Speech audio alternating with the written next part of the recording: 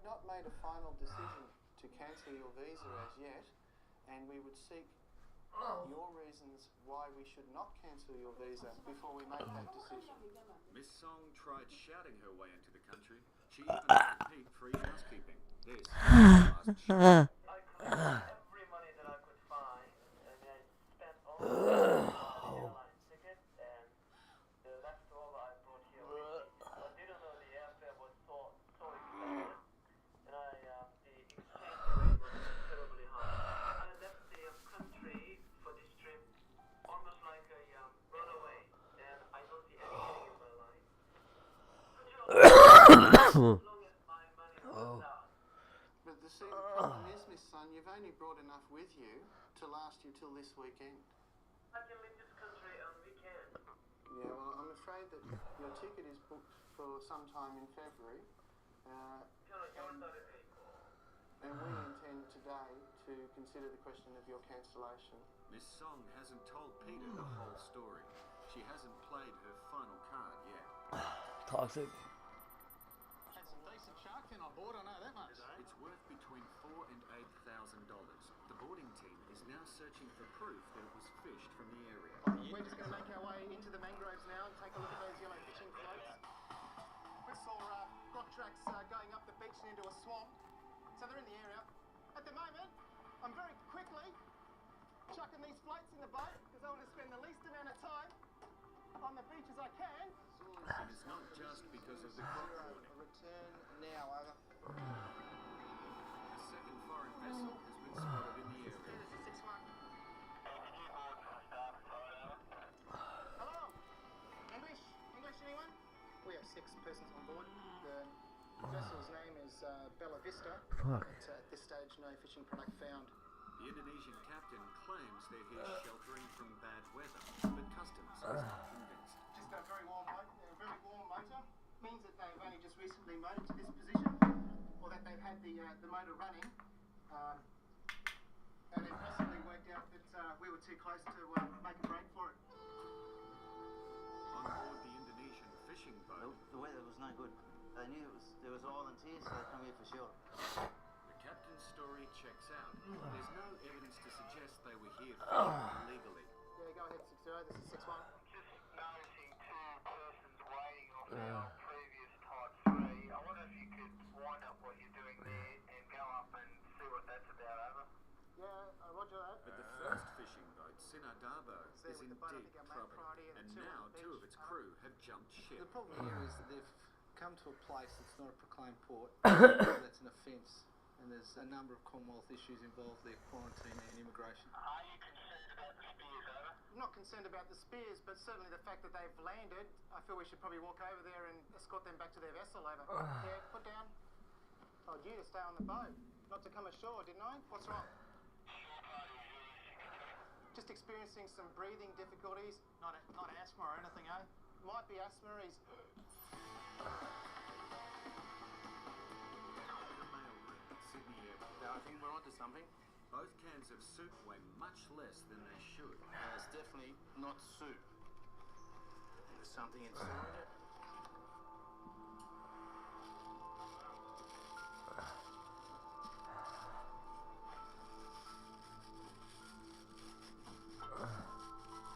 Oh.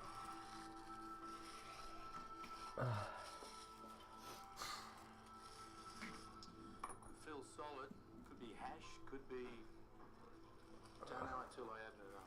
I wonder what it is. Originally I thought they were tablets. Could even be that tightly packed.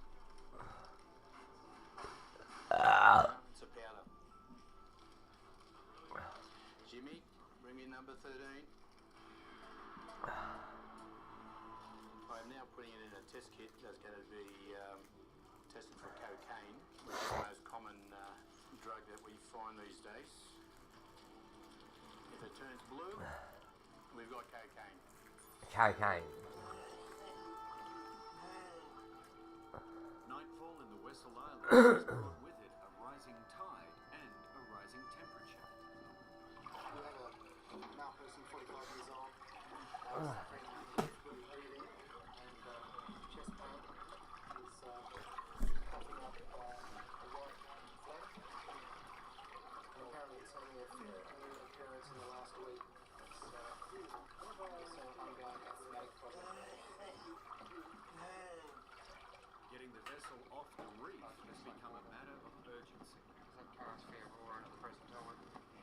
can try, mate, but you know what I mean? Once you get it loose. Probably safe once it's sitting here and back off on the slack water. And we want to aim everything at a JCB. I reckon we might be a goer. I'm just putting in from the stern now. We're still on the rock. Guys, you got to start pulling. Put your tension on it. Tension on that rock. The vessel that we've just pulled off the reef, he's now claimed he's got an engine problem. My concern is that he might be setting us up for a bit of a sucker punch here, that making us think that he hasn't got the capability to move off under his own steam. At this stage, everyone's very tired. I want my guys to get some sleep, and I'm not unconvinced that this guy might make a move later on tonight. Carbon neutral, and now even softer. Royale Velour bathroom tissue. It's very pure stuff with that colour blue. Now I feel like a winner. Now I've got the green because it's confirmed. Proof positive. The soup cans contain cocaine. Yep, okay. You'll come out this afternoon. Thanks very much. The Australian Federal Police seized the package. Forensic testing later revealed that the cans contained 593 grams of cocaine. That's a street value of around $120,000. They've become very good at it because usually there's indicator on the can that gives it away, but as you can see, it looks quite normal. The parcel will now be repackaged and used as bait to catch the drug trafficker. 시내만 구경하고 가겠다고. But I just want to travel around the city. How it goes. Miss Song has hear what saved you're her saying. best till So last. apart from you just wanting to see Sydney for a couple of days until your money runs out and then go home, do you have any other reason why your visa should not be cancelled? I've got somebody to see. Who have you got to see? You told me you knew nobody. What's that person's name? 그 사람도 저를 알고 저도 그 사람을 알거든요. The person knows me, I know him. But you can't tell me this person's name. 이름은 누군지 이름을 말할 수 없잖아요. Famous Korean man with the surname of Eun, but I can't tell you much about him. I just got a feeling that he's here. I think you're lying to me, Miss Sun. Either you were lying to 그 me. 사람이랑 결혼을 하고 싶어서. Either you were lying to me before when you said you knew nobody in Sydney and you had no 제가 contacts 내 here, 아는 or you're 사람이 lying to 없다고 me 얘기한 now. 이유는 그 사람을 못 만날 수도 있기 때문이에요. Okay, Miss Sun, I'll be back in 30 seconds. Peter now thinks he's heard it all. I've served the notice of intention to cancel. In her reasons why the visa shouldn't be cancelled, she's come up with a new story. You're kidding. No. She now tells us that she's here to marry somebody, another Korean gentleman whose name she either doesn't know or doesn't want to tell us. She has a feeling that he's here but doesn't know that he's here and has no contact details that she either has or is willing to disclose. So I said to her, look, the first reason, you have insufficient funds to be the tourist for your proposed period of stay. You've now come up with a different reason for coming here, and that doesn't accord with the purposes of a tourist visa anyway. And I think she was making that second story up as she went along, quite frankly. Yeah. He's very famous, apparently, and linked to the South Korean president. But she can't remember his name. I don't know. I'd worry for her if she were in Australia on a tourist visa. I'd worry that she'd be prey to unscrupulous people. All the reasons for coming now are just completely gone. So, She might come up with a third story. The medical emergency is over. This is our guys having all their breathing difficulties, smoking the cigarette and shouting instructions. Doing that this morning. Yeah. Miracle, isn't it? It appears to have been a diversion. The crew has now confessed to having long lines out to sea. I jogged on the telephone the consulate at Indonesia this summer. I just told the captain that because he's been fishing here, he will now be going to an Australian port, namely the port of Nhulunbuy, where he will talk to the Department of Fisheries in relation to his fishing venture here. But first, a detour to collect one final piece of evidence.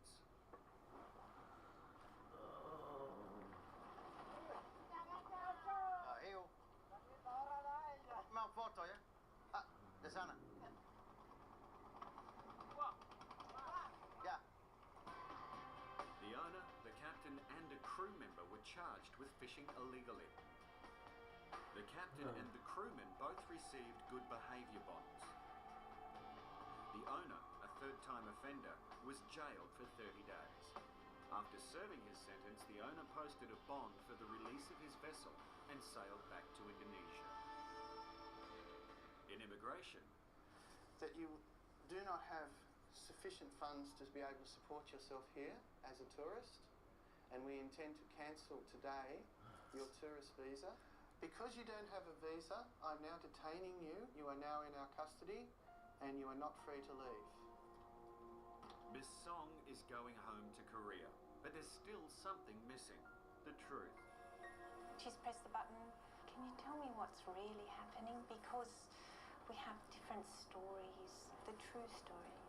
I came here to leave Korea. I want to feel freedom.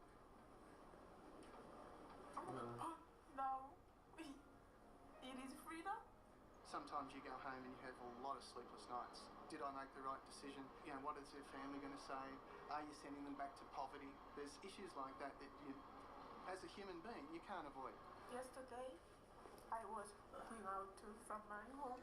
Exactly. I'm sorry. It's fine. What happened? Why did you leave home? I can live there. Korea made me crazy. Korea makes you crazy. I think she does want freedom. I think she's a runaway.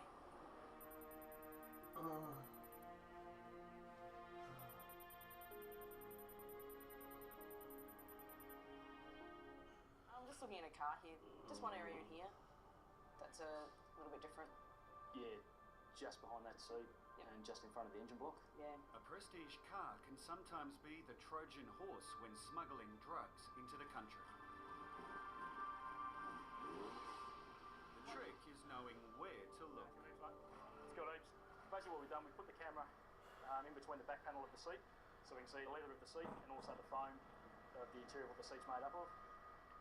Whatever Don Magella's image, unfortunately it's not behind this seat. It wasn't actually in the seats, what I could see. It was sort of like just in front of the tire. There's the back of the chairs there. Yeah. It's actually, seems like it's in, like up in there. An area here as well.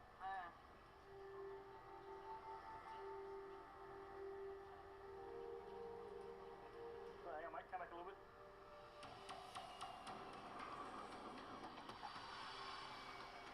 Immigration, Sydney Airport. Nice to meet you. I need to just have a chat to you about your passport and stuff, so come up here and we'll have a chat, eh? Mark is returning home from a business trip to China. Come on in, sir. Take a seat. But there are questions about where his real home is. Okay. This passport is an Australian passport. Yeah. And it's issued in the name of Mr. Mark Lau. Is that your identity? Have you ever been known by any other names, Mr. Lau? No. Okay. Can you tell me where you were born? I born in the 1st of December in the 79. In what? Where? In the Darwin. In Darwin. Yeah. Okay. So is English your first language? I can speak English and Mandarin. Okay, because you speak English with an accent that I would not normally associate with somebody born in Australia. Yeah. Do you have any comment about that? Because most time in my family I speaking for the Chinese. It's my problem. All right. Is that the first passport that you've had? Yes. Okay. We have received information that says that this passport may have been fraudulently obtained. That's good enough. That's fine. Still doesn't explain why it's fuzzy. Swabs are taken from different parts of the car for testing. If the person has put narcotics in here, there's a fair chance that some of the residue might have been on their fingers. They then proceeded to get in the car, drive the car, and it will show up anywhere basically on the areas that you put your hands. If these tests are negative, the car is clean. I'll do the actually one first one. What we've got now is the swabs we've taken from the car, and we're now just going to put them through what is our iron scan machine. That one was from the spare tyre. Back in Sydney, Have you got any other forms of identification that I can see? I got everything in here. Mark's having a hard time convincing Peter that the passport is his. Do any of these forms of identification predate the issue of this passport in 2002? Yes, I think I got a couple of credit cards before this dates. Okay, all right. I opened this company before I got the passport. Okay, when did you open your company? I think in the 2001. In 2001. My company originally turnover was over $20 million, man. No small amount. Your your company turns over $20 million, what do you do? I do the DVD sale. But there's a missing piece to Okay. this puzzle. So, you opened your business in 2001, Yeah. but you didn't ask for your passport until late 2002. Yeah. You had no need for a passport before then? No. You used this passport immediately after you got it? Straight away? No, after 1 month or 2 months. Because Okay. in the Christmas time I need to go to China for the purchasing meeting, something like this one. Yeah, I see that you went to Hong Kong in December 2002. Yeah. Okay. I've been to Hong Kong, Macau, UK, Germany, Switzerland. A refocused healthcare system in Alberta means the care you need, when and where you need it. It's unbelievable. Yeah, well, information's come up that's to us that Okay. we have to talk about. What have you got? I got a sparkling car. Mm-hmm. How many times I can fly before I get this one? Mm. You can check. Oh yeah, frequent flyer points. Yeah. Yes, for the plus me one. Mm-hmm. Mark may have a great credit Mhm. rating, but it's his identity that's in question. Okay. None of these documents, though, none of these predate the issue of this passport. And what I'm interested in is verification of you as an Australian before these identification documents were issued. His passport is only 2 years old, and he doesn't talk like a man who's lived in Australia his whole life. This is no fair for me, man. I got everything in here. I can't guarantee my. How can I carry something proof my before the day? It's time to get personal. What was the name of the school you went to? Lalan Primary School. Can you spell that for me? Lalan. Lalan. In Canberra, called Lalan Primary School. In Canberra. Yeah. Okay, so when did you move from Darwin to Canberra? Oh, this is my wow, 3 years old. I age something like that. When you were about 3 years old? Yeah. What was your high school? Yeah, Lalan High School. I'll get you to write that for me as well, please. I'm sorry, I'm having some trouble understanding the spelling. Lilang. Yeah, that's near Dixon. Okay, but you should be able to write it. I can't remember the school name. You can't remember the school name? On last week's show, customs officers at Sydney Airport's mail handling centre discovered something unusual during a routine screening. Jimmy, I think I've got something. Have a look at the cans. They're not consistent all the way through. Say if it's food, it should cover the whole can. A couple of them, you've got gaps around the side, all that way, and they're not consistent. Like that's similar to what if you wrap something in a condom or you wrap it in plastic. In my opinion, and my experience, that's loaded. That's got gear in it for sure. It appeared to be a package containing 2 cans of soup, but the officers were suspicious. The weight indicates 390 grams, which doesn't agree with the manufacturers, and being UK, they would be spot on with their weights. There's something inside it.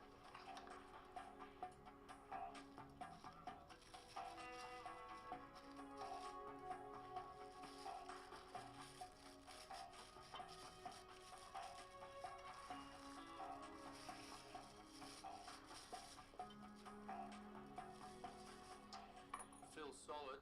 Could be hash, could be. I wonder what it is. Originally, I thought they were tablets.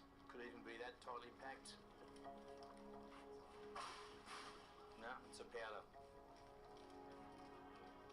Jimmy, ring me number 13. I'm now putting it in a test kit that's going to be tested for cocaine, which is the most common drug that we find these days. If it turns blue, we've got cocaine. So far, Mark is not scoring well on the Mark test. What was the address that you lived in Canberra? I live in the 31 Lagan Street. Lichen Street? Lag Street. L-I... L-E-L-G-E-R.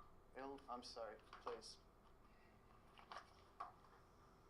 For what period would you say during your childhood your parents were living full-time in Australia? I think my one is from year 1 to year 7. Year 1 to year 7? Yeah. And then... Kindergarten. And what happened after that? After that, I just my father always go traveling around. So you live with your mum? Yeah. So your father left Australia Yeah. about 2 years ago? Yeah. And he went to France? Yeah.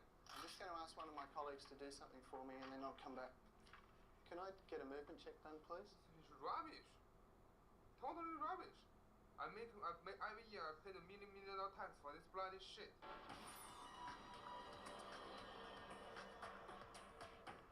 Back in Melbourne, traces of drugs have been found on the Ferrari. We've had an alarm for a possible detection of ecstasy. It's come from the spare tyre. What I'd like to do is I'd like to go out and retest it again. So I'll go around the top, the side, the bottom. So I'd just like to make sure that I'm only getting the reading from one spot. I'd be happier, personally, if we got it all the way around, because that indicates to us there's something in there. That way, if there's any in the air inside, probably get a good indication because it's under pressure.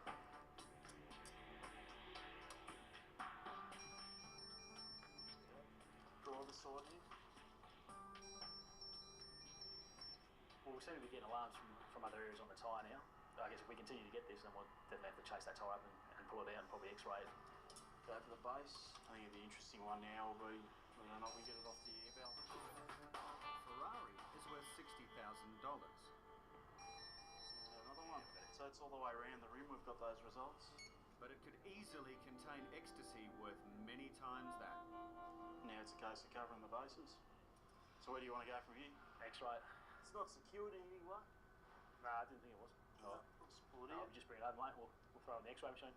Put it on side on the conveyor first. It's got the image come up now, and looking at that image, that's a very clear image. That's the outer rim.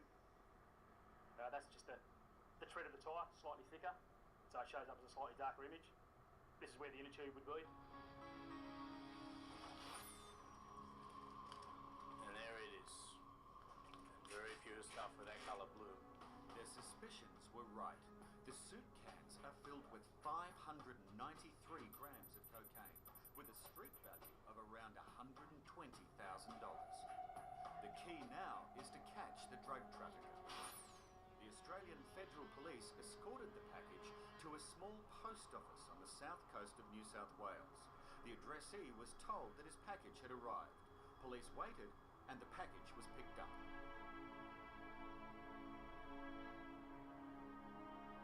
Greg, the addressee, said he met a man during his honeymoon in Bali. He claimed the man offered him $5,000 if he would accept delivery of the package.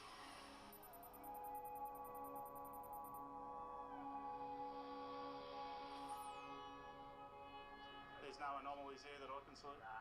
In this instance, there's definitely nothing in that tyre. Traces of drugs have been found in the Ferrari, but so far, no hard evidence. There's always a possibility that the X-ray may have missed something, given the location of perhaps where the drugs are. It might come up as a smudge, as is shown on the X-ray. So we'll certainly concentrate on those areas. Wearing special socks so he doesn't scratch the expensive Yuko, Alpha, the sniffer dog, will do the final test. It's a good boy. Find it. Nothing. The Ferrari is clean. The results from the tyre swab were wrong. The only thing I can think of with the ecstasy readings is a possible reaction to the rubber compound of the tyre.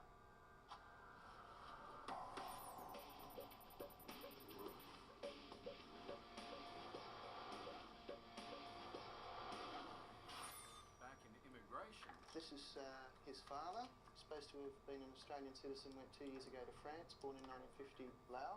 That's his mother, surname Lee, L-I. Can you let me know when you're done? Yeah. Thanks. While Mark's story gets checked out, the questions continue. How did you actually obtain this passport? How did you get it? I just applied in the post office. Mm-hmm. And what did you have to send them? I sent in driver license, Mm-hmm. medical card, Mm-hmm. and the birth certificate. Uh-huh. How did you get the birth certificate? From my mom. And mate, you said that your parents left Australia 2 years ago.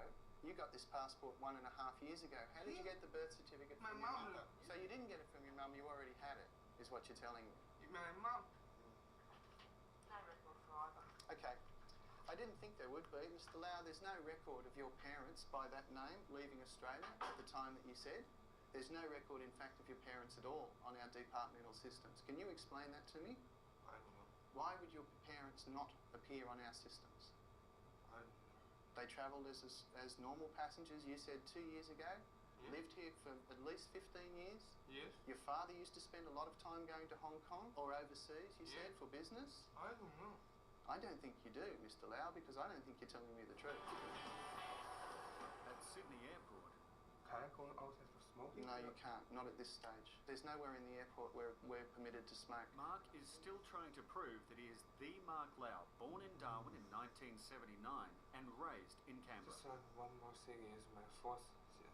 I give you whatever. I can't. Not right now. If you're holding me 48 hours, I can't in 48 hours time. Well, if we ended up holding you because we're not satisfied as to your identity or your immigration status, you would go to the Immigration Detention Centre at Villawood, where you could smoke. But in the meantime, Mr. Lau, and I'll call you that for the moment because I don't know who you really are, I suggest you think very carefully about your position, and I think you should think... So follow the sun. Think very carefully about whether or not you should cooperate with these inquiries. Interview suspended at 11:35. Over in quarantine, Oh no, not for me.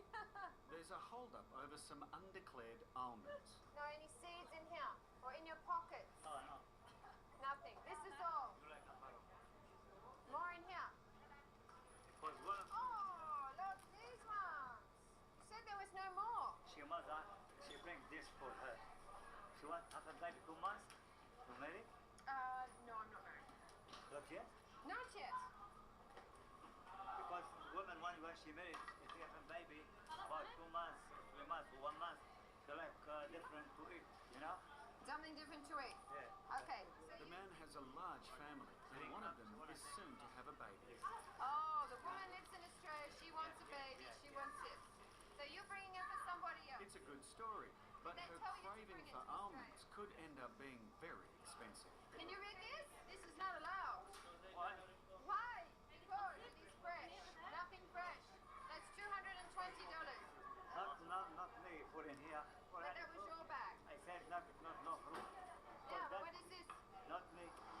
His reaction seems to be a little bit, do what you want with me or whatever, but you can get that reaction as a bluff. So no, I'm not reading too much into his behaviour at the moment, but I am very concerned about the way he can't speak with any familiarity about places from his childhood that he should be intimate with. Have you voted in Australia? No. Why not? What you mean? I don't understand what this one. Okay. Most Australian citizens would understand that voting in this country is compulsory, and that you have been 18 years of age, according to this passport, before the last federal election. Okay? So I'm asking you, did you vote? You didn't vote. What you mean what? Mr. Lau, I must tell you, I have a lot of problems in believing that you've spent all your life in Australia and that you were born and educated here. I believe that you are not speaking English like a native-born Australian, and I don't believe that you're telling me the truth about your birthplace and your citizenship. You okay? If you no trust me, I don't. Yeah, you found something approved. You no trust me. We asked you if you had any food, and I checked in a bag, and I asked you if you had any more, and you said no more. You said no more, though, didn't you? When I asked you the question, you changed the story. She mother is put in here, not me. Did you read this? Like all fresh food, Spelled it out. almonds from overseas are a disease risk. The man admits he signed the Nothing to Declare card without reading it. I haven't got glasses, you know? So you didn't read it because you haven't got glasses. No, you know? I'm going to give you your first and only warning. Okay? This is a warning. Do not bring anything like this again. Okay? What do I do with it? It's put in a bin and destroyed. I didn't find him tonight because I believe that he didn't pack the bag. It's his first time back into Australia, so tonight's his lucky night.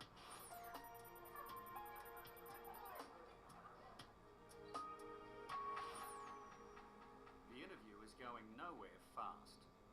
The street name that you gave me doesn't exist. We've just gone on the internet and had a look at the street map, and it doesn't exist. Like Street in Downa. You're at Lega Street? In Downa. In where? In Downa. Dunga.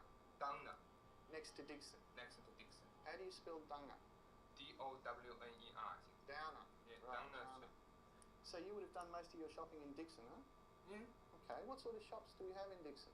Diction got one called Woolworths, Uh-huh. one large Woolworths, Uh-huh. one post office, Uh-huh. and my college is just like called one big garden, Uh-huh. football court. After football court is my college, Uh-huh. and past the Northbury Avenue, past road is Lalan. Are you talking about Lynham? Yeah.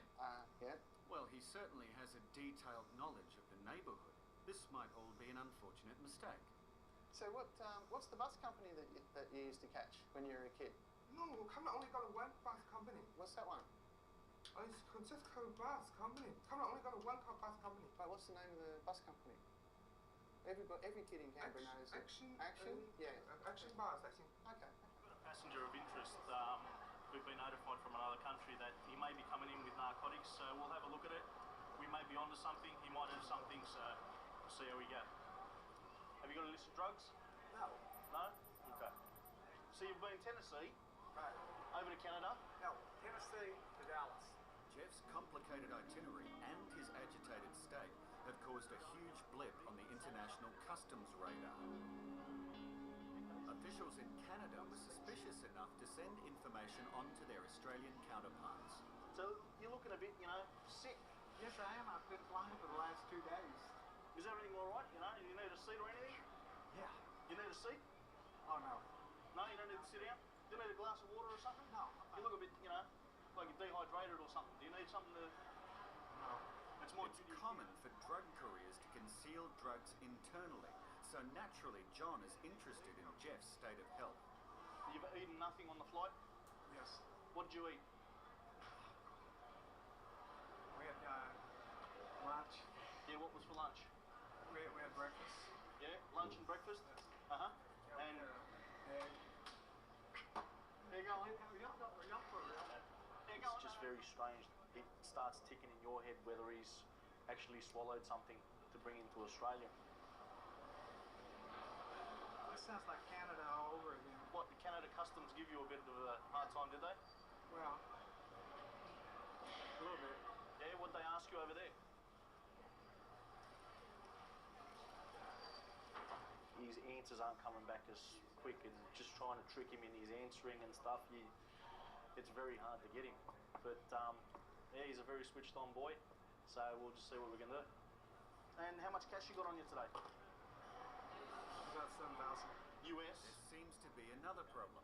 Jeff has failed to declare cash, which makes John more suspicious. Can you read question 5 for me? What is $10,000? Australian 10,000. Well, the US dollar's a lot more than the Australian. It's probably just over, but you didn't declare it. That's the thing. Oh, really? Yeah, you got $7,000 cash on you that you haven't declared on the card. Okay? You can't tell me where you're going to be going. And you're looking very sick to me. Yes. Sydney's Cargo Mail Handling Centre. Customs officers are x-raying 2 identical boxes on their way out to Japan. Got something interesting here. Can you hold that one?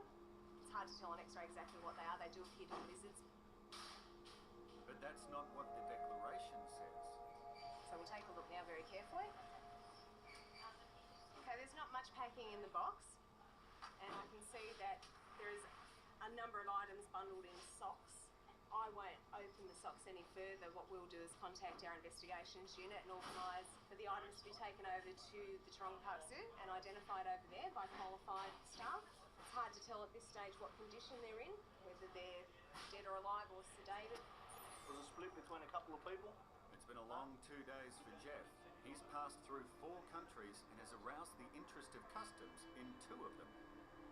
Is everything all right, sir? Do you need any? No, it's starting to not be all right. Sorry? No, it's starting to not be all right. Why? What's wrong?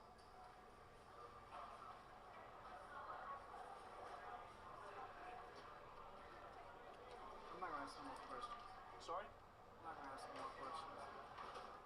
You're not going to answer any more of my questions. I think I better. But you still haven't given me a reason why you're coming to Australia. What did President Bush do to you guys? Sorry? What did President Bush do to your country?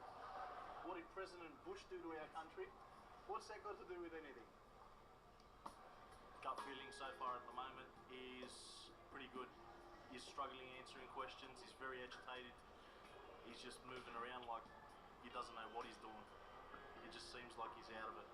So we could have something. We've actually now discovered that there are 9 boxes in total. They all appear to be coming from the same sender going out of the country to Japan. The boxes are being taken to Taronga Zoo.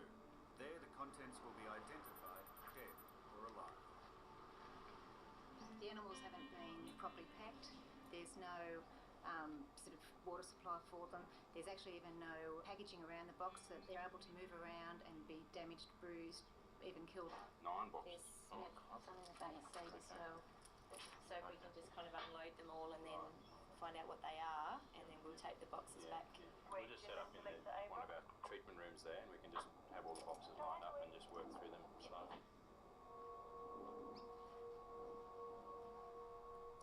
We will be looking at fingerprinting, so obviously the need for gloves is very important in this case.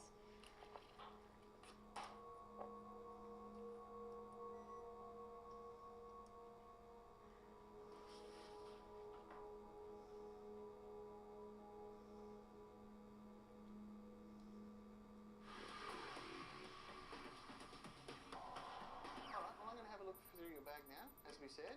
So I'd like you to open it for me. Mark is still trying to prove that he is who he says he is. Mark Lau, born in Darwin in 1979. I'm particularly interested in any documents that you have. It all started with his passport. We have received information that says that this passport may have been fraudulently obtained. The document was issued just 2 years ago, and none of his other forms of ID predated. What I'm interested in is verification of you as an Australian before these identification documents were issued. Then there's his dodgy memory. What was your high school? I can't remember the school name. You can't remember the school name? Mark has some explaining to do. The other thing I wanted to say, Mr. Lau, while we're doing this, is we've just done a more thorough search of our systems, and your parents don't exist according to us. You can check, okay? That's what I'm trying to do, but the trouble is, the things we've found are not helping me very much. Okay. How long have you been out of Australia for? No, I born here, I tell you. No, how long were you out this trip? Actually, it's over a month. Only a month. Could I speak to somebody who deals with Medicare fraud, please? Hey, funny, boy. Almost every parcel and mail item that enters Australia is physically checked by officers of customs and quarantine. Okay, we found one of these packages at one of the air cargo depots out in Mascot. Looks a bit dodgy. It should be business documents. G'day, Jane. Is that the parcel of Yeah, this interest? is the one I called you about. It's out of South Africa. Reported as business docs. It's all handwritten.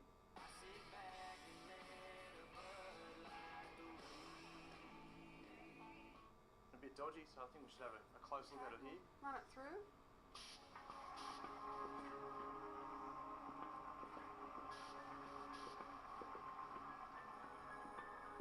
Yeah, there it is there. It still looks like they've cut the paper away, so it's probably a book or something.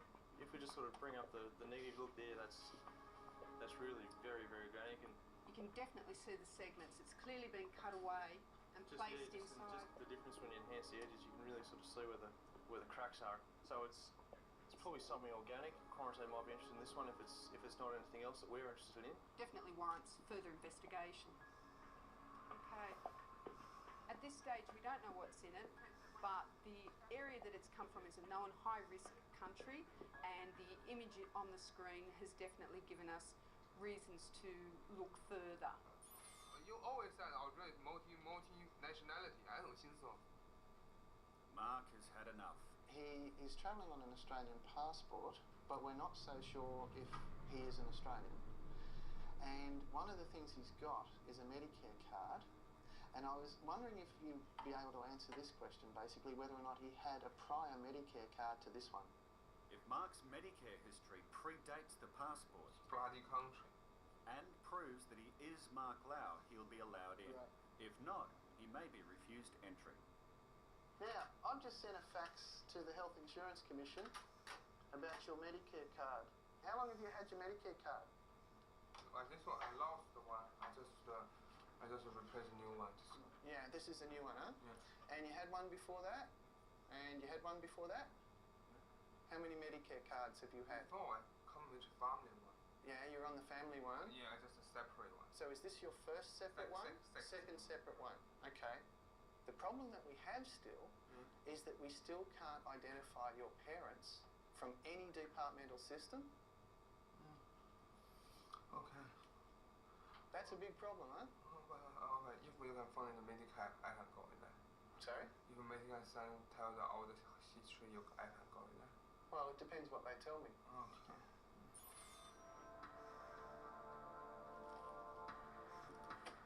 What we're just going to do now is start taking the package open. We'll run a few iron scan swabs and we'll try and see what it is. The suspicious package from South Africa needs further investigation.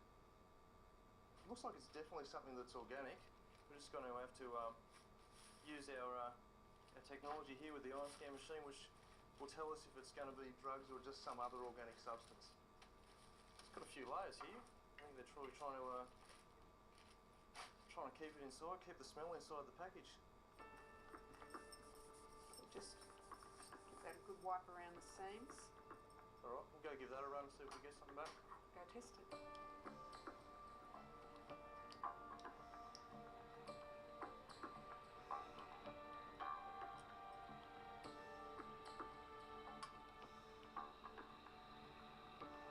Okay, we've got a registering cocaine there at the moment. While the readings are for cocaine, the officers aren't convinced. Yes, because you don't know whether the cocaine's reading from where the packaging. Oh my goodness. A bit odd already. Definitely not how you find normally bound documents. Wouldn't be. Looks like a phone book. Johannesburg phone book. So wrapped up with a bit of tape. So sort of probably going to. There's your segments. So I see the powder in there in between the paper. That looks got a bit of colour to it. Normally you wouldn't find cocaine with a bit of colour, so might need to just run another test and see what this is.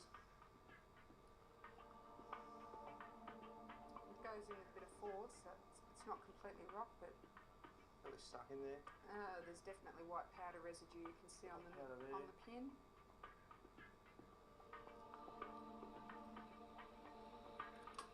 And there you go. You've got heroin. It's come up for heroin now, so it's come up with a pretty good reading for it. At Taronga Zoo, That's a shingleback lizard. Very poor condition. everyone's worst fear is realised. The box is full of native wildlife. I think he's very weak and he's probably hasn't eaten for a long time. We'll just put them in individual bags, and once we set them up and warm them up, and that will sort of give them any treatment that they require. But the thing is, they're very cramped in these socks. This guy can't even straighten out. They would have been very sore in there. It's a cruel act, and one that offers a jail term of up to 10 years. Again, another shingleback, very poor condition, pretty much the same. Quite likely they've been already in these bags for a couple of days maybe. But they may have caught these ages ago as well, and they've just been keeping them, I suppose, and waiting for them to accumulate the whole lot. They are fairly valuable just due to the fact that they only have 1 to 3 young, and they are more difficult than other reptiles to breed. Because they're monogamous as well, so they don't sort of breed readily. I did hear around the $1,000 mark. US dollar. Multiply that by 9 boxes, and trafficking is big business. When we get back to the office, we'll go through all of this documentation, obviously, to see if there's any clues as to the people who are behind this. At Taronga Zoo, It's a bearded dragon, juvenile. more than 40 lizards have been removed from the 9 boxes postmarked Japan.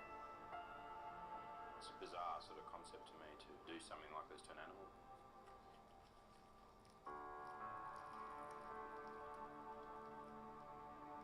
Eastern longneck turtle. Doesn't look like he's in very good condition. Very dry skin. They obviously don't care too much about the welfare of the animals. They wrap them up like this, they put them in a box where they're going to get thrown around, and then they don't seem to care after that. It's all about the money for them. Very big, be quite an old animal this. There were 44 shinglebacks and 1 bearded dragon and 1 eastern long-necked turtle, and we're just going to put them into our quarantine area here at the zoo, where they'll stay until Customs has some plan for them. We have to take all the boxes back to the evidence room because they may be required in court at a later date. We'll also be looking further into the sender's details. Obviously 96 Cumberland Street, we've already identified that as a hotel in the Rocks. So we'll be looking to see if somebody stays there with the initials A and G. Just going to put these three segments on the scales. Jane and Clayton's discovery of drugs concealed in a phone book has paid off. They have stopped a large heroin consignment from hitting our streets. I'd say you could be looking at up to half a kilo of heroin there. It's a good find. We normally get 100 grams, 200 grams, and it might be in vacuum sealed little bags inside photo albums, storybooks. The parcel was handed to the Australian Federal Police. The handwriting on the package is part of an ongoing investigation. So far, there have been no arrests. I'm trying to chase up Medicare.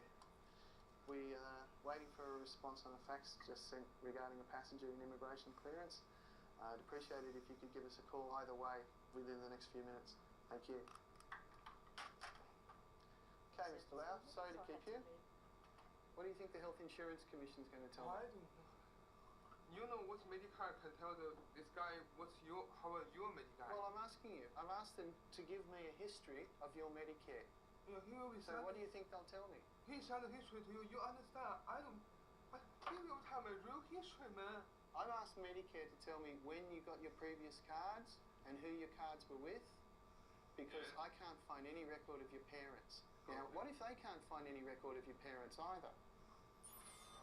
Start the matter. What is it? Back in Customs, Jeff from Texas is playing games.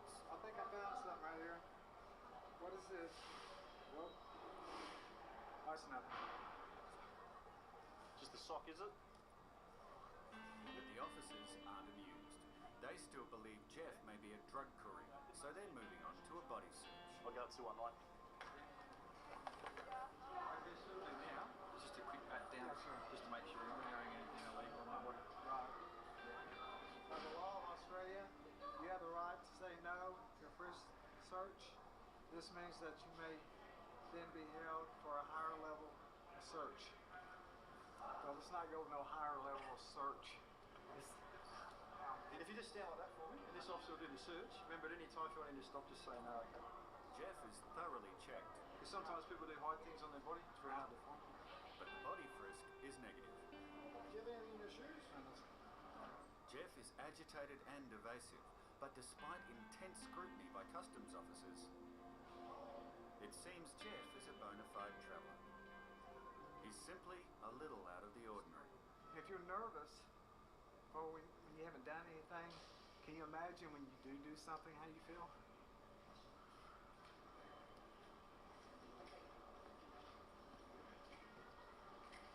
You're right, you can take your trolley. It's alright. See you later. Have a nice day. Bye. I need a nice cold Australian beer. It's just one of those weird things that happen. It's just a strange guy. But Texas. While Jeff has been cleared, things are not looking good for Mark, and they are still waiting for his Medicare report. Bottom line is, we have information from the Federal Police that say that the passport was fraudulently obtained. He's maintaining that it wasn't, that he obtained it through the use of his own driver's licence and birth certificate. And this is his first passport, isn't it? This is his first passport, never had one before. And all the identification that he has is post the passport. So this entire identity, I believe, has been manufactured on the basis of this passport as a starting point. I know. He's got very poor language skills for an Australian educated person. I think that in the light of everything we've got, that we have no choice but to refuse him entry and say we can't be satisfied he complies with 166, because I cannot be satisfied he's this individual. No. The long-awaited fax has arrived. Will it change everything? The fax is not good news for Mark. His current Medicare card is the only card on record, and it was issued after his passport. Okay, Mr. Lau, or Mark, or whatever, we've reached a decision. The decision is that on the basis of the information that you have given me today, and on the basis of the information that we've received from other agencies, we are not satisfied that you are an Australian citizen, Mark Lau, born in Darwin in 1979. I believe that you are another person, and are therefore formally refused immigration clearance to Australia. And that means I am going to detain you pursuant to Section 189 of the Migration Act. You will be held in immigration custody pending determination of your correct identity and visa status. Do you understand what I've just said? Okay, do you have any questions that you'd like to ask me at this point? Next point, I want to see my studies. Okay. Now, with even more velour softness in every roll, Royale Velour bathing tissue. At Customs head office, We've identified the person at the post office who sent these packages. 2 of the packages that were sent yesterday from a post office downstairs in this building. the 9 identical boxes postmarked Japan contained illegal wildlife export, 45 lizards and 1 long-necked turtle. You've got to provide an ID these days with the anti-terrorist stuff that's going on to send packages overseas. We've just tracked down that ID. It's a Japanese driver's license. They have the number, but no name. What we're doing now is trying to make some inquiries in Japan to see if we can track down a name to go with the license number. Customs investigators identified 2 men allegedly responsible for the illegal smuggling, but they had already left the country. If they return, they may face prosecution. All of the animals survived. How can you approve? I'm not born in Australia. The question is not proof, the question is reasonable belief. Okay? We don't believe that you are an Australian citizen. And where we're at is that you are now refused entry, and you are now in immigration custody. Arrangements will be made for your transport from the airport. And that would be to the Immigration Detention Centre in all likelihood. Interview suspended at 12:55. Mark was interviewed by the Australian Federal Police. He was charged with obtaining an Australian passport using a false birth certificate. Mark's real name is Hao Liu. Hao, a Chinese citizen, was fined $1,000 and given a 5-month suspended jail sentence.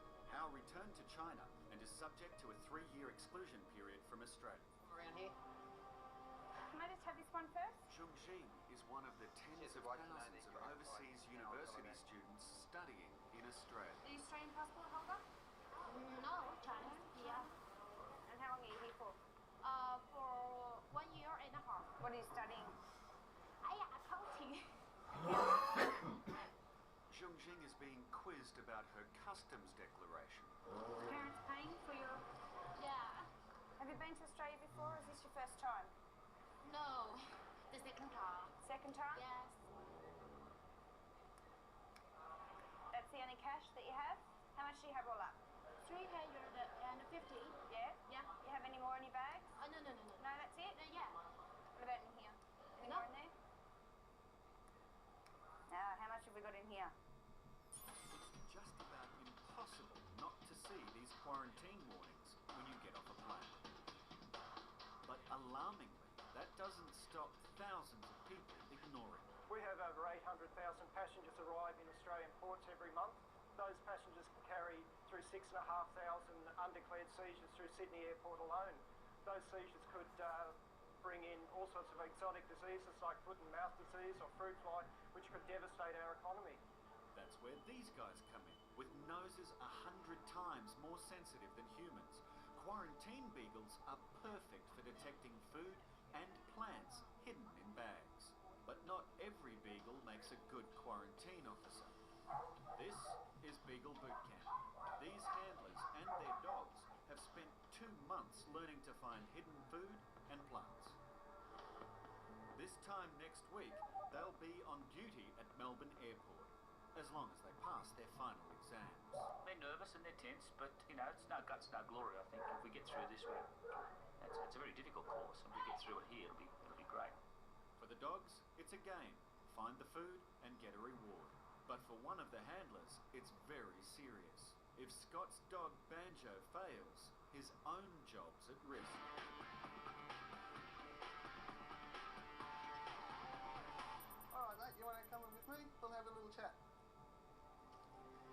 bags will be safe here? At Sydney Airport, immigration officer Peter has found himself with a wayward passenger. This gentleman actually turned up on the wrong side of the airport. His flight came down on one side and he turned up on the other. He got lost somewhere up in the halls and ended up coming down here when no passengers were expected, so he naturally drew attention to himself, and that's why we started looking. Just a quick chat. Have you been to Australia before? Yes. And this was on your Canadian passport? Yes. Have you ever used your Romanian passport to travel to Australia? No, because with Romania I need visa. Right, okay. Can you tell me why you're here? Well, I come to arrange some boxing, because I'm here That's what you do, huh? to arrange with Vlad. Vlad, and I forget his. Vlad is a manager of Costa 2. You're a boxer too, huh? Yes. What division do you fight in? 80 kilos? Yeah, depends.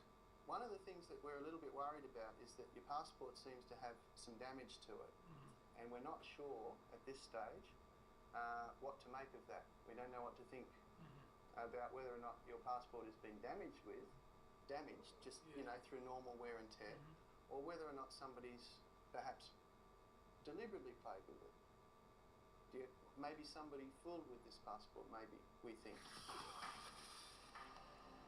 Back at the customs barrier, How much? $10,000 US dollars. Now we have a problem. Zheng Jing has been caught with a stash of undeclared cash way above the legal limit. 10,000 American and over 9,000 Australian. Madam, you have to listen carefully to what I'm going to say.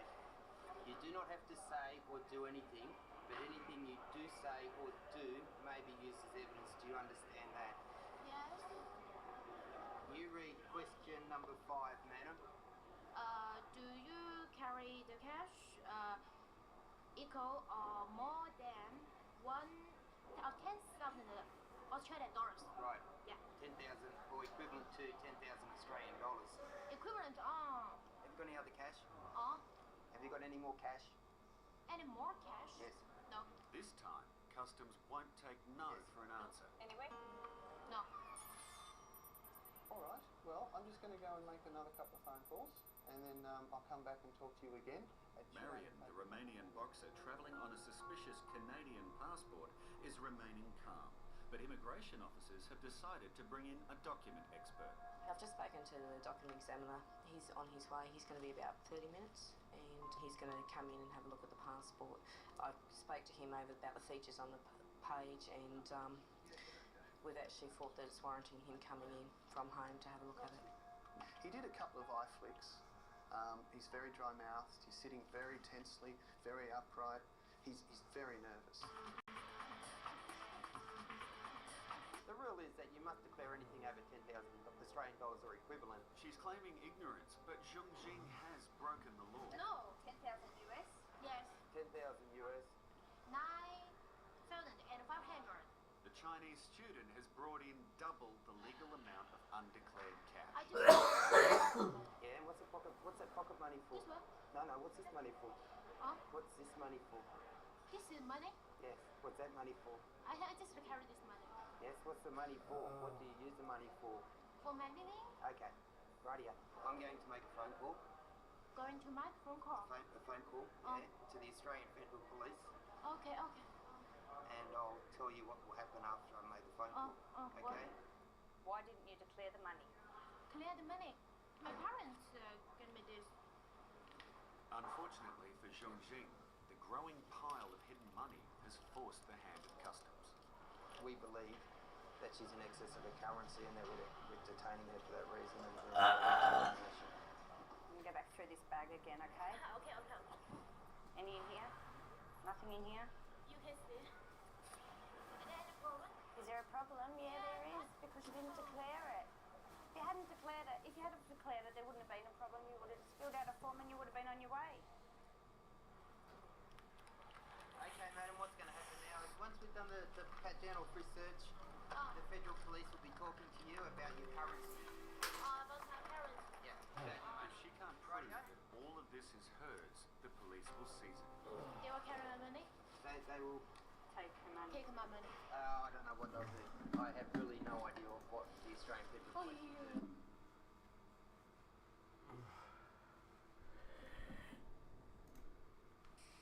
You can have him paroled to your house.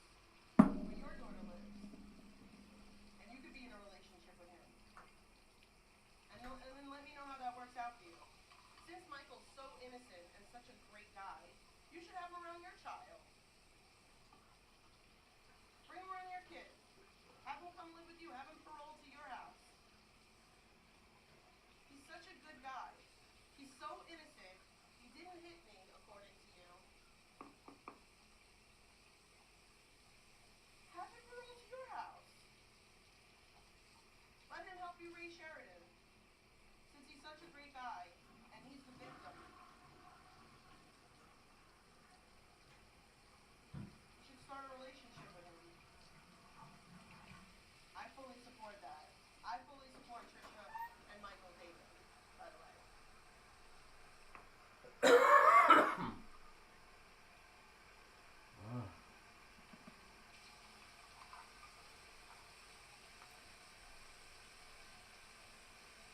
He needs somewhere to be paroled, so maybe you can help him out.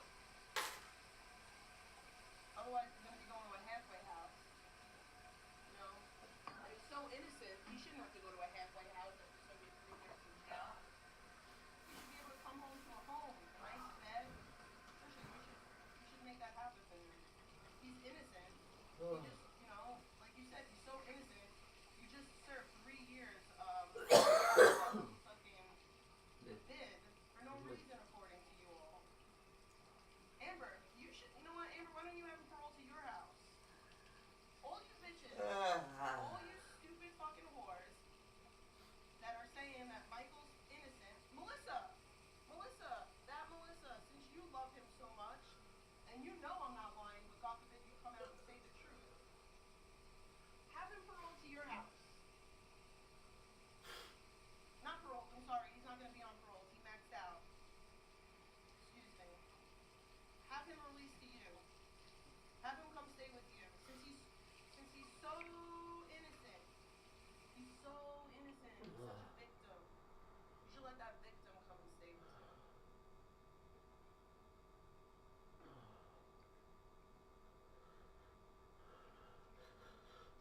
One of those guys over there in the Sneaker Snippers chat room who have daughters, y'all should let him come stay with your daughter. And if your daughter's underage, don't worry. Just wait until she's 16 and introduce him to Michael. It'll be kind of the same like with Victor, you know. What he does. What up, Immune? You know. If she's 18, it's okay. Because you support what Victor did. So, one of those guys over there that supports Pebs and Zaya, you should have your daughter. You should have your daughters date Michael. You should have your daughter date Michael. Since he's so innocent, he's such a victim. Hey, New York dad, you got nieces, you got cousins, you got girl cousins. You should introduce him to Michael. He's such a good guy.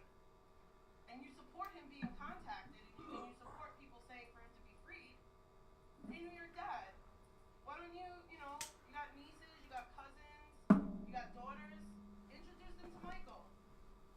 He's such a good guy.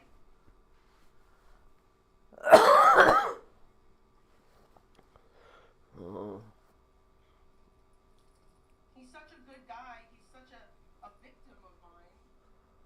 Give him a break. Hook him up with one of your female family members and let him come live with you when he finishes his bid. That's the least you can do. That'll really chat my ass, huh? That'll really get me mad, huh? I'll be seething so bad. You really want to get me? You really want to get me? Hook Michael up with one of your female fucking. I'll be so jealous. I'll be so angry because I lost out on such a catch. Put your fucking money where your mouth is, so to speak.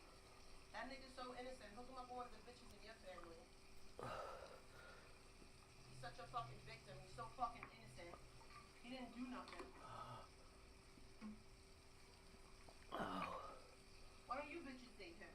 Trisha, Amber, Pebs. Shit, why don't you invite him to Higa Studios, Zaya? That's what you should do. You should let Michael come and stay at Higa Studios when he gets out of jail. You should 100% do that. You talk about content. You'll be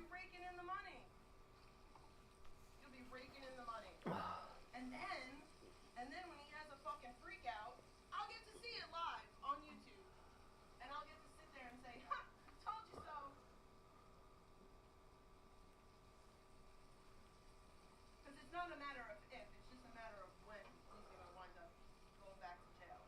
Michael's kind of like Ski Mask, you know? He's like Ski Mask. He refuses to stay on his medication. He refuses to stay out of trouble, refuses to stay out of jail. So, you should invite him to Hick Studios. That should be what you do. Let him break up your shit. Let him break up your shit. Let him destroy your shit.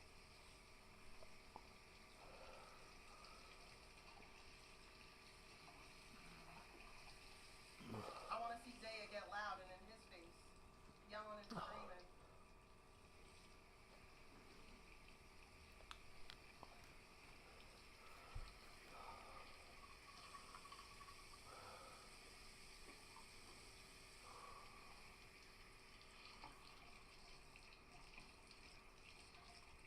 Oh, but what happened? Nobody's heard from Michael, huh? Because Michael told y'all to kick rocks? Michael told y'all to kick rocks, didn't he? Shout out to him. I was waiting for that little bit of care and concern to kick in. What happened to the interview? Oh, it didn't happen, did it? Because Big T always wins.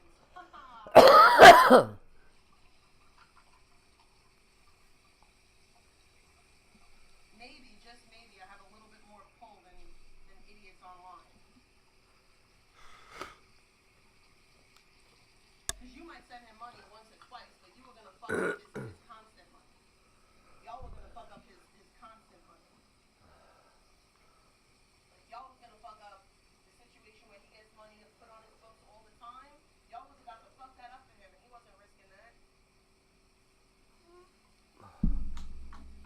The years that they spent together. And that.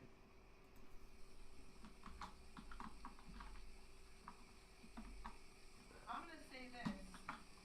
It would behoove you to not go real life on me because you're never going to get the reaction that you think you're going to get. And it's never going to pan out the way that you want it to. I'm not like you people. I'm not Pebs. I'm not Trisha. I'm not a dirtbag. Maybe I once was. But today, no. And because of that, people can see I'm not a dirtbag. What up, Sassy? The truth wins. It just wins.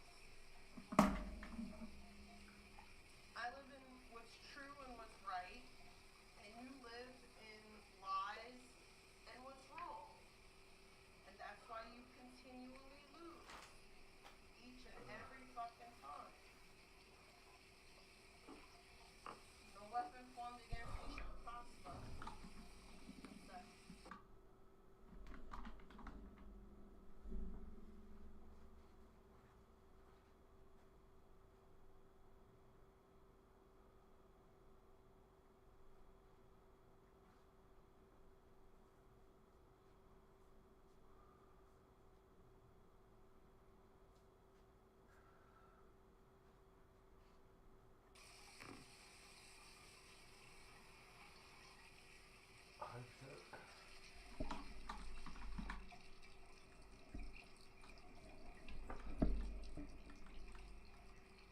We're going on 3 years of y'all trying to fucking ruin my real life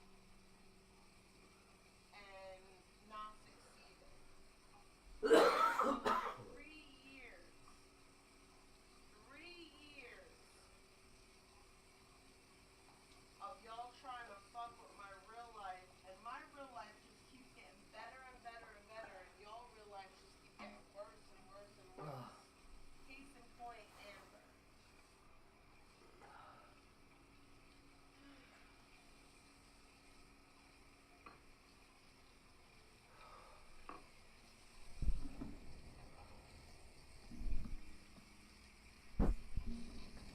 Oh my god.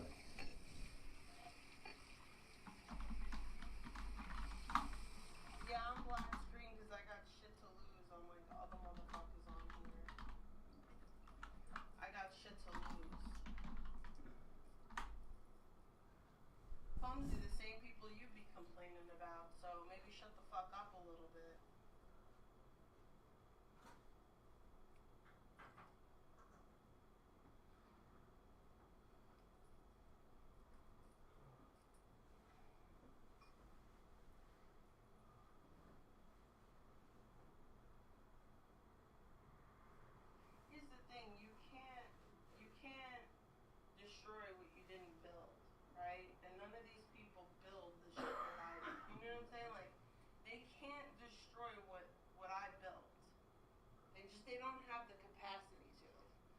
They don't have the mental capacity, they don't have the wherewithal, they don't have the fucking brains, they don't have anything.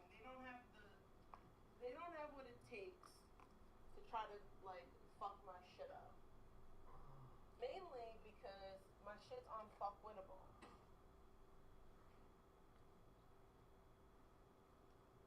Because nothing that I have right now was handed to me. Everything I have, I worked for. You can't take away things that I worked for. You just can't.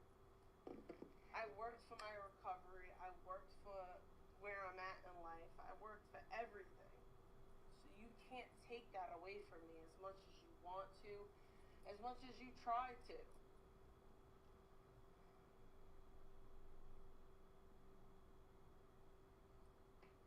It's just not ever gonna happen. You've been trying and trying relentlessly for years now. For literal years.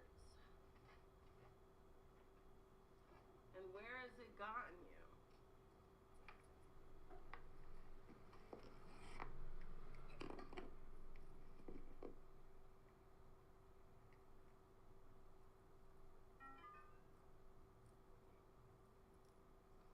I'm not working for free. See, this is why you're dumb. This is why people like you don't succeed in the world. I'm not working for free.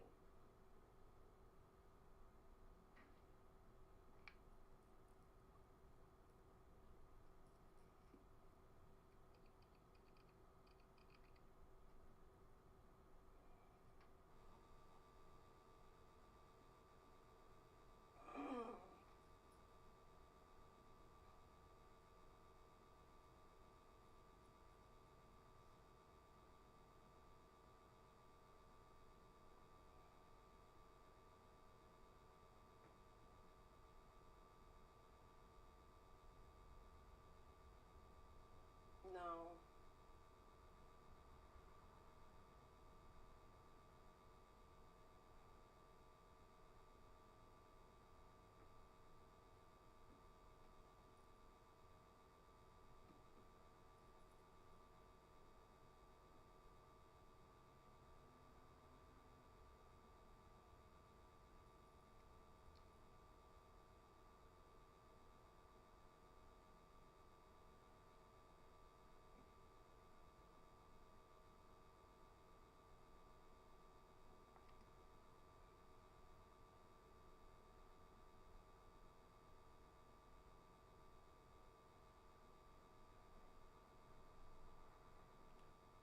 I mean, I'm not 38, but thank you.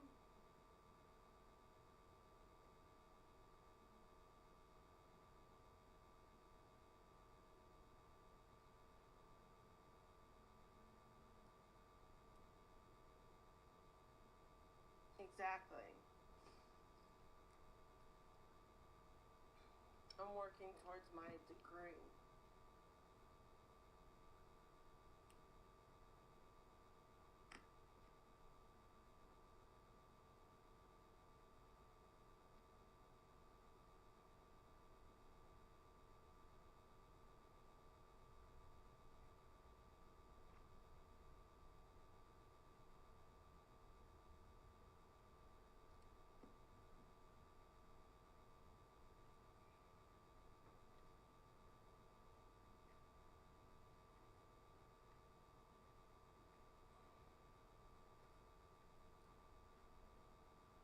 That's what I'm saying. That I'm working for free for my degree.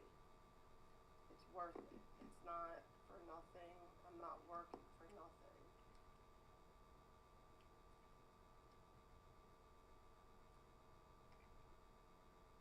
Only an idiot would say something as stupid as that. These are people that have no desire to do anything better with their lives.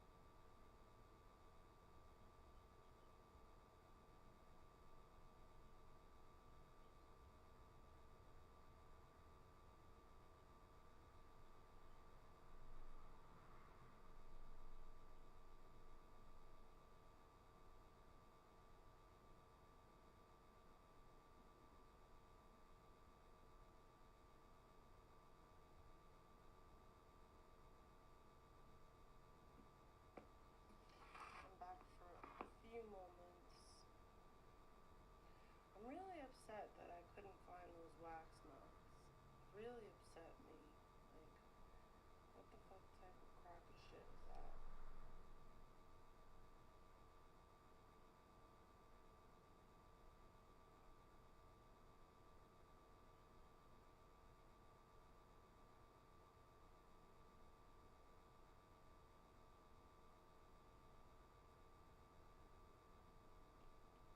What's up, kiddo?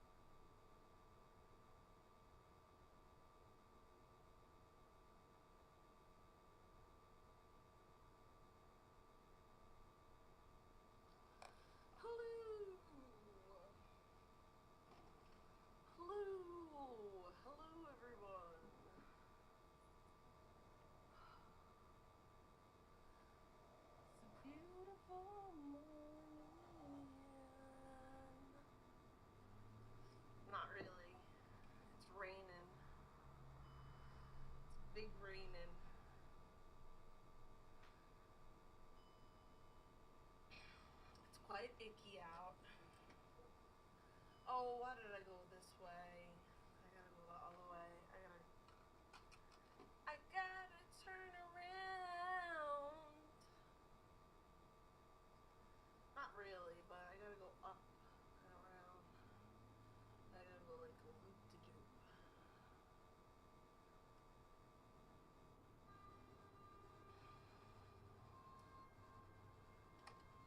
I seen Vegan hit another curb and popped her tire. The fuck? She's such a great driver. She totally. That's why I can't stand when people compare the two.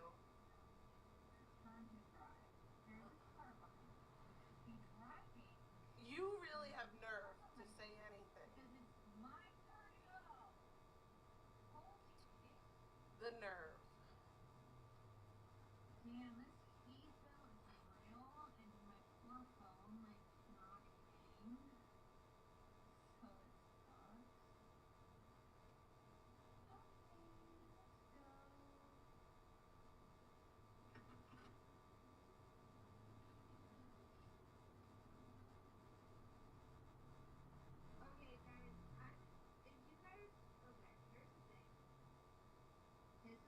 Didn't she just get in trouble for streaming and driving? Bro, the amount of people that drive and live stream vertically is insane. There's so many people who stream vert and drive.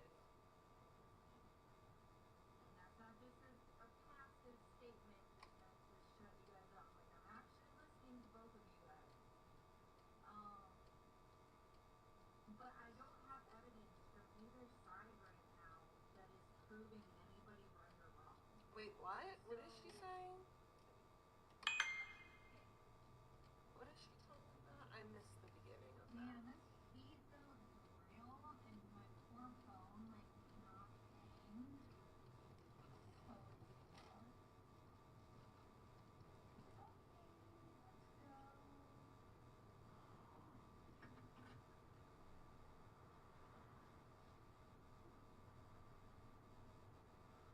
okay, guys. This is what I'm noticing. I'm just trying to be mediator right here, okay? Chat, particularly Danny's and DJ Darren, you guys do not get along. I get you, I hear you both, and I'm listening. And that's not just a passive statement just meant to shut you guys up. Like I'm actually listening to both of you guys. But I don't have evidence from either side right now that is proving anybody right or wrong. So, Wow. mods, if you can do me the favor of giving me the screenshot proving that it's Darren, send me some screenshots. Okay? Darren, if you can prove otherwise, like, send me a clip saying that you didn't say what you said about Abigail. Okay? Like, you know, that's all I'm asking for. Like, just give me proof, guys, and then I can work with it.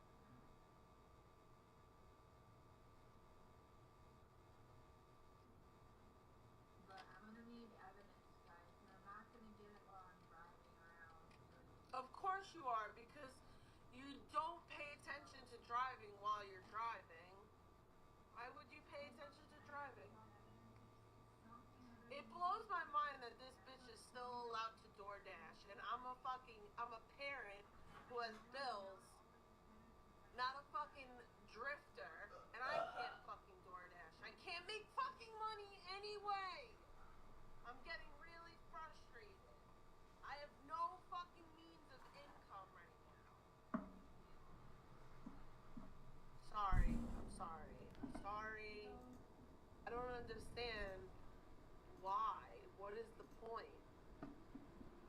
I also have a zero tolerance lately.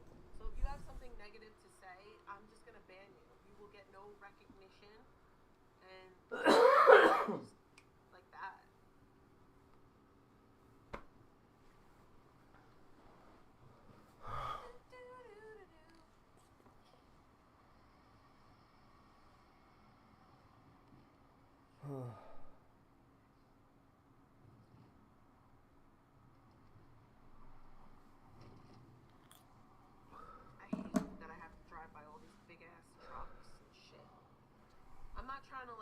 be like the rest of these drivers because they drive like dickholes. My poor mom, she gets so frazzled driving on Staten Island because the way people drive here.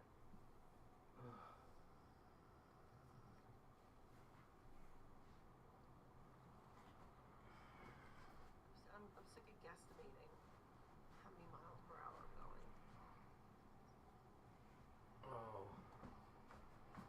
I watched that short the other day. That lady said that her kids don't have to be in school till 9:15. I wish, but then they probably don't get out until like 4. 9:15 is late.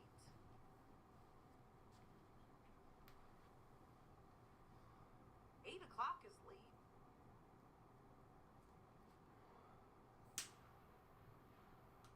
Before 8.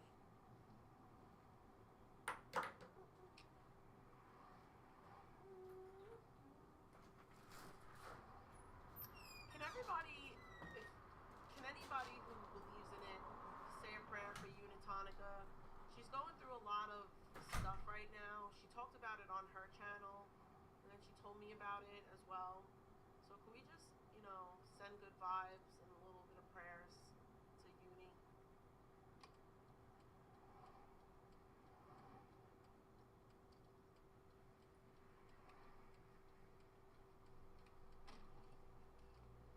Yeah, maybe you should look where you're walking. Just a little bit. Just a little bit. Just a little bit. Just a little bit.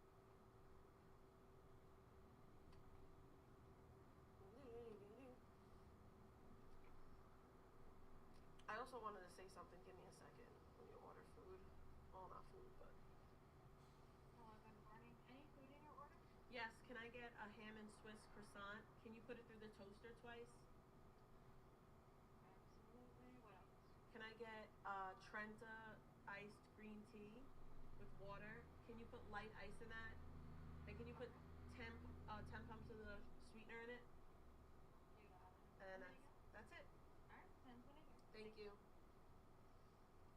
So, Trisha, I wanted to say something about Trisha because Trisha was saying something about donations, I guess, again.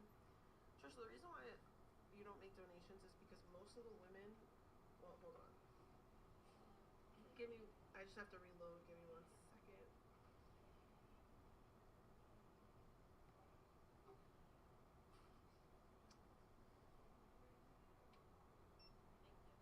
you. Excuse me. Can you also give me a handful of sugar in the raw? Thank you.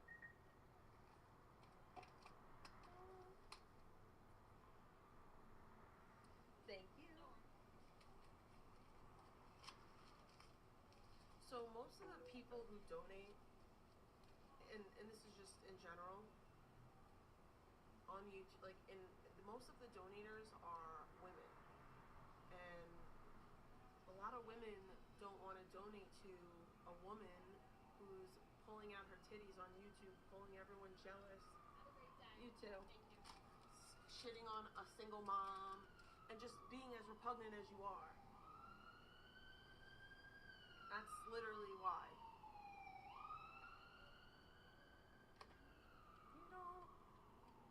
You've had that fucking donation goal for months now, it feels like, and you barely fucking... Have you even fucking reached 100? I don't know.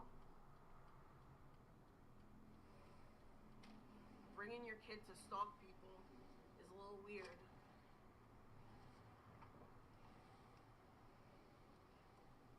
Oh my god, it's completely bitter.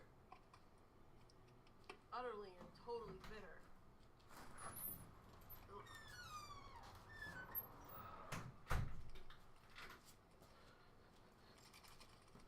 Ugh.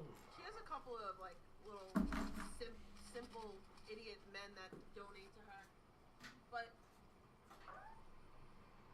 the people who actually donate for the most part are women. I've noticed that. I don't have a lot of male donors. I have a lot of women supporters though. Amazing women at that. Like really fucking dope ass women. That's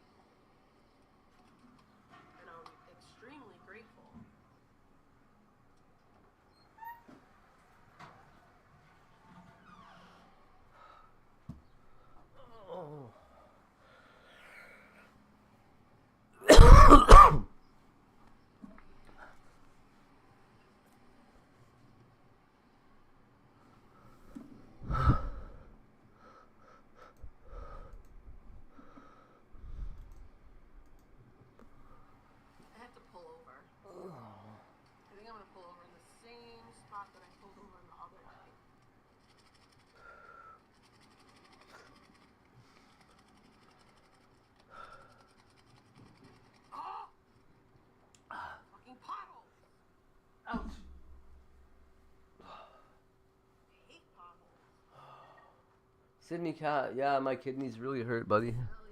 My kidneys are killing me. I couldn't get any sleep last night. Fuck. I've got a viewing this afternoon at 5. And a lease signing.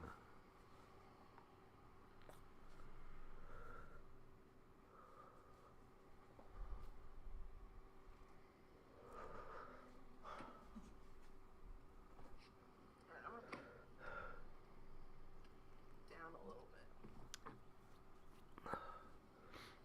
This place is affordable and it's in the area that I wanted in.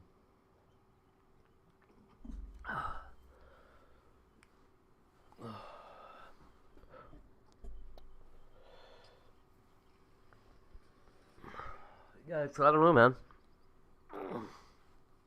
We got surgery coming up this week in 4 days.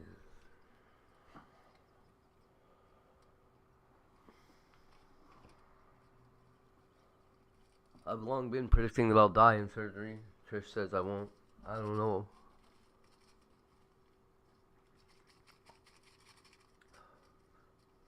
Thank you guys.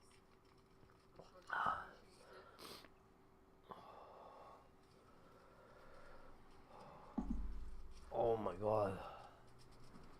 Yeah, I wish they'd do some kind of back surgery. Oh. It was so cold in here last night too. I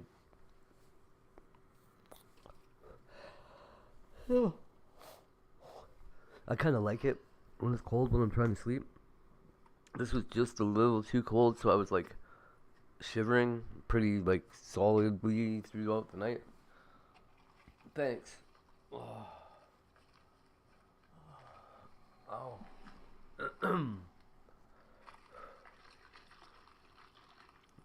I've been missing you, Sydney Cat. A lot. I'm glad your stream is taking off like it is. It's awesome.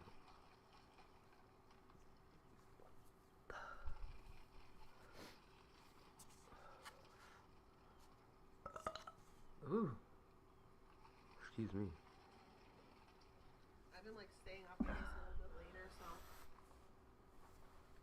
I've been catching like a lot of like Jen's Rumble streams and shit. I do. Well, I don't know that yours has, but I know mine has been.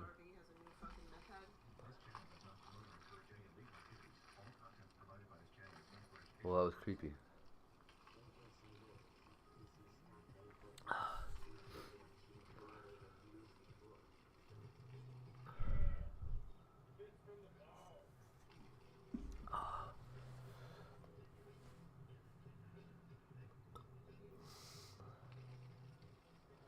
Yeah.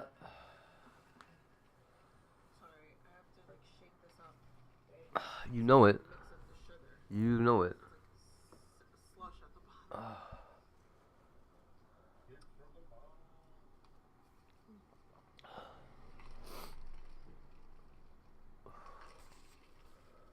Aww.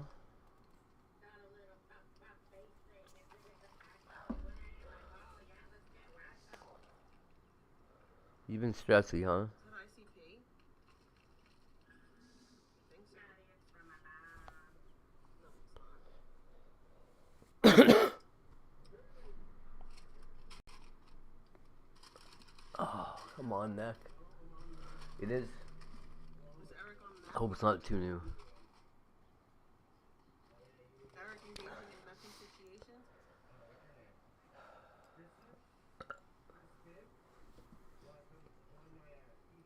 That RV has fucking cellulitis. It's got everything. Aww. Oh no, that's not good.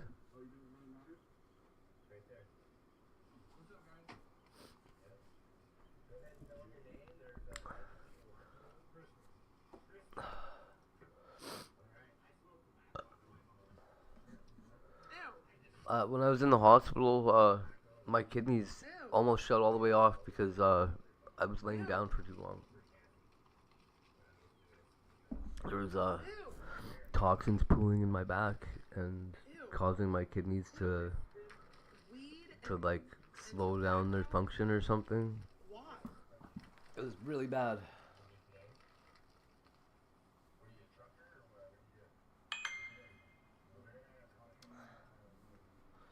Good.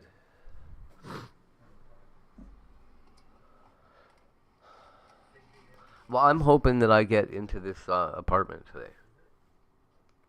That's really disgusting. It probably won't be today, but hopefully I get the thing signed today. That's the plan.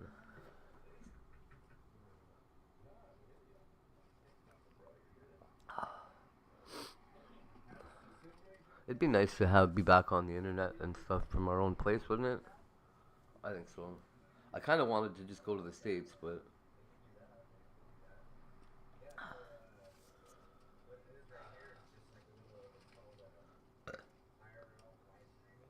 Chill will call Tiffany a hoe, please. me too. The kitties are allowed to be there. Kitties are allowed to be here, and Trish just hasn't brought them yet because she's a nice, fucking, nice person there. Real nice.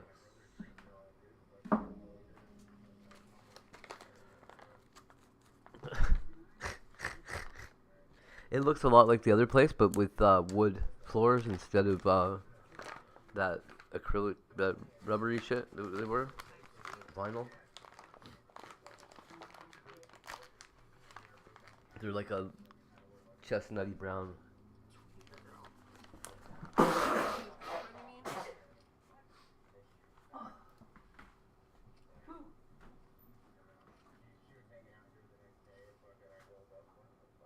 That's your brother's girlfriend. Say it.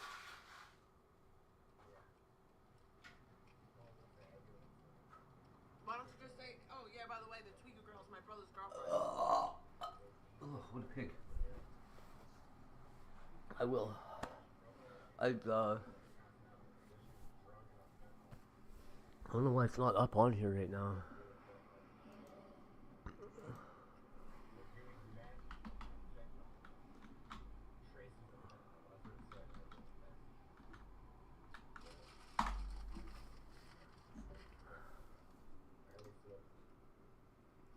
I'm Matt. Oh, there's not much of a... That doesn't show too much. Stupid thing. Not yet. Yeah, everybody does. Everybody does tweet. Oh well. Whoa.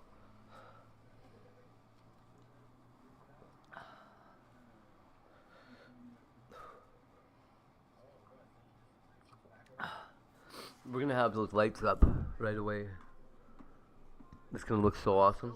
It's all good. I'll survive. Those cats are gonna lose their minds. Might even get a couple more cats. It is a rice cooker.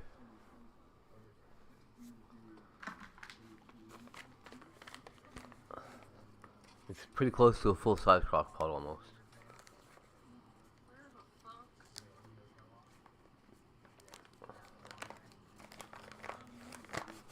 Oh, what am I doing reopening this? It's gonna make me sneeze again. No.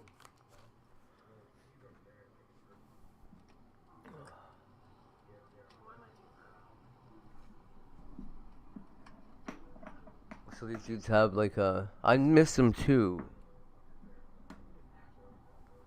I seen another pair of cats that was for they were trying to get rid of. Two boys. A black and gray one and a gray and white one and a gray and black one. I was like, oh my god.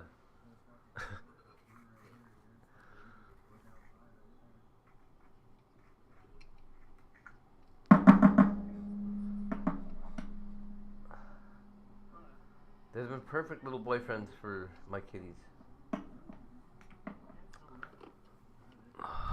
Soon. I can't believe people think that I just don't have my cats. Do you know what I mean? Like, they're with me. They're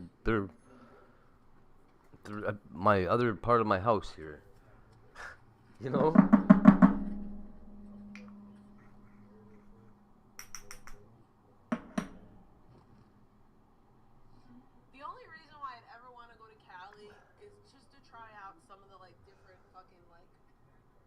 weed and shit out there. That's about it. Yeah. But Cali, when it comes to weed, Cali's it hits different. It hits different. Cali got a different type of weed culture. I'm waiting for New York to catch up with it, but Florida seems like it's going to catch up first.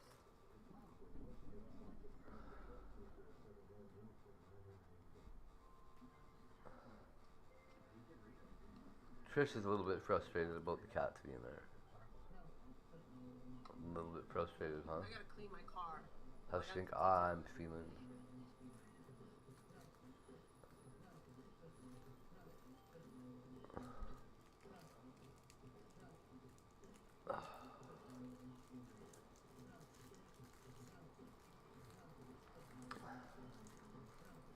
We need to get I have to set an appointment up for the orthopedic and to go to physical therapy because I want oh, and this place that I'm looking at is fix my back a little bit. it's right on like major bus routes and right by stores, and it's no problem. It's right by the other hotel.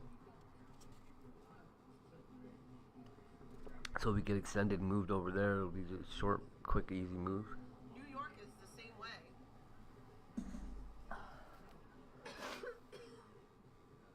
Oh, New York is the same exact way. this back.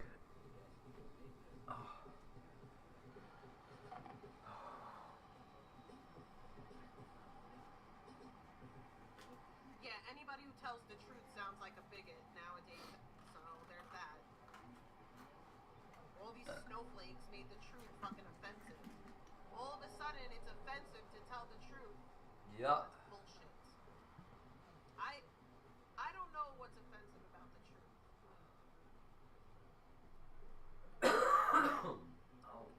That doesn't compute to me. Like, oh, I'm offended by the truth. It's the truth. It's the truth.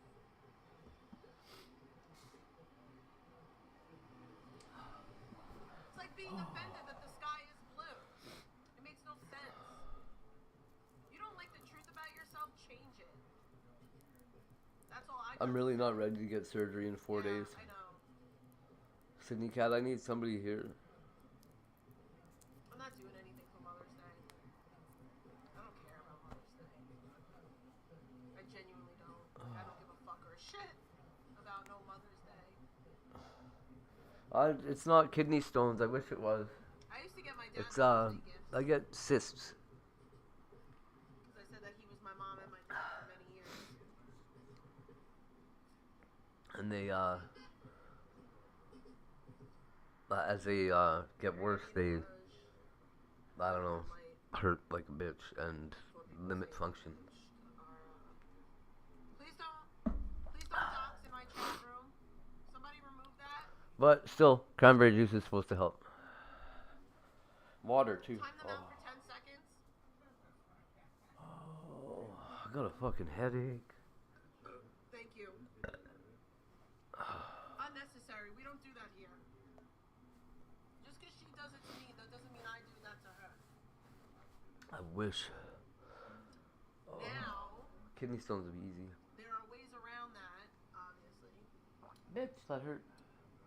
But that way, I won't allow. What are you talking about, Controller?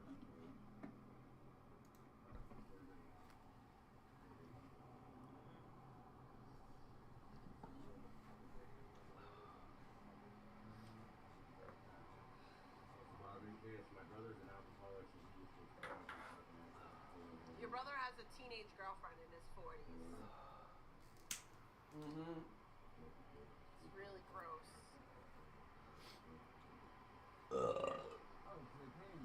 Yeah, all my surgeries I've been awake for, or I think I'm gonna do something different today. I wake up during them.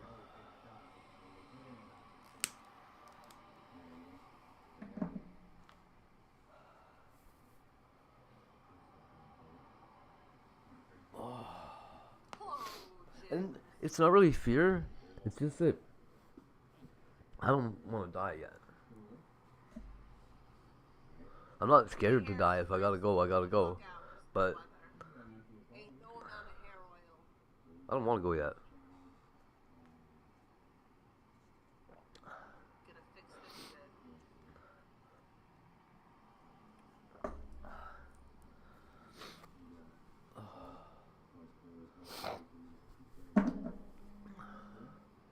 I think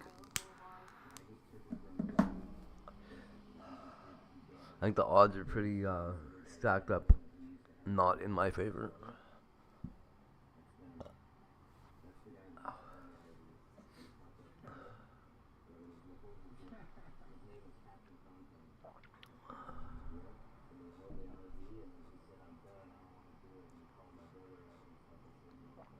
He's like giving this guy all the lore. It's so weird.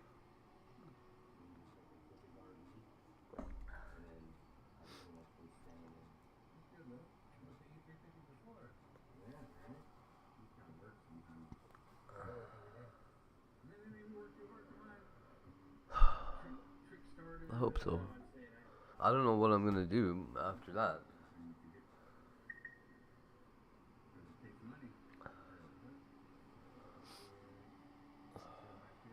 They're telling me I have to be on bed rest for 2 weeks. Like, I'm going to jail, Sydney Cat.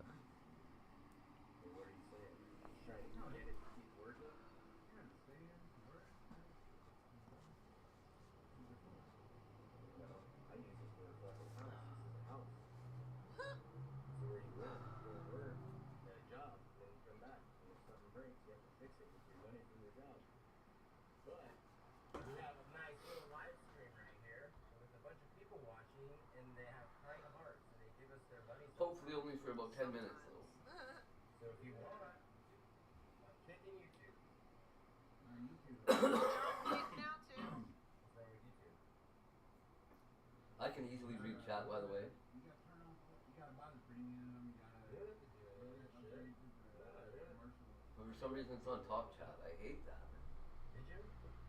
Was commercial? Because you were paying for shit? Well, What do you mean? Rumble is crazy with commercials. Really? I'm confused. I just set up a YouTube account, dude, like, right here. I can't wear my hair up. I don't like the way it looks up. I should have fucking did my hair wavy this week though. That's what I should have did. I should have realized this was gonna happen. You know, just gotta talk to some people. I should have straightened my hair. It was a bad idea. You wanna do it? You wanna get a phone and you wanna start getting cash apps and links and have people watch you and give you money and walk around and film your life? That's retarded. You get money. That's You get dumb. money from that, bro. You shouldn't give people money from meth.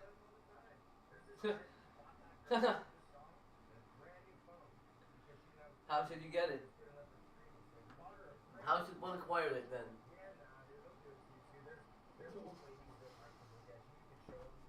Oh well though.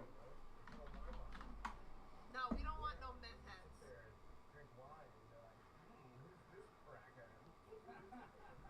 Never.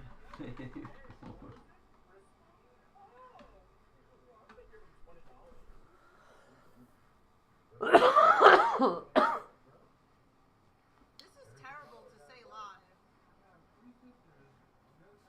Oh. Yeah, I was already trying to do that, man. I was trying to film a bunch of homeless people, so we call this the homeless shelter RV, right? Because we have a homeless friend who's living here. And we were like telling our homeless people we could stay.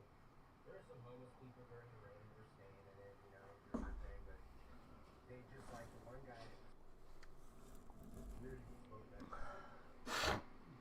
Let's take that guy out. He's smoking fed, not meth. Come on now. Ain't nobody smoking meth and sleeping. A bunch of streamers that stream themselves that are honestly I hope so, Sid. Oh.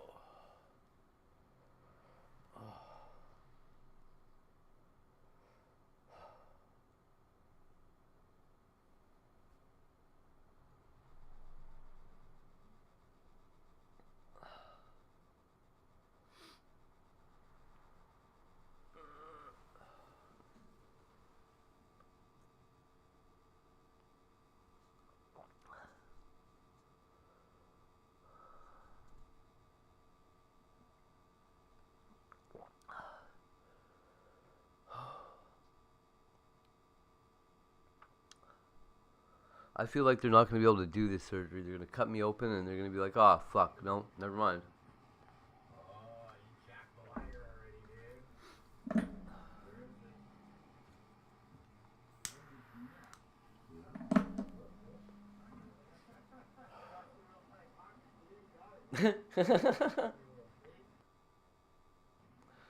Oh, I love you, Sid.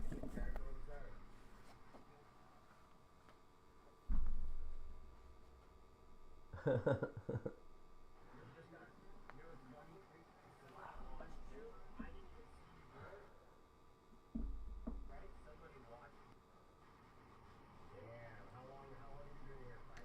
gonna be like no laughing for 2 weeks.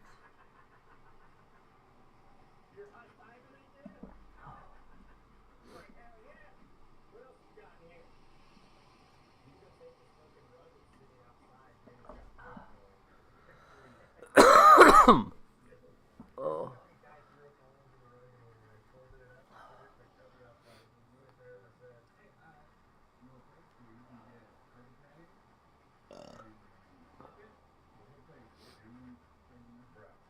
They're replacing part of my abdominal wall with a Kevlar mesh. At least I won't be able to get stabbed in my gut. If you just gutted that RV and redid it, Fuck, that's kind of cool, actually. I wonder if I can get him to put Kevlar all in me. Kevlar neck guards.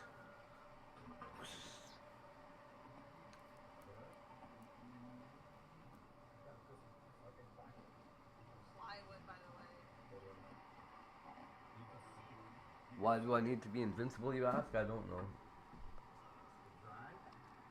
Some kind of space soldier.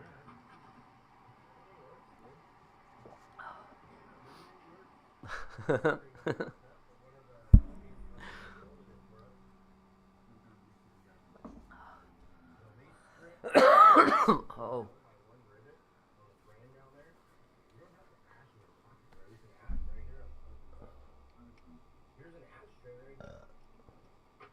I wish somebody around here had a cigarette, man. My buddy was supposed to bring some up, and then I don't know where he went. I don't know where he went. I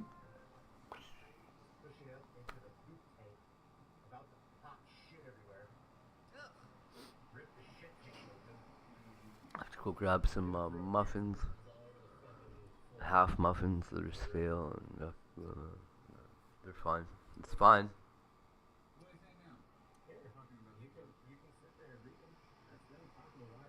Just right. I wish the blueberry ones were real blueberry though. They got something in them that like stabs me in the gut every time I try to eat it. Oh, I gotta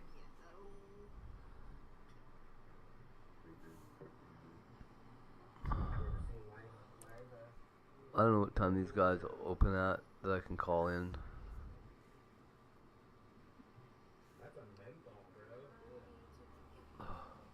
Oh, I forgot to take my blood pressure medication.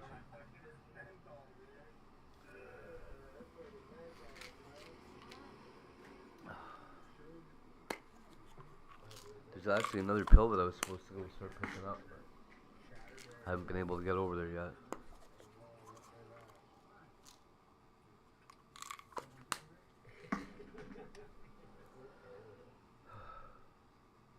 Should be one more of these. Ew, it smells gross.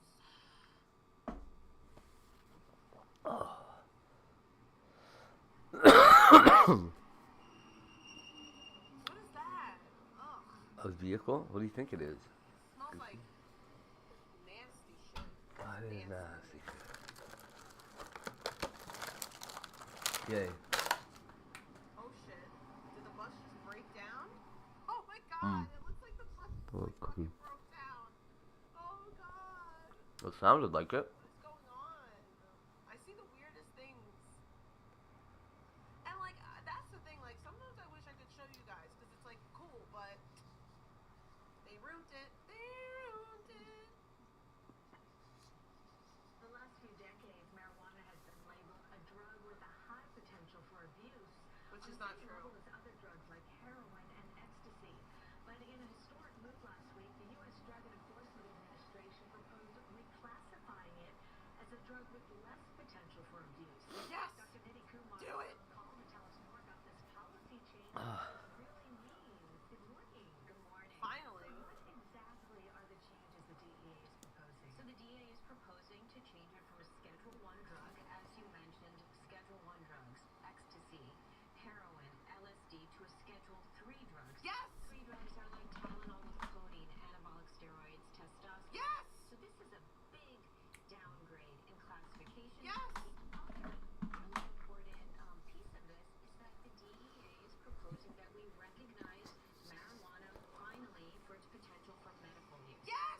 All right, so you told us the Schedule 1, but what is the difference between About motherfucking time, dude. How is this going to translate to us? This is really going to translate, first off, that for business owners, there may be some actual tax breaks if you own a business. Nice. We are going to see more medical research around. Yes! I'm so happy about this. A Schedule 1 drug, we're really limited in being able to do randomized clinical studies.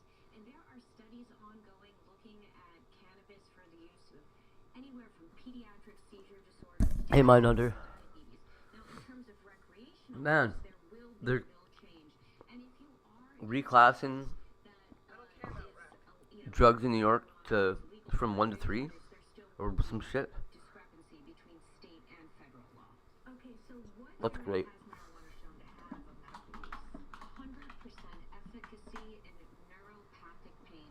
That's you see people, particularly elderly people, How you doing, Mindhunter? chronic pain from herniated discs and Sorry, I'm eating a cookie. nature or diabetic neuropathy. Literally why I smoke. Pain. Chemotherapy-induced nausea and vomiting. And Nausea is another reason. Mm-hmm. in people with symptomatic multiple sclerosis. Now, there's always the concern what this message sends to young people. What can it have? So here's the thing. For That's so good. people, young adults listening, legal does not necessarily Dominoes are falling. mean safe. Alcohol is legal. Yeah. High And doses with repeated exposure is Alcohol is crazy. for a young developing brain. And No, I'm going to define it's not. that as young people up until your mid-20s, your brain 25. is still developing. Yes, Studies I agree have with that. found I don't think young that, people should repeated be. exposure of marijuana can actually lower IQ, Yes. reduce academic performance, reduce test scores, I agree with that. increase Kids mental shouldn't smoke. status, Kids shouldn't be smoking weed. mental health issues, such as increasing Oh, you're a fucking jerk off. You're a fucking.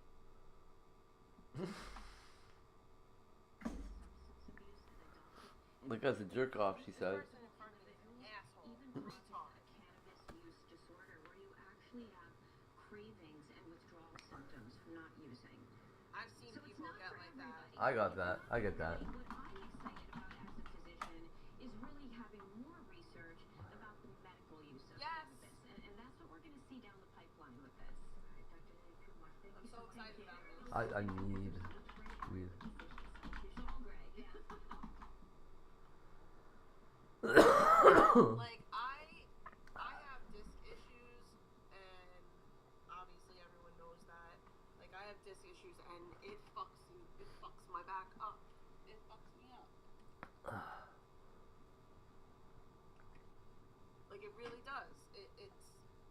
I'm in a lot of pain, and on top of that, I have like the nerve shit, the sciatic. I don't mind the pain nerves so and much. everything else like Oh, that. ice cream for breakfast, Mindhunter. Hell yeah. I love. What kind of ice cream? I think it's like a miracle. It's a beautiful idea. I do. Excuse me, it's not for everyone.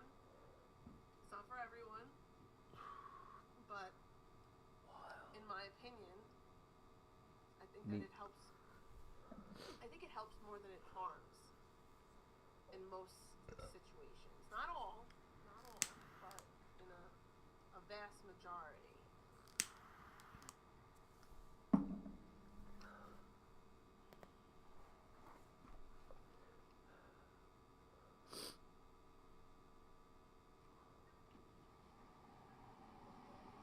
Is that a That sounds really good. I was trying to change my name on my account, which apparently I can't do because my ex and I still have a joint account, so my ex needs to be present so I can change my name and it reflects on both accounts. Regardless of that, the girl who was doing it had a question, and she calls her coworker over like, "Oh, he's I mean, I trying got to lost use though. the name on his account," and I'm like, she kind of like looks at me a little bit and is like, "Oh, I'm sorry," and just like writes it off. But like, I'm just like, you read both names. Like, she had both my IDs and my legal name change paperwork in front of her. So, you know what my name's Mm-hmm. Number two, I know. sound like this. Okay, I can't with the Troon stuff because while I'm very sympathetic to anyone who suffers from any mental illness, including gender dysphoria. Yeah. These people are sick. Like, they're insane, they're narcissists, and they're trying to use being trans as a, I don't even know. I It's weird. unofficially concur at They all look alike too. Controller. Like, they all have colored hair, septum piercings. I have that kid. Their ideology is all the same. You're doing a pretty good job of describing them. They all get mad at the truth. You're a bigot if you tell the truth. It's unfucking canny. You've never seen my kid.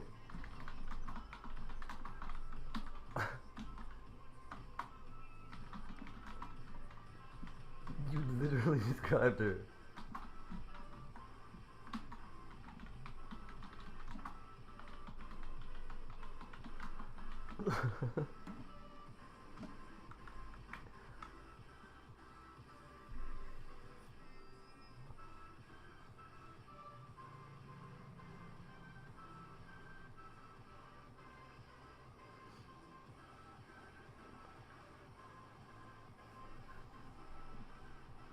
I asked, how do you know what a boy feels like?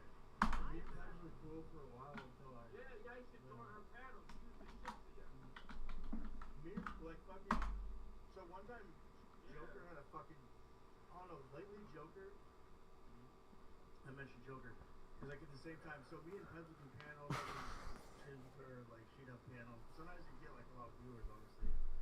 But then she like took like a dip into like her, I don't know, her more, just different stage, you know. But when she first came on, she was like a nice girl, like she perceived herself that way. I remember when she first went on Good Times, how she was like acting totally What does that even mean, anybody? on your chest. No, she was different. She was very different. She didn't know who she was. She didn't even have her laugh yet. Yeah. She was like, Oh, Poison Ivy sucks. yes, yes she did, yes she did. She did. Yeah, she did, I know. Trust me, I've punched the air many times at her screaming that shit. It's so annoying. But yeah, Air punching. times, like, before she had her, like, Yeah. identity. She was So, different. but yeah. So then Very she different. screamed. Did you? That is terrible. She, like, kind of broke out of that, whatever. Poison Ivy is Perpetuating herself as like a good man. mom. She told me that she like I haven't got hit with that shit in didn't drug years. in her life, doesn't do any drugs, doesn't drink. We have a lot here though. Like that she was a cancer survivor. Ooh, Like, nice. She played the role like very much as to who she was in the beginning. I don't know, Chad. Maybe I'm wrong. Maybe I'm wrong, too, man. But she kind of, we all go That'll limit that reaction, right? Oh my God, your eyes. That's not good. Holy fuck.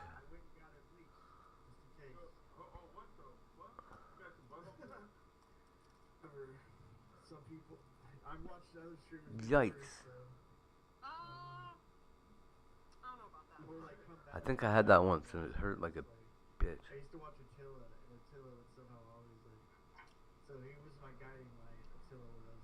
So when I like the first time I showed my dick, everybody was like saying I pissed on the floor and shit. I never peed on the floor. I don't know, chat. Listen, if you're Word, Sydney Cat.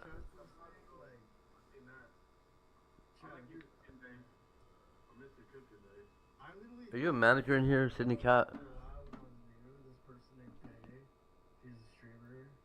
She's like, yeah, I used to love Pei. Can you mod people? She's like, I think she used to watch my streams until I showed my dick and supposedly I pissed all over my floor, but I didn't. But I just have a feeling that she was watching me back then, chat. Because we used to follow each other on Instagram, chat. But I fucked it on What? the moment I decided. You should be able to.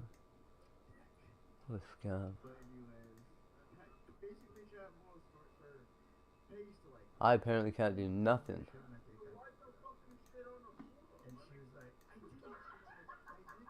I'm clicking these 3 little dots and they're just not. So weird.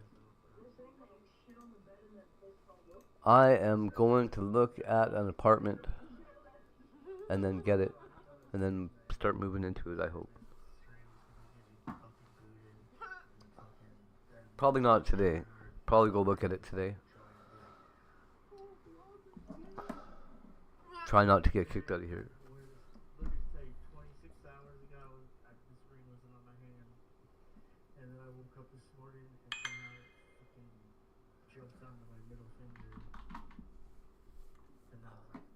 Me too.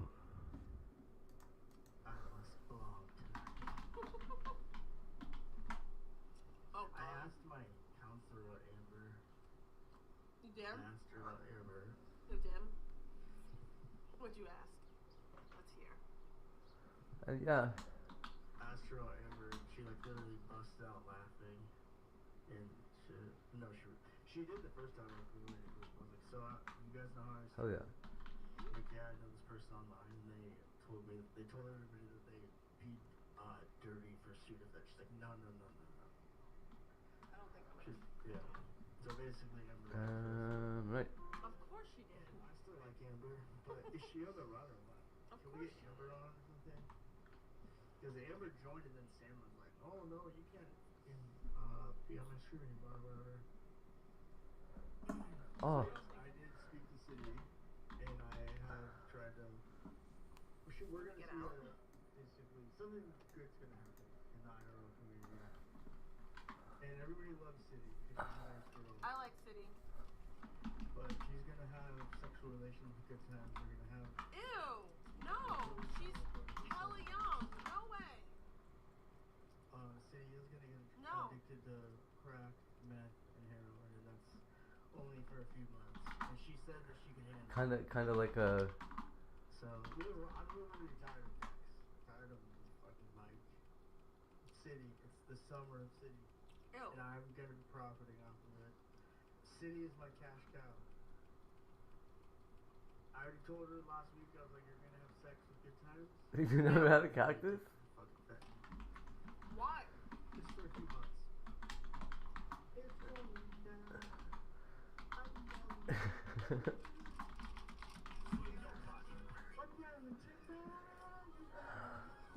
What is wrong with it?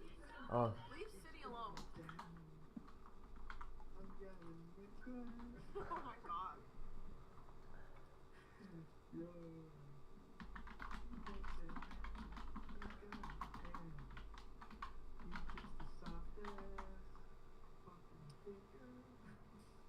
I'm just kidding. Pause. Count. Oh, pause. Count. I'm just kidding, dude. Now Salmon's got him for me, Chad. Now Salmon fucking is my op. Let's play some Lady Gaga, man. Even though she's a fucking Satanist. Like a sweet grape. What is wrong? Fine, dude. I don't mind doing that, Chad. What is wrong with this hiccup? What? I had cocaine for like a decade, so like. Green grape. I don't believe that. A decade? I don't know. but let's see. Planning a relapse. When I return to Montana, I'll maybe have some kind of stimulant. I'll go see Vegan Patriot. I'll go see Vegan Patriot. I'll snort some Adderall. Vegan Patriot's little fucking giraffe looking fucking snout, and I'll smack the fuck out of it. I'll just smack the fuck out of Vegan. I don't even think you can snort meth. Yeah, you can. Imagine dude snorting meth with vegan. She would just take it all. She would. You can. Yeah, you can what? Can snort meth? I've seen people do it. You can. Sniffing glass. Yeah, you can, but That's not true. That's not true. Why is he just lying to people? Yeah, it does. I've seen people sniff meth. They go on TV. yeah, I used to do it all the time.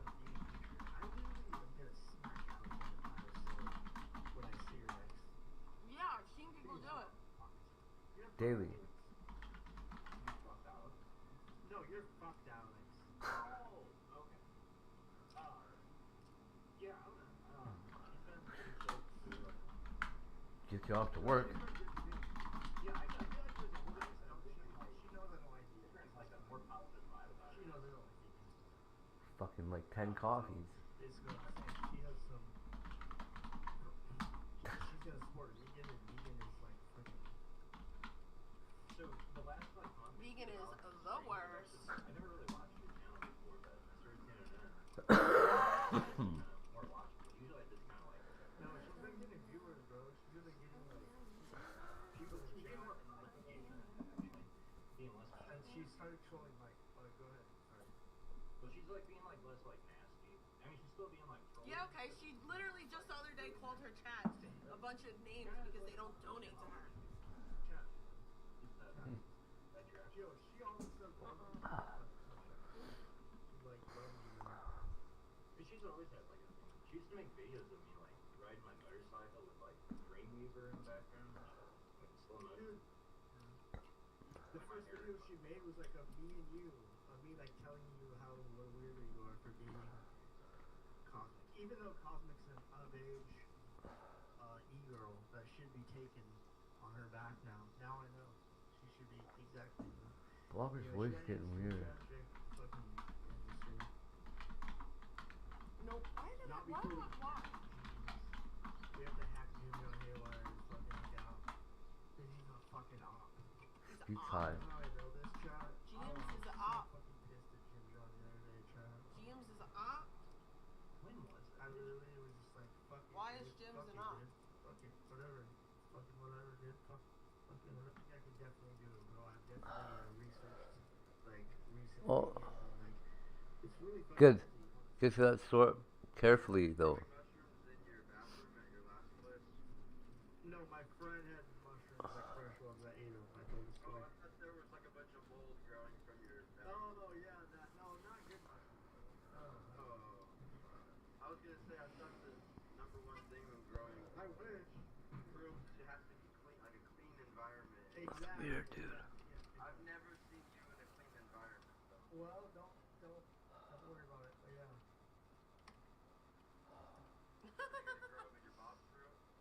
Oh, my body hurts.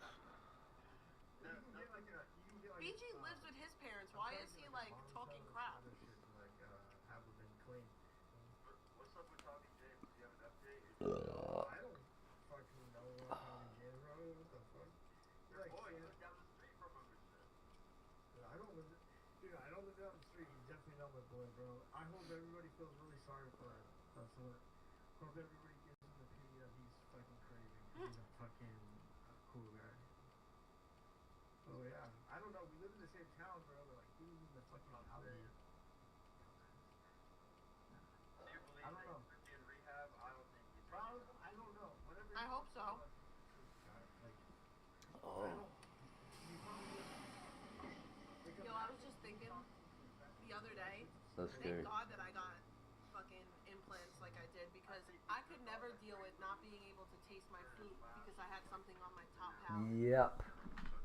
Okay, how about this? What about his fucking, he got like $180 in 18 records. 18 CDs were supposed to be sent out. Hold on, let me put my fucking $10 a hard copy, bro. Did he send that shit out, chat? It's fine if he didn't, because everybody like sucks Tommy getting his little beeping or something. I don't know why, bro, but like people are like, oh, we feel so bad for you, Tommy. It's okay. So they were buying his DVDs, not his case. I don't fucking know why.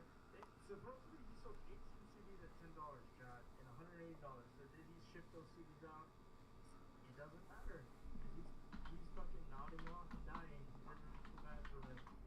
Tommy seems like the type of nickel to try to sell you a blank. Well, he's like fucking supposedly took an order for 18 CDs made now. Fucking, I don't think he should. And where? Alright, so show me the fucking receipt, Tom. Oh shit, Kay's got an update. Okay, thank you, Kay. He's gonna start doing this again. Yeah, first and foremost. I feel bad for the And Doge. he's not getting charged with your guys' incident, so you might as well have dropped the charges.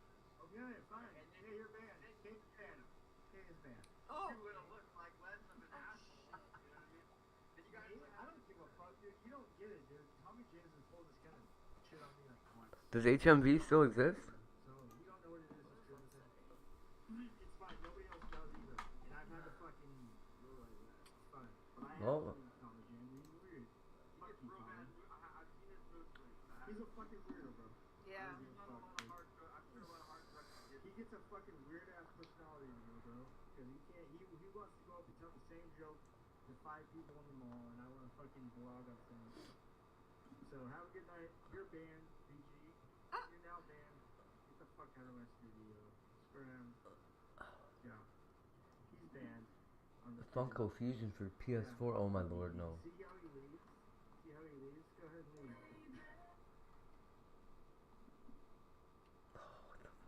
Yeah, none of that money goes towards the Doge.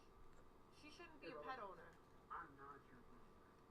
I'm not talking to you. I was talking to the guy knocking on the door in a second. Sounds like you had an uncomfortable dinner table conversation tonight, Chance. Well, let me ask you a question. Let's say that I was down the street right now. Would you come on by? How's it going, Chinchilla Nation? The Akron Smasher is back. 4-9 has never felt so big. Cyrax, he's taking over everything. Or just a bunch of people are swarming his house and he's losing his mind about it. One or the other. I'm not quite sure which. It's up for you guys to figure out. Marty has been on a crusade in the last couple of days. He's been calling every scrapper, every grinder date, anyone possible to show up to Cyrax's house, and it has been working non-stop. Throughout this video, you guys are going to see grinder dates show up to Cyrax's house, get attacked by their dogs. Okay, I have to go grab a couple of muffins and a coffee. Banana muffin or chocolate? Not blueberry. Being at Cyrax this time, because I bet out of anybody in the world, Perp 30 Ed thought this was game over. He thought he was done dealing with Marty Chocolate. forever ago. He hasn't heard about him. He's just been hearing about his community posts, and those are easy to deal with. He's probably great at tuning Cyrax out. But the scrappers, no, he can't handle it. Oh my god. And I don't think there's any better place to start. Oh. Biz Marty is phoning a couple of these guys, and you get to see why I think this is the only career opportunity that Cyrax has left to be the dumb.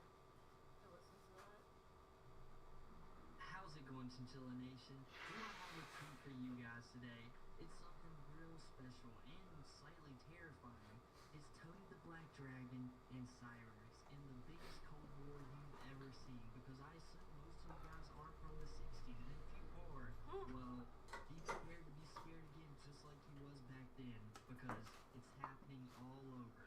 But this time, the biggest enemy you're going to face is Tony, and you don't even want to walk in this man's shoes, because Tony, he doesn't want to walk in them either, and that's how bad he is. He's got a dragon harbored inside of him that can destroy every living thing on the earth, and he chooses not to use it. In fact, he uses that power to go at Cyrax, the one true villain in this world. See, he uses his power for good. Definitely not taking pictures of women at the mall, hiding under a staircase. No, he doesn't do that. Well, he does do that quite often, I would imagine, because he's been caught with it once, he's been caught with the hard drive. But he's Tony the Black Dragon, guys. Deep inside of him, there's a dragon that chose to beat Tony, the dude who gets picked on by Cyrax. You know, he can handle that, you guys can handle anything in the world. But in all seriousness, today we got Tony and Cyrax going at one another's neck. Tony is trying to criticize Cyrax's screaming styles when Tony doesn't even scream himself really anymore, and he's probably bad at it in general, but he's trying to criticize Cyrax because he's been animations of two Spider-Men pointing at each other, but him and Cyrax come into contact. And he can't wait for that to happen again. It's his time to shine. Because if there's one person on the internet who's a good cupcake eater than Tony, it's Cyrax. So he loves talking to Cyrax, he loves criticizing him. So when he criticizes Cyrax this time, Cyrax decides it's time for war. But a war he's not willing to fight head on right at the moment because Marty's got him running scared. But that was a lot for me in the intro. Let's get right into this, guys. You can't get anywhere on YouTube. Bitch, please. What's up, Piper? Nobody's gonna buy it. Nobody is wanting to buy your shit. Nobody is gonna buy your shit.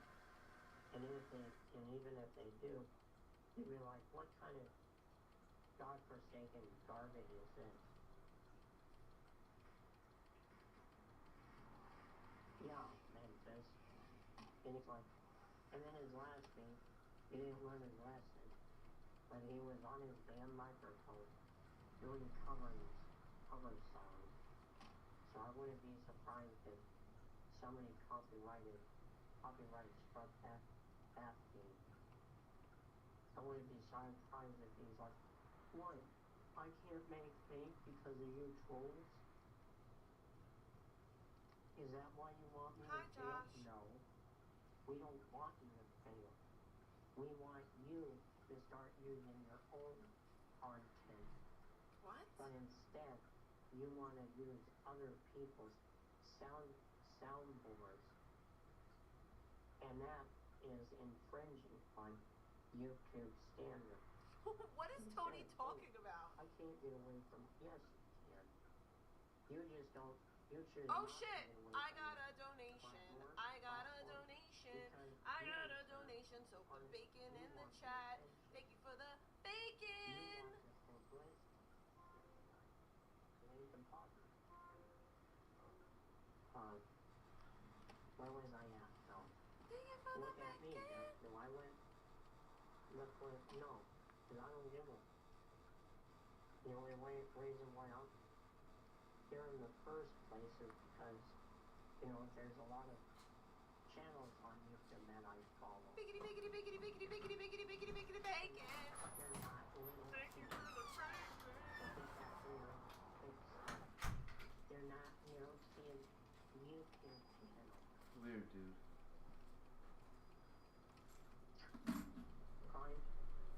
Chance wouldn't have a lot. Chance wouldn't have a chance with me. If there's one thing about Tony the Black Dragon that you're going to notice like almost immediately, is he's not the smartest person in the world. He's like almost on Cyrax's level. The only difference is Tony can form his own thoughts. Unlike Excuse me. Cyrax, who got a parrot about 98% of it. The only problem is putting together are not very good. You'll commonly hear him and you'll be like, does he even know what's going on in this? It seems like he knows a lot about it, but still nothing at the same time. It's actually quite impressive. But for as smart as Tony is, it doesn't take a genius to figure out that Cyrax will never get monetized. 1,000 subs or no. As long as he keeps getting on people's actual records and just does dubs over top of them. Like, the copyright infringement stuff, we'll find that immediately, and chance he'll never even get in the partner program. Tony the Black Dragon, he knows that somehow, but Cyrax is too dumb to not realize it, and Cyrax, he's gonna go in on Tony here in a minute about it too, so don't you worry about that, because Cyrax, he's got his opinions on it. They're wrong because it's Cyrax, but they're still opinions, guys. Yeah, well, sorry to burst your bubble smoking, but I don't know what you're. Oh shit! I got another dono. I got another dono. Yeah, Thank you for the bacon. Thank you for the bacon. No, Thank you, don't know guys. what you're gonna do. Yeah, well, if you're gonna... Yeah, it's gonna have to work out. visit me so you can kick my ass. I'm gonna personally go down there. Sorry. Oh, I love these personalized Cash App I'm gonna notes. sort this out They're so nice. as quick as possible. I love them. I love them. They're so pretty. Thank you. Well, Smokey, since the last time I talked to somebody, they threatened to kick my ass if he ever showed up. And sure enough, they're like, oh, hey, Tony, Fred, are you gonna let me in? It's like, no, I ain't gonna let you in. Even though I didn't say that, I'm like, I'm not home right now, but if you want to come by in the next couple hours, I'll gladly let you in. You never showed up. Figures. I'm not terrified, it's just that, you know, if people are gonna actually sit down, or are they just gonna come to my apartment and beat the shit out of me? Or who knows what. Whoa. Chinchilla Nation, if Tony actually went outside to confront that guy, what do you think would have happened? A, he brought out a weapon and he tried to lay the smackdown on him AOM style. Or B, he brought out his flash drive and was like, look dude, I'm committing myself to the police, I'm admitting all of my darkest sins, please take this in for me because I'm not man enough to do it myself. You know, look at me. I've only got halfway functioning facilities as it is. You gotta do the rest for me. Or C, brought out his jar of Jiffy peanut butter and was like, look dude, we're not fighting. I'll make sure this goes right one way or the other. Just please accept this offer. And if you know anything about Tony, you know. And if you don't, either watch the rest of this video or go look. Anyways, guys, I have to go. I wish I could stay longer, but I have to drive and go to work. Whatever it's called. Apparently it's apparently community service, something or other. But it's not likely that I'll be back today. I have too many things to do today. So, peace out, family. Peace.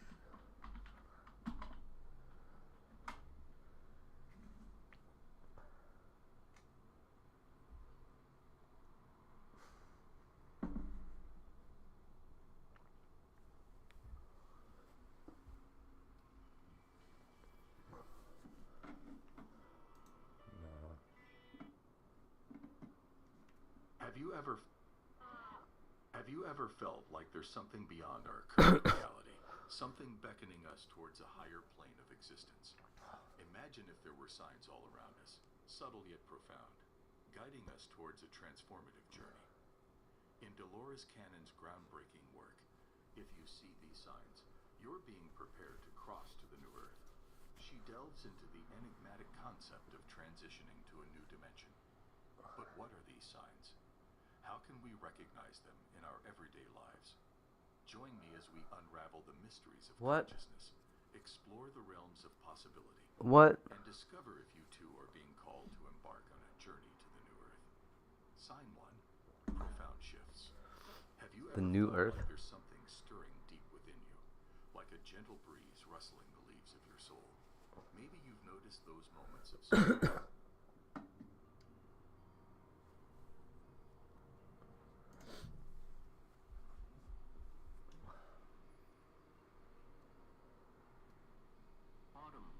Presents The New Myth, written by Sam Quinones. In the fall of 2006, law enforcement on the southwest border of the United States seized some crystal methamphetamine. In due course, a 5-gram sample of that seizure landed on the desk of a 31-year-old chemist named Joe Bozenko at the Drug Enforcement Administration lab outside Washington, D.C. Okay. Organic chemistry can be endlessly manipulated, with compounds that, like Lego bricks, can be used to build almost anything. The field seems to breed folks whose every waking minute is spent puzzling over chemical reactions. Bozenko, a garrulous man with a wide smile, worked in the DEA lab during the day and taught chemistry at a local university in the evenings. Chemist by day, chemist by night. his Twitter bio once read.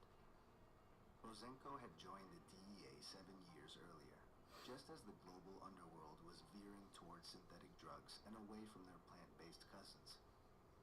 Bozenko's job was to understand the thinking of black market chemists, samples of whose work were regularly plopped on his desk. He analyzed what they produced and worked out how they did it.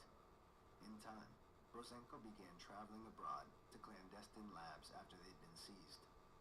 His first foreign assignment was at a lab that had made the stimulant MDMA in Jakarta, Indonesia. He saw the world through the protective goggles of a hazmat suit, sifting through the remains of illegal labs in 36 countries. Meth was the drug that Bozenko analyzed most in the early years of his job.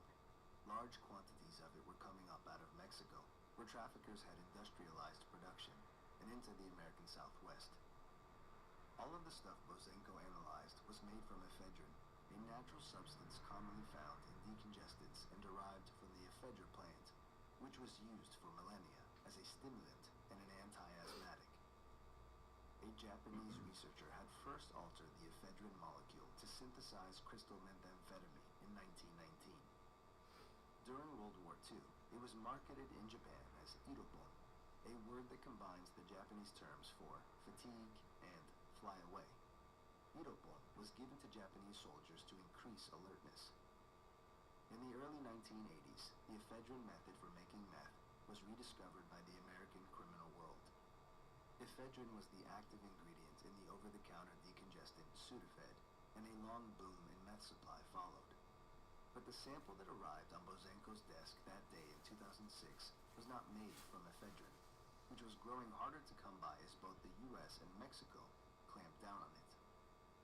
There was another way to make methamphetamine. Before the ephedrine method had been discovered, the other method had been used by the Hells Angels and other biker gangs, which had dominated a much smaller meth trade in the 80s. Its essential chemical was a clear liquid called phenyl-2-propanone, P2P. Many combinations of chemicals could be used to make P2P. Most of these chemicals were legal, cheap, and toxic. Cyanide, lye, mercury, sulfuric acid, hydrochloric acid, nitrostyrene. The P2P process of making meth was complicated and volatile. The bikers' cooking method gave off a smell so rank that it could only be done in rural or desert outposts, and the market for their product was limited. Bozenko tinkered with his sample for 2 or 3 days. He realized it had been made with the P2P method, which he had not seen employed. Still, that was not the most startling aspect of the sample. There was something else about those few grams that, to Bozenko, heralded a changed world. Among the drawbacks of the P2P method is that it produces 2 kinds of methamphetamine. One is known as D-methamphetamine, which is the stuff that makes you high. The other is L-methamphetamine, which makes the heart race but does little to the brain. Yep. It is a waste product. Most cooks would likely want to get rid of the L-meth if they knew what it was, but separating the two is tricky, beyond the skills of most clandestine chemists. And without doing so, the resulting drug is inferior to ephedrine-based meth. It makes your heart I don't know. without offering as potent a high. Well, this just said go to work. Methamphetamine. Someone had removed most of the L-meth. I believe. I've taken down labs in several continents, Bozenko told me years later. No one in the criminal world, as far as he and his colleagues knew, had ever figured out how to separate D-meth from L-meth before. Back in the late 80s and 90s, when the ephedrine method had taken over, the market for meth had grown because of ephedrine's availability, and because the substance could be transformed into I'm meth kind of watching a with ease and documentary on efficiency. crystal meth. All you had to do was tweak the ephedrine molecule, and doing that required little more than following a recipe. But you had to have ephedrine. The P2P method offered traffickers one huge advantage. The chemicals that could be used to make it were also used in a wide array of industries, among them racing fuel, tanning, gold mining, perfume, and photography. Law enforcement couldn't restrict all these chemicals the way it had with ephedrine, not without damaging legitimate sectors of the economy. and a trained organic chemist could make P2P the essential ingredient in many ways. It was impossible to say how many methods of making P2P a creative chemist might come up with. Bozenko counted a dozen or so at first. He put them up in a large diagram on his office wall and kept adding post-it notes with new ones as they appeared. As Bozenko dissected that sample in 2006, its implications hit him. Drugs made in a lab were not subject to weather or soil or season, only to chemical availability. With this new method and full access to the world's chemical markets through Mexican shipping ports, traffickers could ramp up production of P2P meth in quantities that were, effectively, limitless. Even so, Bozenko couldn't have anticipated just how widely the meth epidemic would reach some 15 years later, or how it would come to interact with the opioid epidemic, which was then gaining force. And he couldn't know how strongly it would contribute to related scourges now very much evident in America, epidemics of mental illness and homelessness that year by year are growing worse. A few months after Bozenko's discovery, on December 15th, 2006, in a town named Tlajomulco de Zúñiga, in the central Mexican state of Jalisco, a methamphetamine lab exploded. Firefighters responded to the blaze at a warehouse where plastic dinnerware had once Methamphetamine been lab? made. No way. No one was hurt in the fire, nor was anyone arrested. But a fire chief called the local DEA office. Abe Perez supervised the DEA's Guadalajara office back then. The warehouse stood on a cul-de-sac at the end of the house-lined street. Perez, who is now retired, remembered years later. Residents knew something was going on. The smells were giving them headaches, Perez told me. But they were afraid to say anything, so they lived with it as best they could until the warehouse exploded, most likely because of a worker's carelessness. Perez and his agents urged the Mexican police and prosecutors to obtain a search warrant for the building. The process was slow, and the day ended with no warrant. That night, another fire erupted at a warehouse across the street that, the agents learned, contained chemicals in blue plastic barrels and in bags neatly stacked on pallets.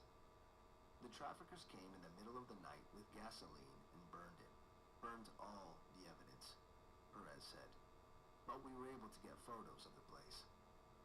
Eduardo Chavez, another DEA agent, flew in from Mexico City the next afternoon. He and Perez stood outside the second smoldering warehouse. Each man had spent the early part of his career busting meth labs in rural California. Chavez in the area around Bakersfield, Perez in northeastern San Diego County. That had been a different era, and each had gotten a rare view into it. Bakersfield was Chavez's first assignment in 2000, and to his surprise, it was a hotbed of meth production. Southern California was where the ephedrine-based method had been rediscovered, largely due to the efforts of an ingenious criminal named Donald Stenger. Stenger died in 1988 in custody in San Diego County after a packet of meth he'd inserted in his rectum broke open. But the ephedrine method had by then become more widely known and adopted by Mexican traffickers moving up and down the coast between Mexico and California.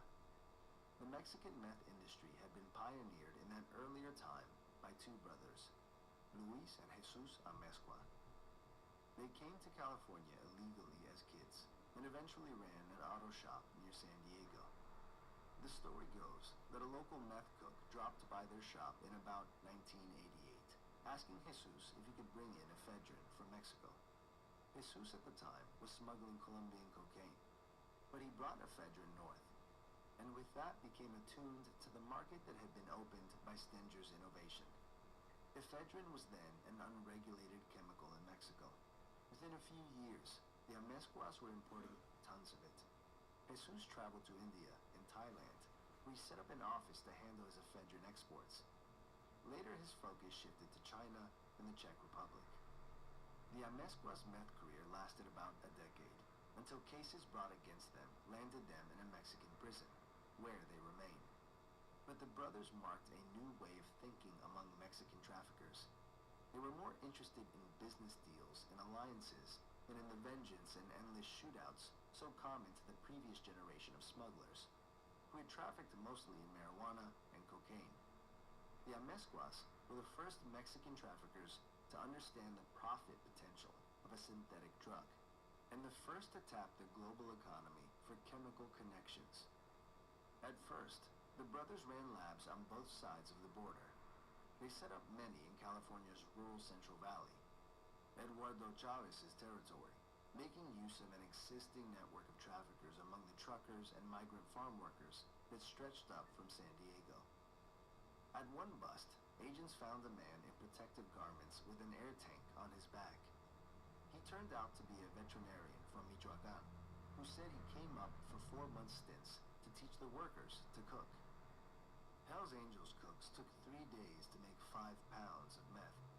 Mexican crews soon learned to arrive at cook sites like NASCAR pit crews, with pre-measured chemicals, large vats, and seasoned workers. They produced 10 to 15 pounds per cook in 24 hours, in what came to be known as super labs. Soon the biker gangs were buying their meth from the Mexicans.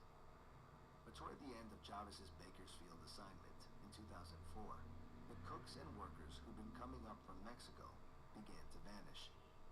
His informants told him that they were heading home. In California, law enforcement had made things hard. The job was getting too risky, the chemicals too hard to come by. The meth cook migration would accelerate after Chavez left the state in 2004. Meth lab seizures in the United States withered, from more than 10,000 that year to some 2,500 in 2008. Today in the United States, they are rare, and super labs are practically non-existent. In Mexico, however, it was a different story. The burned-down lab being surveyed by Chavez and Perez at the end of 2006 had been designed to produce industrial quantities of meth. Like many other labs that had been popping up in Mexico, it reflected the union of substantial capital and little concern for law enforcement. It used expensive equipment and stored large inventories of chemicals awaiting processing. Notes found on the scene suggested that the cooks typically got about 240 pounds per batch. Like Joe Bozenko, the agent standing at the edge of the smoke and the stench that afternoon felt that they were glimpsing a new drug world. What struck them both was what they were not seeing: no ephedrine. The lab was set up exclusively to make P2P meth. What's more, this lab was not hidden up in the mountains or on a rural ranch. Tlajomulco de Zúñiga lies just 15 miles south of Guadalajara, one of Mexico's largest cities, and serves as home to the city's international airport. The area has everything needed to be a center of meth manufacturing: warehouses, transportation hubs, proximity to chemists. Trucks rumble through the area daily from the shipping ports in Lázaro Cárdenas in the state of Michoacán and Manzanillo in the state of Colima. The ephedrine method was still very much in use in 2006. Mexico, which had been reducing legal imports of ephedrine, wouldn't ban them outright until 2008. Even after that, some traffickers relied on illegal shipments for a time. And despite all the advances when it came to making P2P, in at least some respects the traffickers didn't know what they were doing yet, Chavez told me. The explosion showed that. Nonetheless, years later, he thought back on that moment and realized that it was almost as if they were witnessing a shift right then, that week. About 5 years after the Tlajomulco lab exploded, in June 2011, Mexican authorities discovered a massive P2P meth lab in the city of Querétaro, just a few hours north of Mexico City. It was in a warehouse that could have fit a 737 in an industrial park with roads wide enough for 18-wheelers. It made the Tlajomulco lab look tiny. Joe Bozenko and his colleague Steve Tosky were called down from Washington to inspect it, and they wandered through it in awe. Bags of chemicals were stacked 30 feet high. Hundreds of those bags contained a substance neither Bozenko nor Tosky had ever thought could be used to make P2P.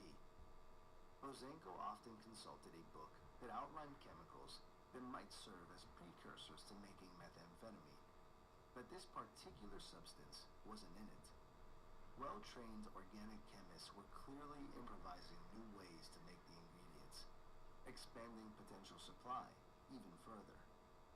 Working through all the chemicals in the plant, by Bozenko's estimation, the lab could have produced 900 metric tons of methamphetamine.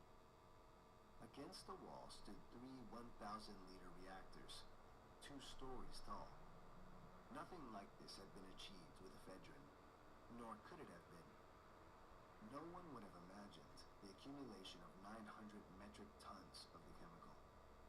Later, Mexican investigators would report that of the 16 workers arrested at the Querétaro lab, 14 died over the next 6 months from liver failure, presumably caused by exposure to chemicals at the lab.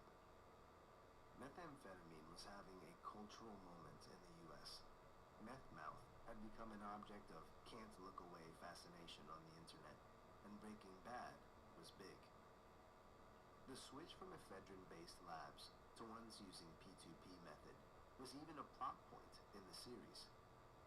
But few people outside the DEA really understood the consequences of this shift. Soon, tons of P2P meth were moving north without any let-up, and the price of meth collapsed. But there was more to the story than higher volume. Ephedrine meth tended to damage people gradually, over years. With the switch over to P2P meth, that damage seemed to accelerate, especially damage to the brain. One night in 2009, in Temecula, California, partway between San Diego and LA, a longtime user of crystal meth named Eric Barrera felt the dope change. Barrera is a stocky ex-Marine who'd grown up in the LA area. The meth he had been using for several years by then made him talkative and euphoric, made his scalp tingle. But that night, he was gripped with paranoia. His girlfriend, he was sure, had a man in her apartment. No one was in the apartment, she insisted. Barrera took a kitchen knife and began stabbing a sofa, certain the man was hiding there. Then he stabbed a mattress to tatters, and finally he began stabbing the walls, looking for this man he imagined was hiding inside. That had never happened before, he told me when I met him years later. Barrera was hardly alone in noting a change. Gang member friends from his old neighborhood took to calling the meth that had begun to circulate in the area around that time weirdo dope. Barrera had graduated from high school in 1998 and joined the Marine Corps. He was sent to Camp Lejeune in North Carolina, where he was among the few non-white Marines in the platoon. The racism he felt was threatening and brazen. He asked for a transfer to Camp Pendleton in San Diego County and was denied. Over the next year and a half, he said it got worse. 2 years into his service, he was honorably discharged. After the September 11th, 2001 terrorist attacks, Barrera was filled with remorse that he hadn't stuck it out in the Corps. He was home now, without the heroic story he'd imagined for himself when he joined the Marines. The way he tells it, he drank and used meth to relieve his depression. He'd sometimes stay up on meth for 4 or 5 days, then he had to make excuses for missing work. But until that point, he'd held his life together. He worked as a loan processor, then for an insurance company. He had an apartment, a souped-up Acura Integra, a lot of friends. But as the meth changed around 2009, so did Barrera's life. His cravings for meth continued, but paranoia and delusions began to fill his days. Those feelings of being chatty and wanting to talk go away, he told me. All of a sudden you're stuck and you're in your head and you're there for hours. He said strange things to people. He couldn't hold the job. No one tolerated him for long. His girlfriend, then his mother, then his father kicked him out, followed by a string of friends who had welcomed him because he always had drugs. When he described his hallucinations, my friends were like, I don't care how much dope you got, you can't stay here. By 2012, massive quantities of meth were flowing into Southern California. That same year, 96% of meth samples tested by DEA chemists were made using the P2P method. And for the first time in more than a decade of meth use, Barrera was homeless. He slept in his car, and for a while in abandoned houses in Bakersfield. He was hearing voices. A Veterans Affairs psychologist diagnosed him with depression and symptoms of schizophrenia. Even many years later, when I spoke with him, Barrera didn't know how the drug he was using had changed and spread, or why. But as a resident of Southern California, he was among the first to be affected by it. Over the next half-dozen years or so, the flood of P2P meth would spread east, immersing much of the rest of the country too. Mention drug running, and many people will think of cartels. Yet over the past decade, meth's rising availability did not result from the dictates of some underworld board of directors. Something far more powerful was at work, particularly in the Sinaloa area, a massive, unregulated free market. By the time Eric Barrera's life began to collapse, something like a Silicon Valley of meth innovation, knowledge, skill, and production had formed in the states along Mexico's northern Pacific coast. The deaths of kingpins who had controlled the trade in the early 2010s had only accelerated the process. When the control vanishes, all these regional fiefdoms spring up, said a DEA supervisor who pursued Mexican trafficking organizations during these years. He, like some other DEA agents I spoke with, asked that his name not be used because of the dangerous nature of his work. We just started seeing more and more labs springing up everywhere. The new labs weren't all as enormous as the Querétaro lab that Bozenko had seen in 2011, but they multiplied quickly. Beginning in about 2013 and continuing for the next several years, meth production expanded geometrically. The labs just escape all limits, a member of the Sinaloan drug world told me. In a 5-square-kilometer area outside Culiacan, Sinaloa's capital city, there were like 20 labs, no exaggeration. You go out to 15 kilometers, there's more than 100. Listening to traffickers on wiretaps, one DEA agent told me, made it clear just how loose the confederations of meth suppliers were by then. The cartels had not vanished, and many of these suppliers were likely paying one or another of them off. But the wires nonetheless revealed a pulsing ecosystem of independent brokers, truckers, packagers, pilots, shrimp boat captains, mechanics, and tire shop owners. In the United States, the system included meat plant workers, money wiring services, restaurants, farm foremen, drivers, safe houses, and used car lots. The ecosystem harnessed the self-interest of each of these actors, who got paid only when deals got done. We'd waste hours listening on the wire, the agent told me, to people wasting their time calling around doing the networking as brokers, trying to set up drug deals because they wanted to make money. There's a huge layer of brokers who are the driving force in Mexican drug trafficking. Maybe they own a business or a restaurant in Mexico or in the US. This is something they do to supplement income. A large percentage of drug deals at this level don't happen, but it's like salesmen. The more calls you make, the more people you know, the more sales you get. So 4 or 5 people will be involved in getting 50 kilos to some city in the United States. This guy knows a guy who knows a guy who has a cousin in Atlanta. And with the independent transporters operating at the border, there's no cartel allegiance. They're all just making money. From 2015 to 2019, the Mexican military raided some 330 meth labs in Sinaloa alone. But arrests were rare, according to a person involved in targeting the labs. Far from being a deterrent, the raids showed that no one would pay a personal price, and more people entered the trade as a result. At one point in 2019, DEA intelligence held that, despite all the raids, at least 70 meth labs were operating in Sinaloa, each with the capacity to make tons of meth with every cook. With labs popping up everywhere, the price of a pound of meth fell to nearly $1,000 for the first time on U.S. streets by the late 2010s, a 90% drop from a decade earlier in many areas. Yet traffickers' response to tumbling prices was to increase production, hoping to make up for lower prices with higher volume. Competition among producers also drove meth purity to record highs. Pot was part of this story too.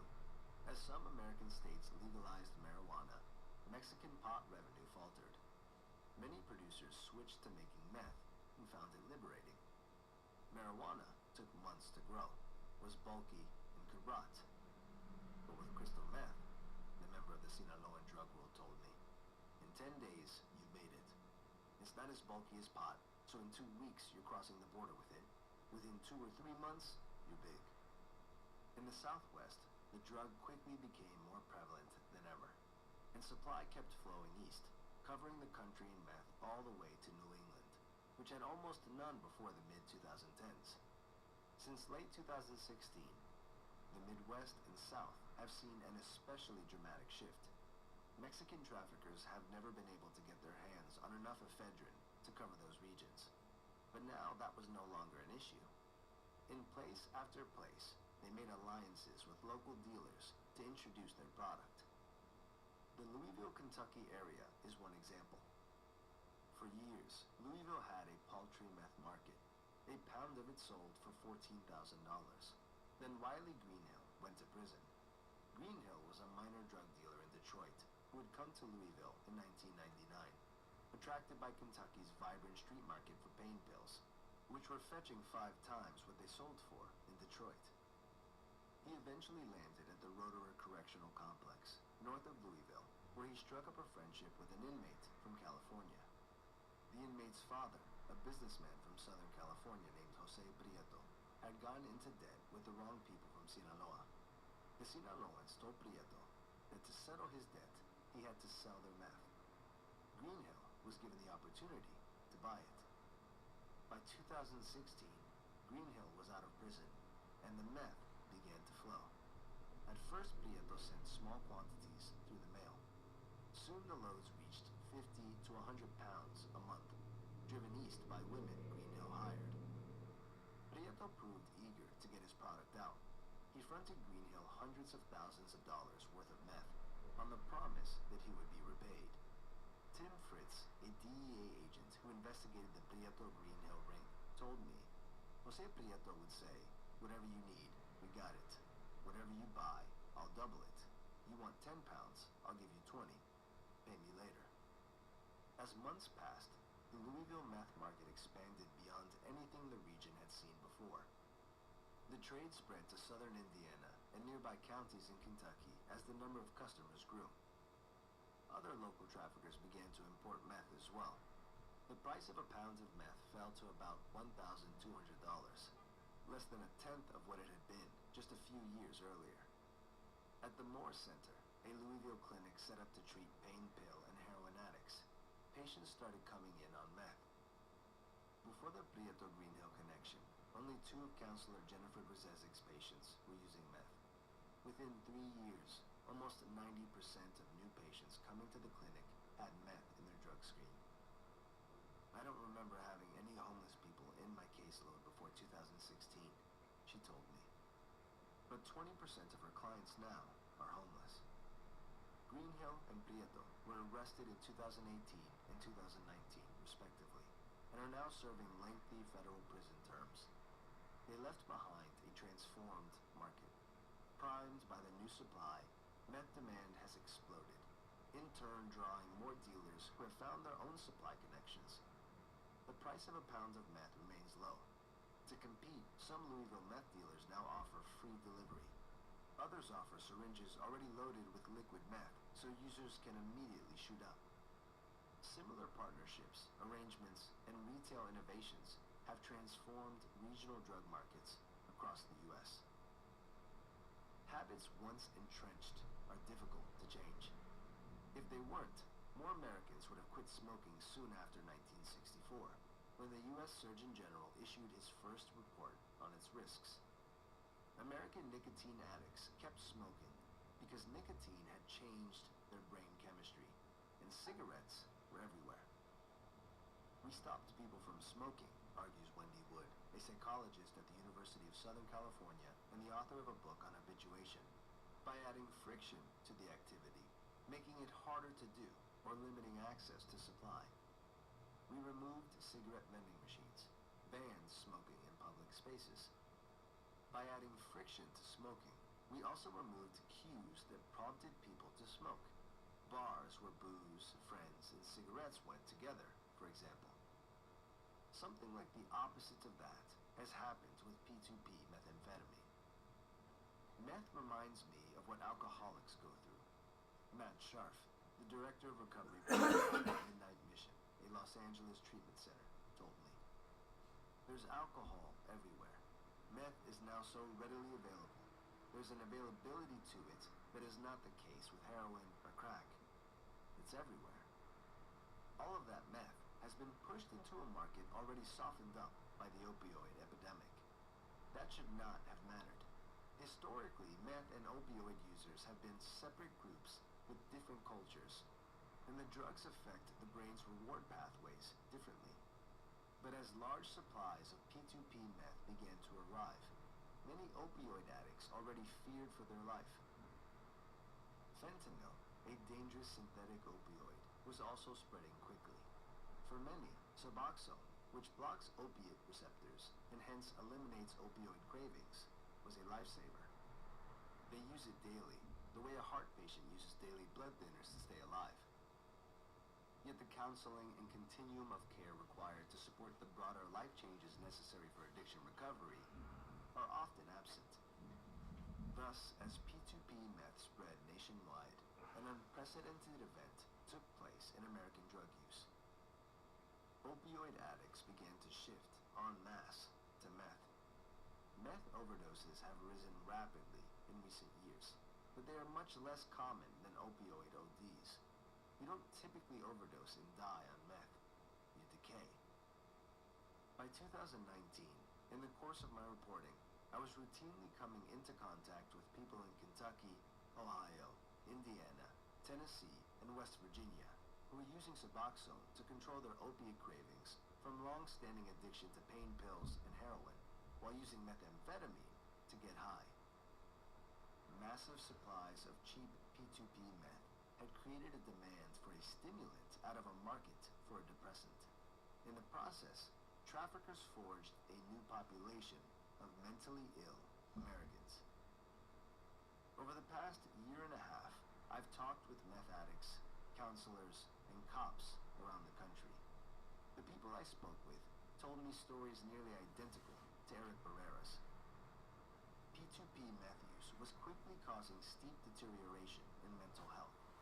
The symptoms were always similar: violent paranoia, hallucinations, conspiracy theories, isolation, massive memory loss, jumbled speech.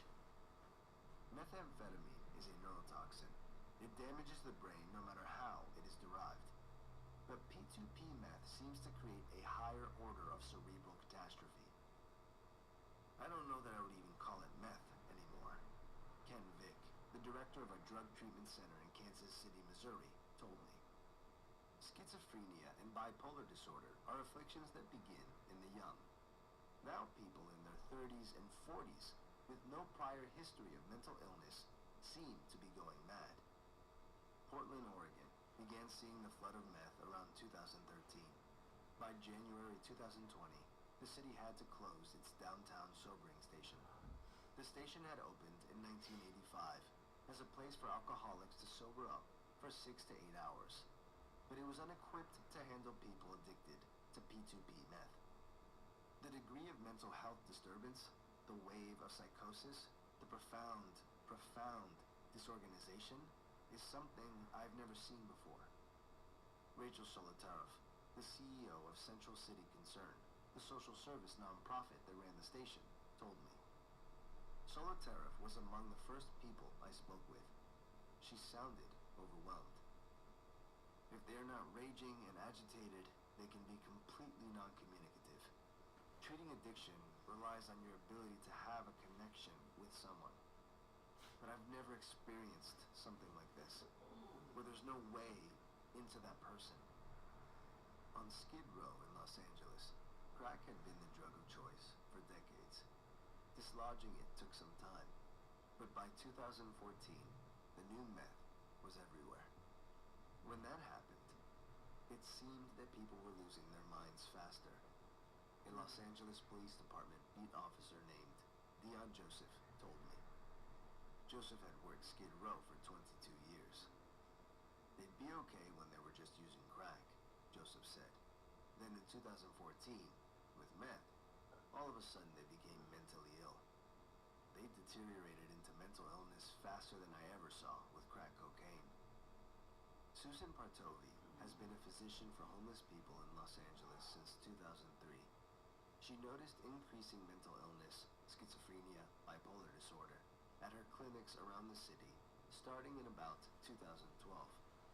She was soon astonished by how many severely mentally ill people were out there, Partovi told me. Now almost everyone we see when we do homeless outreach on the streets is on meth. Meth may now be causing long-term psychosis, similar to schizophrenia, that lasts even after they're not using anymore. I called James Mahoney, a neuropsychologist at West Virginia University, who had studied the effects of ephedrine meth on the brain in the early 2000s at UCLA. The psychosis he saw then was bad, he said, but it frequently appeared to be the result of extended sleep deprivation. In 2016, Mahoney took a job as a drug researcher and specialist in WVU's addiction clinic. Less than a year later, the P2P crystal meth from Mexico started showing up. Mahoney was inundated with meth patients who came in ranting, conversing with phantoms. I can't even compare it to what I was seeing at UCLA, he told me. Now we're seeing it instantaneously, within hours, in people who just used psychotic symptoms, hallucinations, delusions. In community after community, I heard stories like this. Southwest Virginia hadn't seen much meth for almost a decade, when suddenly, in about 2017, we started to see people go into the state mental hospital system who were just grossly psychotic. Eric Green, then a drug counselor in the area, told me. Since then, it's caused a crisis in our state mental health hospitals.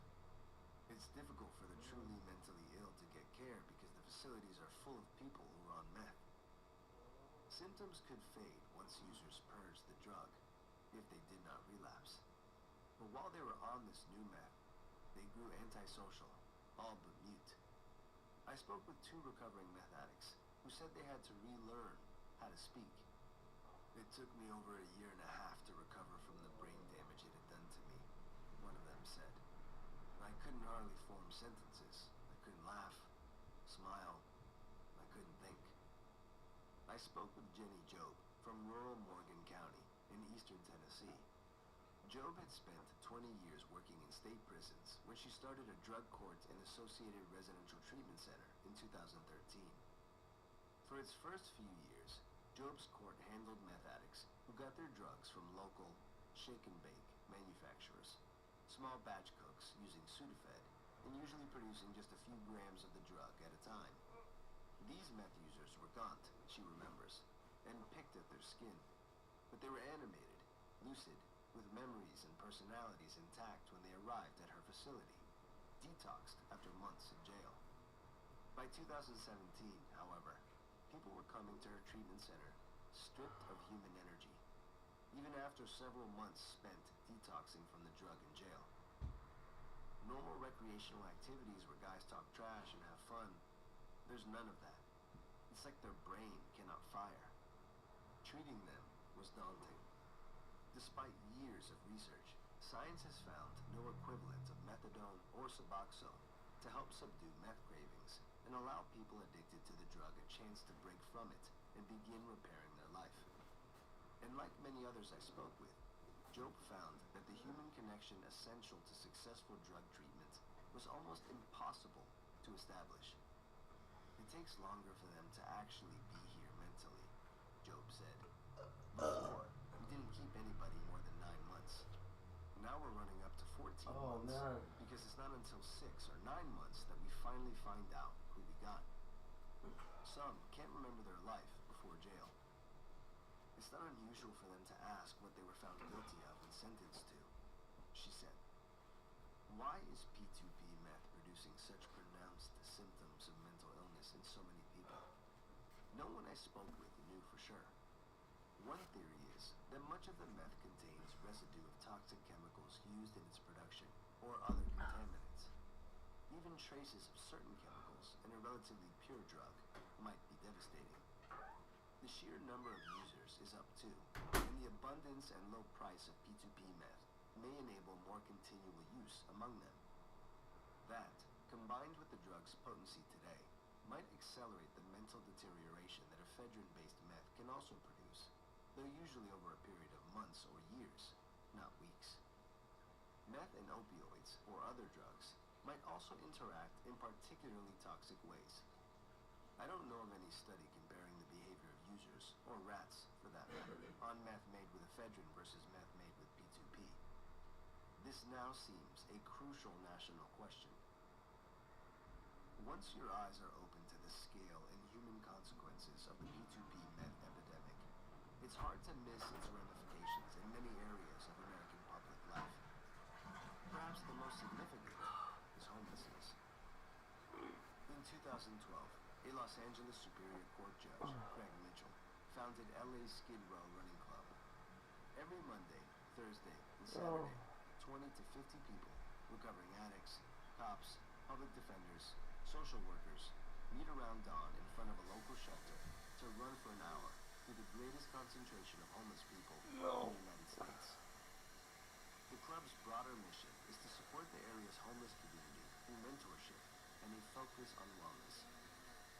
Los Angeles has long been the nation's homelessness capital. But as in many cities, large and small, the problem has worsened greatly in recent years. In the LA area, homelessness more than doubled from 2012 to 2020. Mitchell told me the most visible homelessness, people sleeping on sidewalks or in the tents that now crowd many of the city's neighborhoods, was clearly due to the new meth. There was a sea change with respect to meth being the main drug of choice, beginning in about 2008, he said. Now, it's the #1 drug. Remarkably, meth rarely comes up in city discussions on homelessness, or in newspaper articles about it. Mitchell called it the elephant in the room. Nobody wants to talk about it, he said. There's a desire not to stigmatize the homeless as drug users. Policymakers and advocates instead prefer to focus on LA's cost of housing, which is very high, but hardly relevant to people rendered psychotic and unemployable by methamphetamine. Addiction and mental illness have always been contributors to homelessness. P2P meth seems to produce those conditions quickly. It took me 12 years of using before I was homeless. Tally Wendick, a counselor in Bend, Oregon, who began using ephedrine-based meth in 1993 and has been clean for 15 years, told me. Now, within a year, they're homeless. So many homeless camps have popped up around Central Oregon. Huge camps on Bureau of Land Management land, with tents and campers and roads they've cleared themselves. And almost everyone's using. You're trying to help someone get clean, and they live in a camp where almost everyone is using. Eric Barrera is now a member of Judge Mitchell's running club. Through the VA, he got treatment for his meth addiction and found housing. Without meth, he was able to keep it. The voices in his head went away. He volunteered at a treatment center, which eventually hired him as an outreach worker, looking for vets in the encampments. Barrera told me that every story he hears in the course of his work is complex. Homelessness, of course, has many roots. Some people he has met were disabled and couldn't work, or were just out of prison. Others had lost their jobs or health insurance and couldn't pay for both rent and the surgeries or medications they needed. They'd scraped by until a landlord had raised their rent. Some kept their cars to sleep in, or had welcoming families who offered a couch or a bed in a garage. Barrera thought of them as invisible, the hidden homeless, the shredded safety net homeless. But Barrera also told me that for a lot of the residents of Skid Row's tent encampments, meth was a major reason they were there and couldn't leave. Such was the pull. Some were addicted to other things, crack or heroin, alcohol or gambling. Many of them used any drug available, but what Barrera encountered the most was meth. Tents themselves seem to play a role in this phenomenon. Tents protect many homeless people from the elements.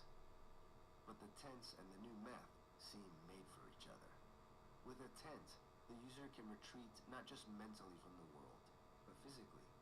Encampments provide a community for users, creating the kinds of environmental cues that the USC psychologist Wendy Wood finds crucial in forming and maintaining habits.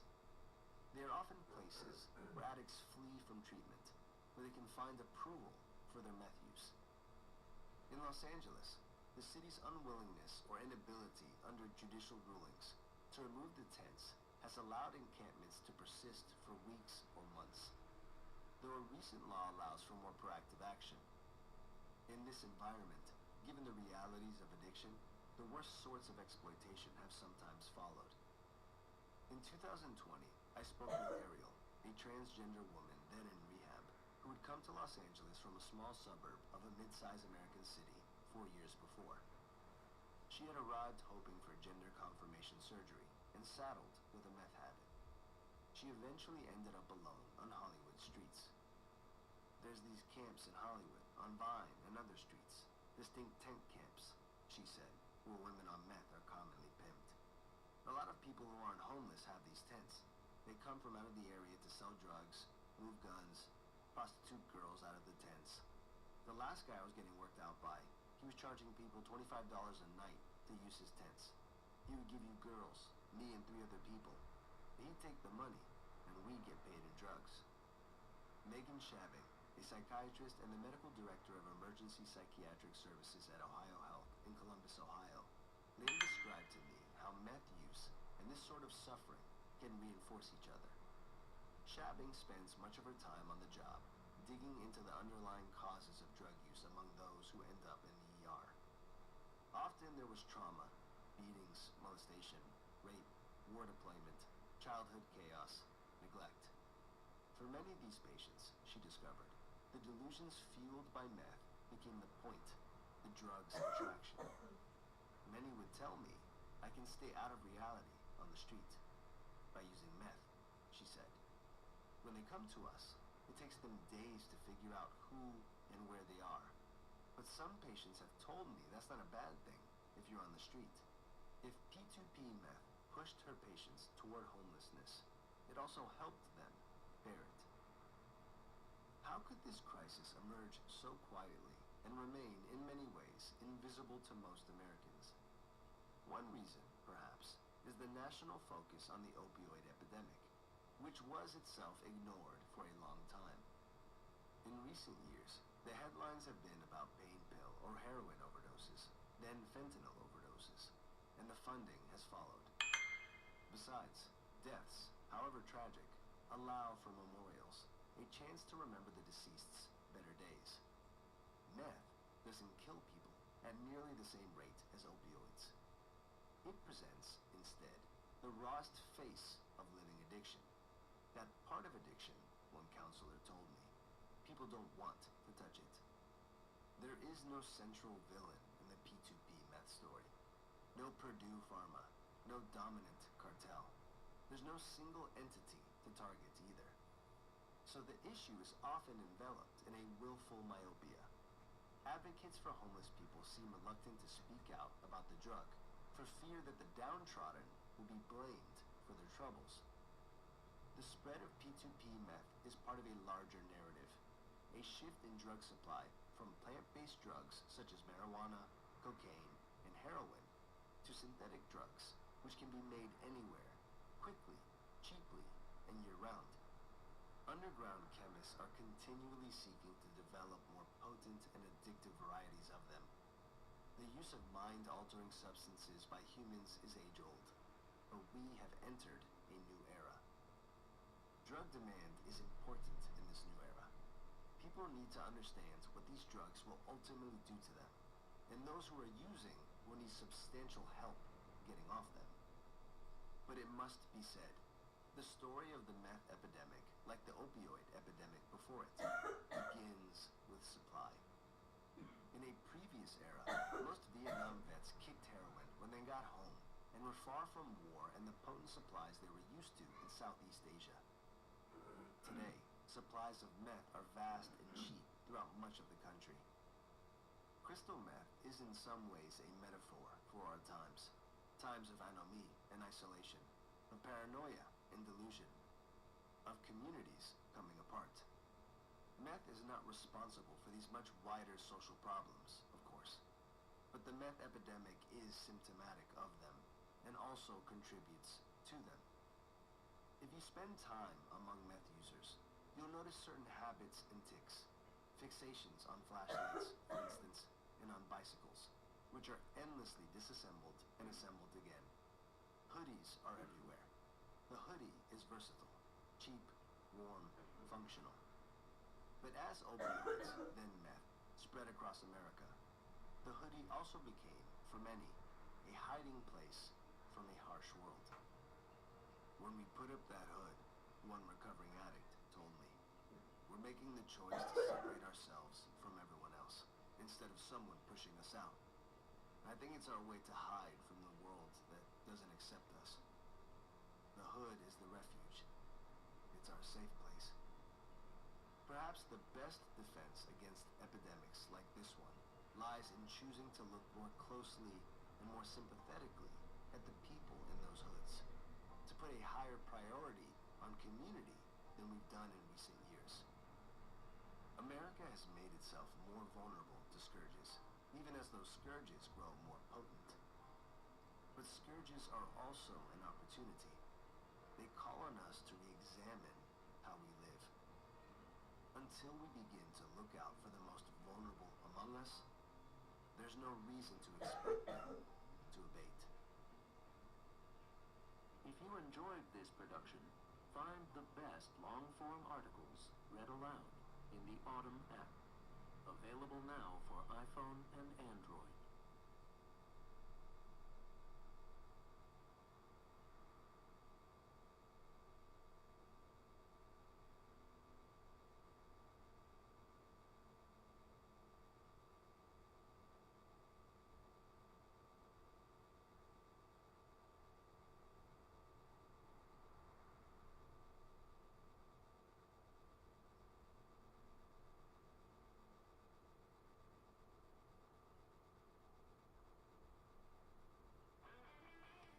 Drive home a champion today during the Hyundai Racing Cup sales event.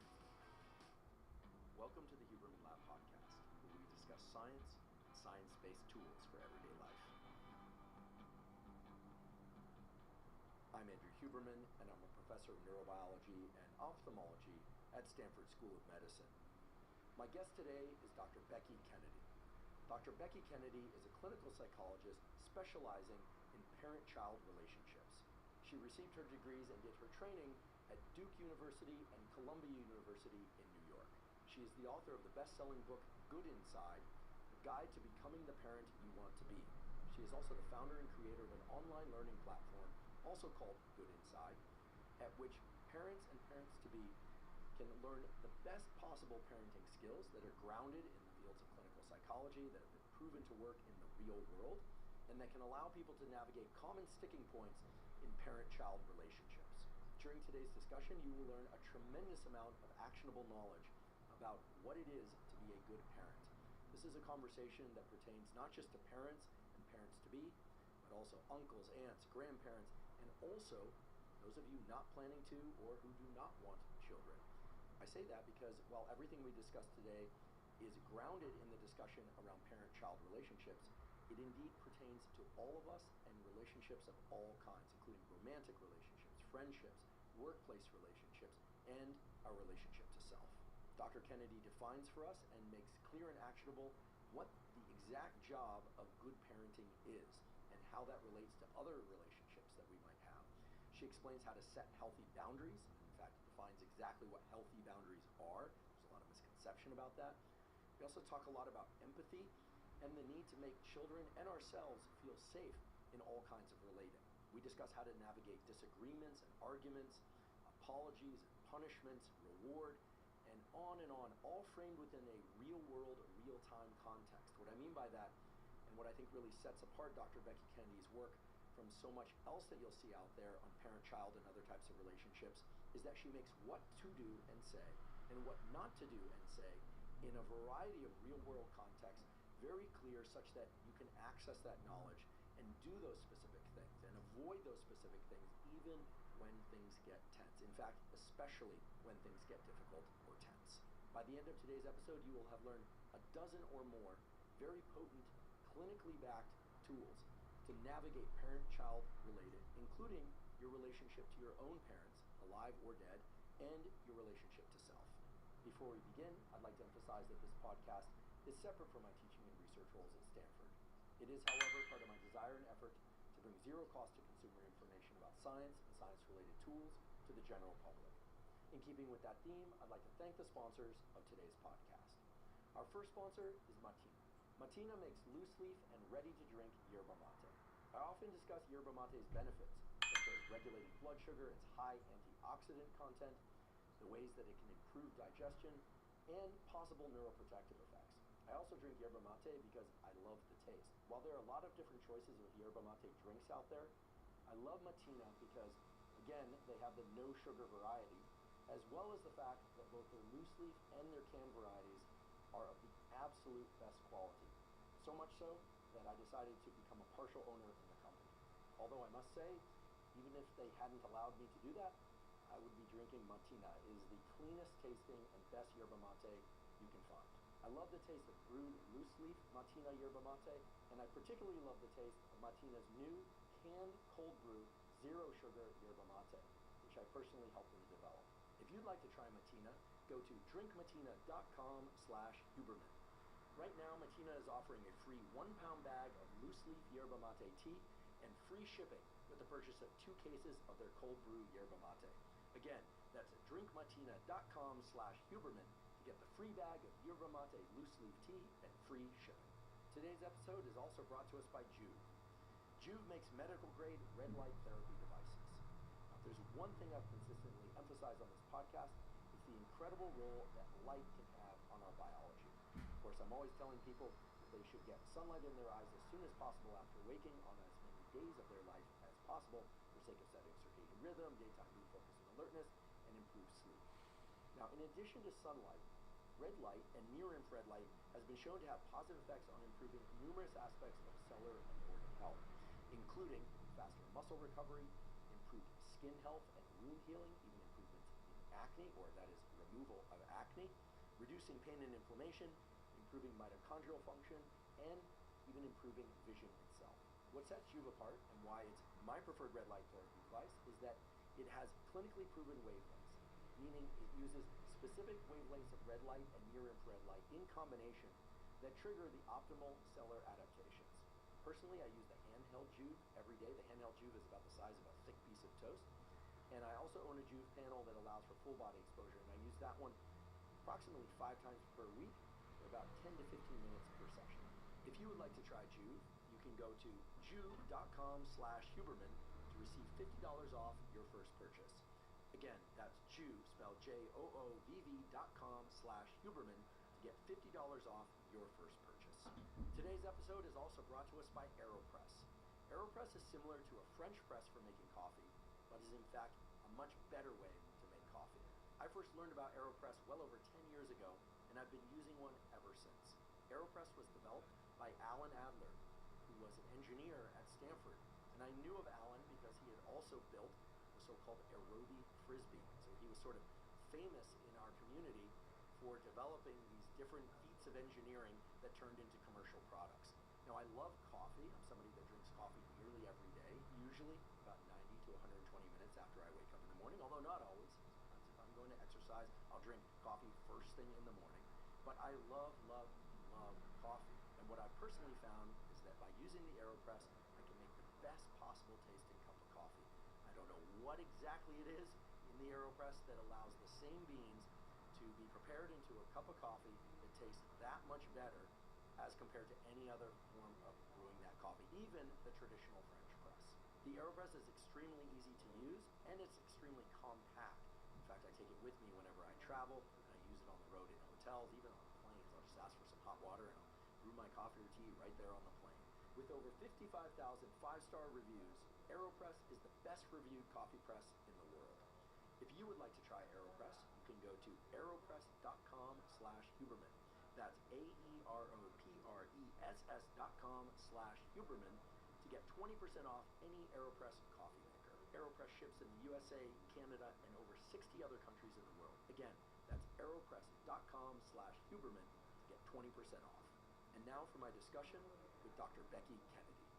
Dr. Becky Kennedy, welcome. Thank you. So excited to be here. I have a lot of questions for you. And as I mentioned in my introduction, much of what we are going to discuss today relates to parent-child relating, but pertains to relationships generally. So people with children, without children, who don't want children. Hopefully there aren't people that hate children, but for all people out there, with children or not, planning them or not, relationships are really just fundamental to who we are. And I actually place relationships, including relationship to self, think of as the 6 pillars of mental health, physical health, and performance. Sleep, nutrition, and exercise. Relationships, clearly vital to all aspects of life. So I'd like to start off by just asking, for all of us, are there some simple, perhaps not so simple questions that we can reflect on that give us a sense of how good a parent we are or would be based on, I don't know, our previous parent-child relationships, our relationship to self? What kind of things come to bear when we think about really healthy relationships? I can, start rattling off a list of what I imagine it could be, but what are your thoughts? What's the parameter space, as we say? How should we think about relationships besides just, I either like this person or don't, or I feel good around them or I don't, or separating how I feel about them versus how they make me feel? I think we can drill a little deeper below the kind of more superficial stuff that we often see out there. The first thing that comes to mind when you say that is this word sturdiness. And to me, when someone says, what is good inside as an approach, and that's always the first word that comes to mind. And I know that's an odd word. It's not a word we use a lot, although I do think most people, when you say that person's a really sturdy person, I think we all have some connotation or feeling, at least, of what that means. And I use it a lot, being a sturdy parent, being a sturdy leader. I talk a lot about the similarities to parenting and kind of being a pilot of a plane. And that word sturdy always comes up. And so I remember a little while ago, someone pushed me. They're like, what's your definition of what that means? And at that point, I thought, wow, I should probably have a definition, given I use it a lot. But what I think it really means is an ability to be connected to yourself and to someone else at the same time. And I think that is really the definition of sturdy leadership, and that is the key thing that's present in a healthy relationship. That at once, I kind of know my values, what I want, what I need. I feel like I can be true to that. And at the same time, I can kind of connect to someone else who probably has different wants and needs and maybe even slightly different values at the same time. And the thing that leads me to next is what I think about is family jobs and a parent's job. So in almost any other place, you could assume if I'm getting a new job at this company, there's just no way I could do my job well if I don't know what my job is, right? If you go to your desk and your boss is like, have a good day, do a good job, and there's no job description, you'd be like, I think that's impossible. But over and over with parents, if I say to them, well, what is your job with your kid? Or when your kid's having a tantrum, or they hit, or they're rude, or they lie to your face, or anything, what is your job in that moment? Most people, very well-intentioned, educated people who would never, ever take a job if they didn't have a job description, they look at me, they're like, I have no idea. So how can we do it well? How can we then perform it to a place to get to the outcomes we want if you don't have the foundation of what your job is? And to me, I thought a lot about it. I think parents actually have 2 jobs, and it relates to sturdiness, so you'll connect it, where one of our jobs is boundaries. And to me, boundaries are things we tell people we will do, and they require the other person to do nothing. And that's really important, because a lot of times we think we're setting a boundary when actually we're making a request. And boundaries keep us connected to ourselves. They represent our values and our wants and our needs. And in a parent-child relationship, they also keep our kids safe. If I just know, in a simple way, my kids watched enough TV today and they really have to get to bed, and I know that. Like, I don't want them to stay up late. I kind of know what my family needs. I have to set a boundary.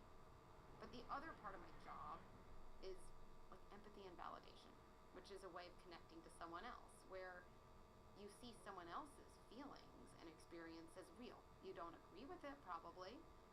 You don't necessarily condone the behavior that's the representation of the feelings, but the feelings themselves you need to connect to.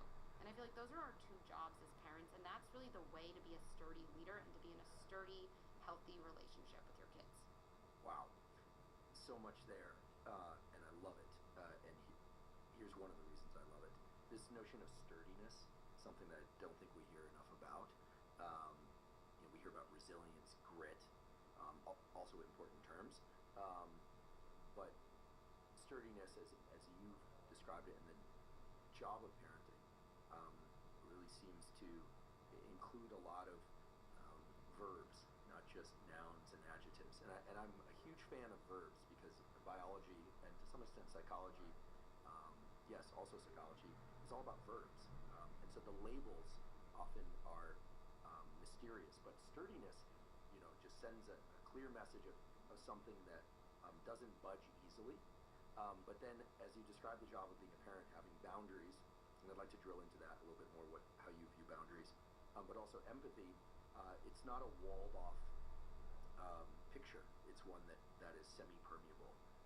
Also, and I confess I'm a bit obsessed with old-school psychoanalytic theory, not as the be-all, end-all of psychology, but it also suggests like this other relationship. Like, I'm a person, I have a self, you're a person, you have a self.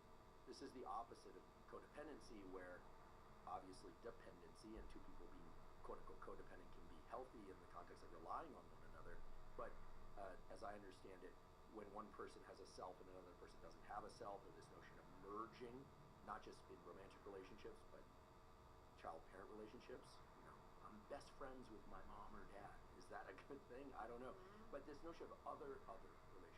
It's like, I'm a self, you're a self, and we each see each other as another. Anyway, I think there's so much to explore here. So valuable. You mentioned that boundaries are something that we do and that requires that the other do nothing. Yes. Can we go a little bit further into that? Because it's a beautiful concept, and this notion of boundaries, but like gaslighting, narcissism, and all the other things that we hear about nowadays, I think are often badly misunderstood.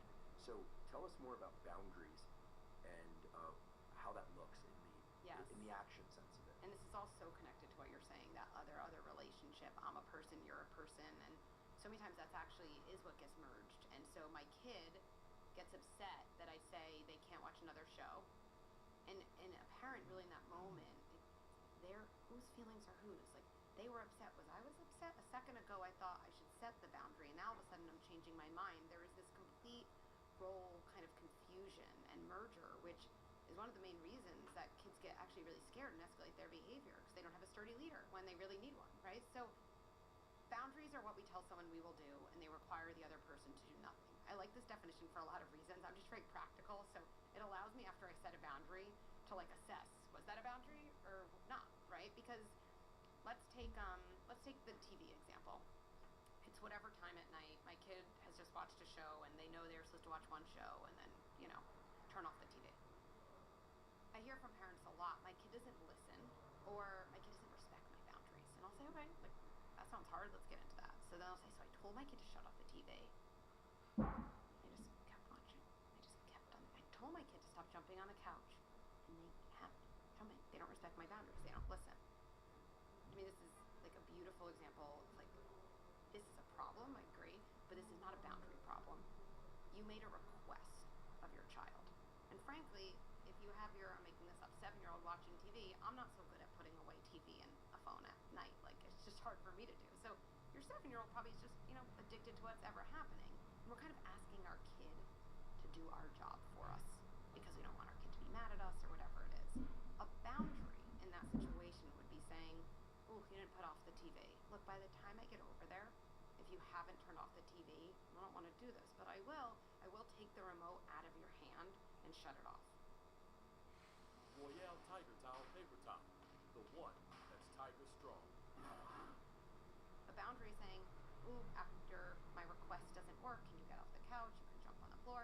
Look, if by the time I get over there you haven't gotten off the couch, I will pick you up. That is, like, I'm not going to put the success of my intervention in my, like, 7-year-old's hand. I care too much about my own needs and my own role as a leader in my home to do that, right? Same thing with, let's say, in-laws. My mother-in-law doesn't respect my boundary, shows up without calling.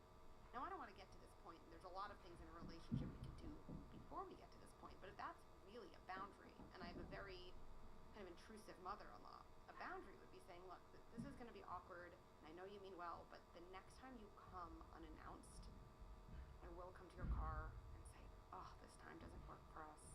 You cannot come in, and I will go back into my house and close the door. Like, now there's going to be lots of feelings around that, but you are now setting a true boundary. And when we say our kids don't listen, those are often situations, not all of them, but there's a big percentage where I'm actually not setting a boundary early enough and in a sturdy enough way, which is what my kid needs, because at that point, they simply don't have the skills to inhibit an urge, and they need me to be the boundary for them. We hear sometimes that kids are craving rules. They're craving boundaries. I don't know, I was kind of a wild adolescent teenager. Maybe a little more than wild. I don't recall ever craving rules, but I do recall paying attention to their lack of presence. So, what of that? Is this notion that kids really want and crave rules and boundaries, is that sort of a, I don't know, projection that we put onto them? And I'm not exploring this just for fun. I'm exploring it because I think that one thing that's very helpful in setting boundaries, especially with kids, is the idea that, gosh, even if it's a bit painful to see them in discomfort, there's that empathy piece that you talked about before. That empathic attunement can get in the way of boundaries, right? And they're not mutually exclusive, but these are somewhat competing forces at times. So if we know, or if we can acknowledge, or at least explore this idea that rules are deep down what they really want, not just what they need. Yes.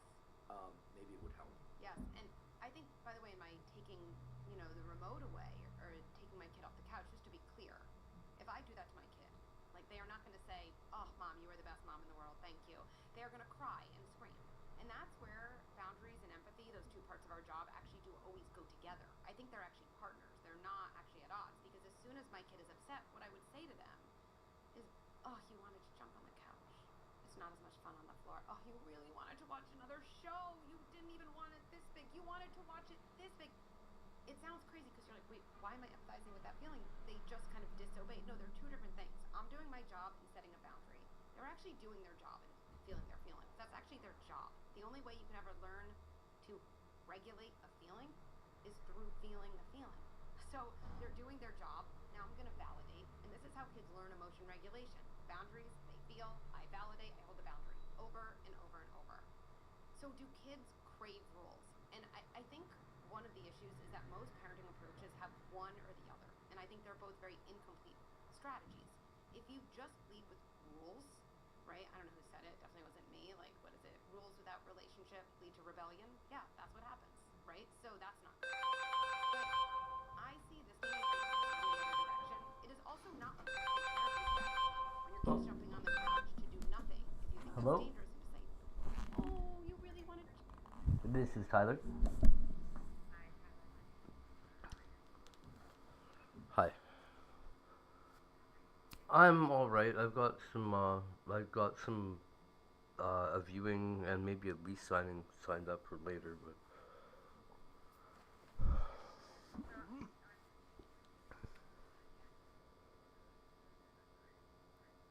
okay.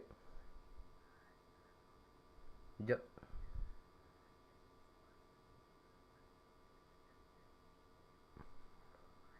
Okay.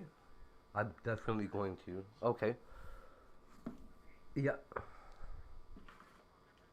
415-4640.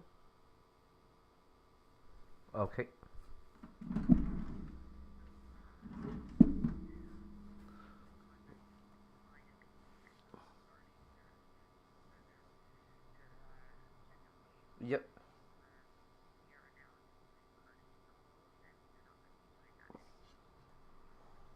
Okay. Okay.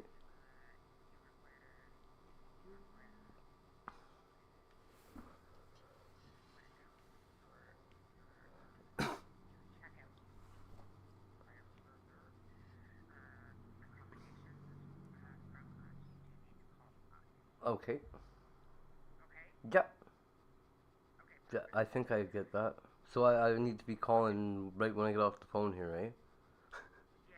Alrighty. Yeah. Is there anything else that changed? Okay, awesome. Yep. Thank you.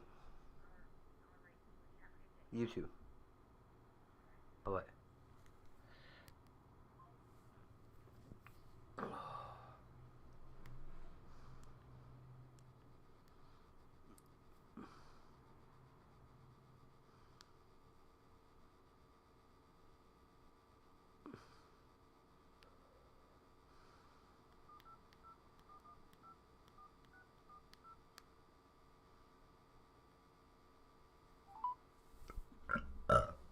You have reached the Alberta Supports Emergency Accommodations line for active Alberta Supports clients. Your privacy is important to us. Section 33C of the FOIP Act authorizes us to ask for information required to provide the services you have requested. Please speak with an agent if you have questions. Your call may be recorded for quality or training purposes.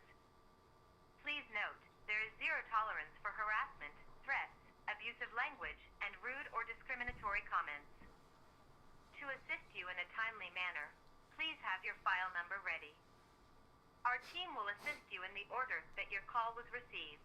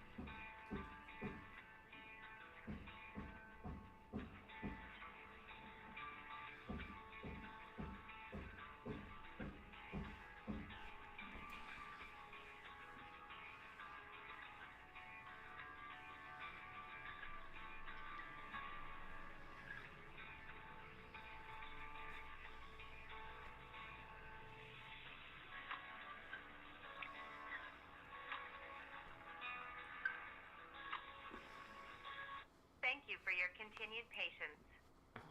While on hold, we want to ensure that you have access to relevant resources. For Edmonton resources related to long-term housing, temporary shelter, transportation, pet care services, ID services, healthcare, and Indigenous supports, you may access the Navigation Center located at 103 Avenue and 107th Street. For more Edmonton housing programs, you may contact Civita at 780-420-6161. For more information on housing supports across Alberta, please visit findhousing.alberta.ca. You may also dial 211 for more resources.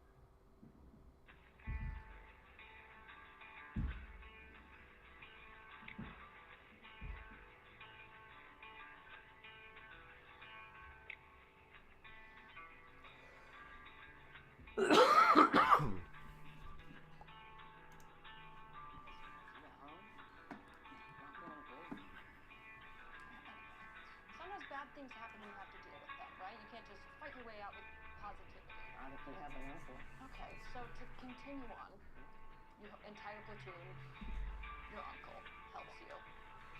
How does that lead you to the power of positivity? That momentary window that led you to choose to live this life? $100,000. Is that $100,000? Where? In the park. Where in the park? By the swing set. Just to lose $100,000 in the park? Did you know it was going to be there? Why were you in the park? Okay, so then what did you do with the $100,000? I invested it and I turned it into $16,000. Tommy, you invested $100,000. Tommy, you invested $100,000.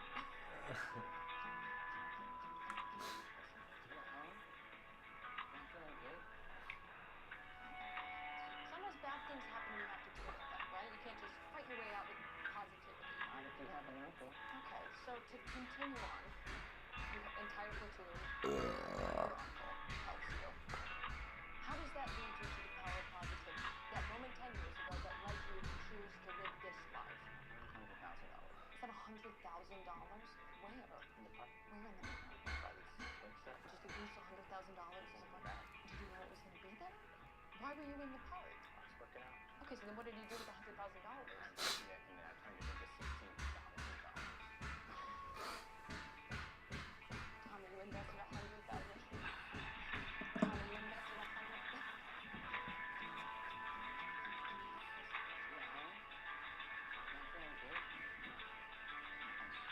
Sometimes bad things happen and you have to deal with them, right? You can't just fight your way out with positivity. Not if you have an uncle. Okay, so to continue on, your entire platoon, your uncle helps you.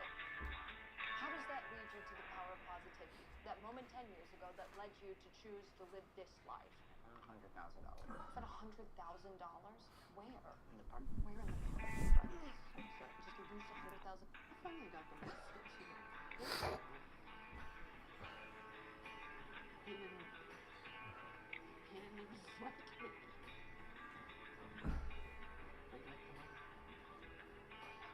So, I finally got the message. He didn't love me. He didn't even like me.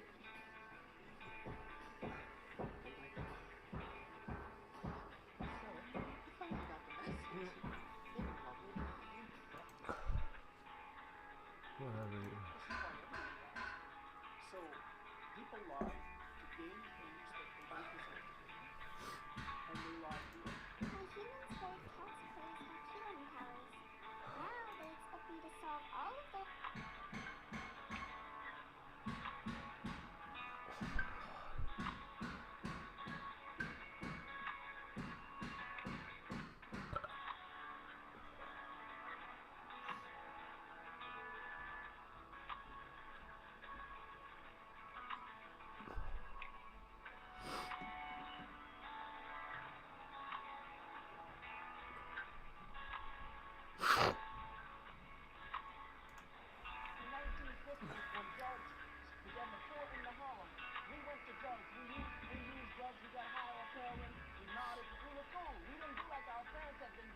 Since the plantation days, getting drunk on Saturday night and going around cutting each other up, hitting each other in the head with axes and meat cleavers and shooting each other. All because we got high and we nodded and we became lost in our own selves. And it was a rebellion, in this case, against violence. No. It was a rebellion against being identified with our parents. In 1950, when George... My humans, they look so savage. Please remain on the line. Your call will be answered in the order that it was received. We appreciate your patience.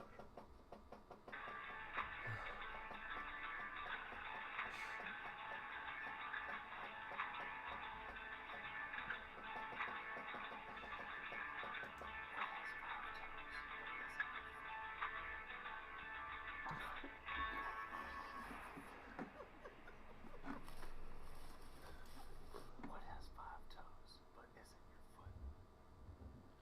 My foot.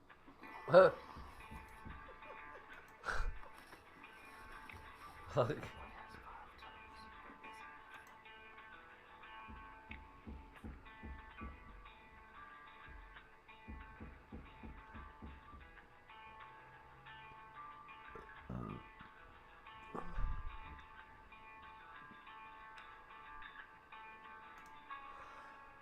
Milk is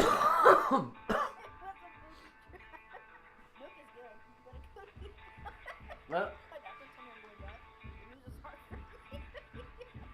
Guy who stole my iPad shit. But it's one word. Or should I spread it? I tripped over my wife's bra. It was a booby trap. Milk is good. You better cook it. I'm laying in the bed right now and I'm just like, maybe I should get out the bed and do something off the bed. But I realize if I get off the bed out here doing nothing, then I could just be doing nothing in the bed. I'm laying in the bed right now and I'm just like,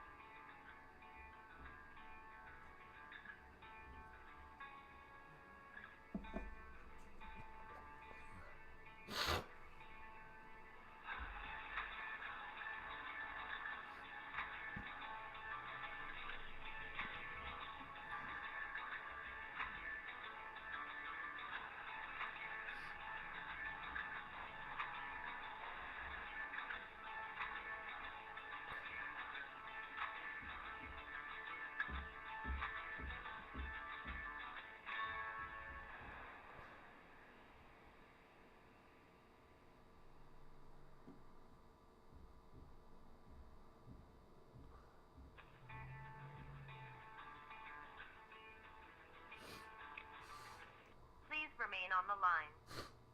Your call will be answered in the order that it was received. We appreciate your patience.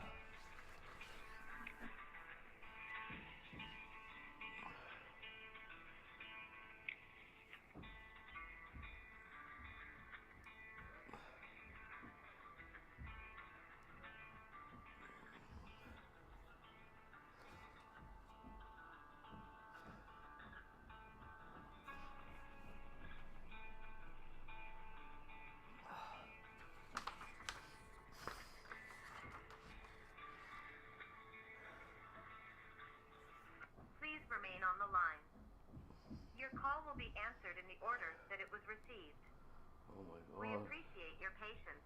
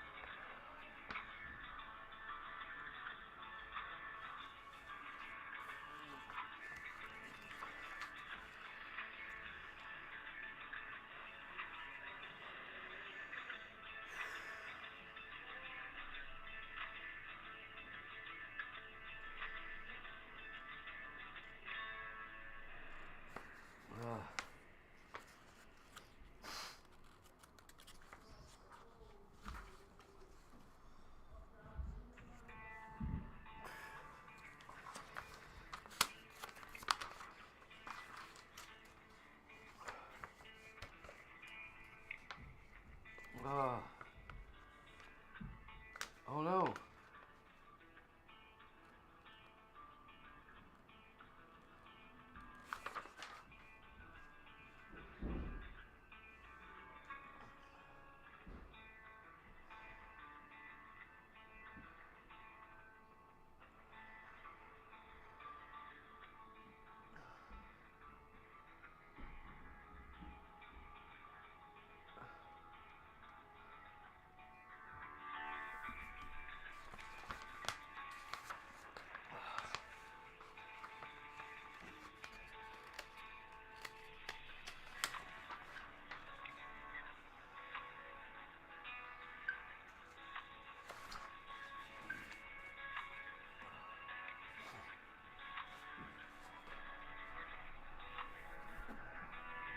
Please remain on the line.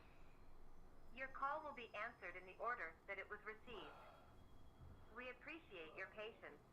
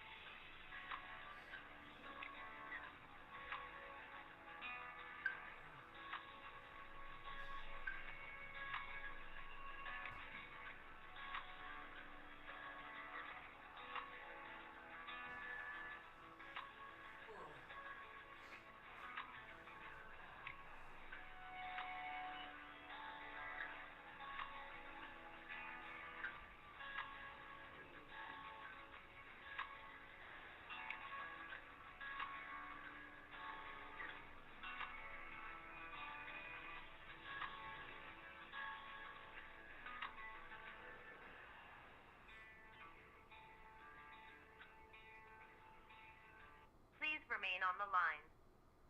Your call will be answered in the order that it was received. We appreciate your patience.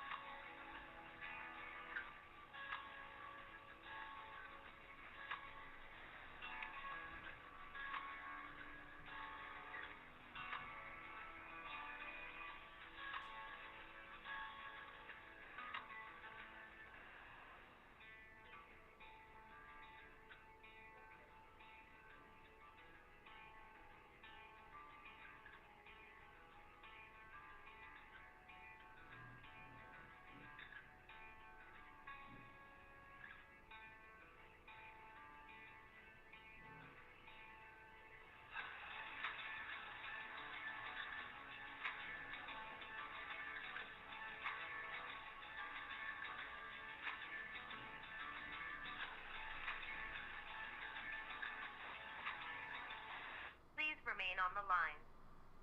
Your call will be answered in the order that it was received. We appreciate your patience.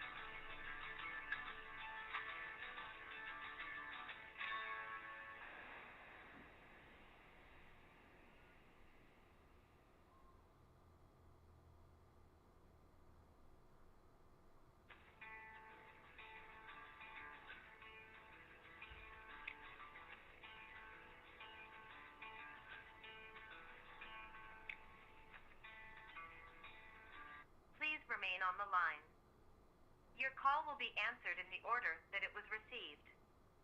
We appreciate your patience.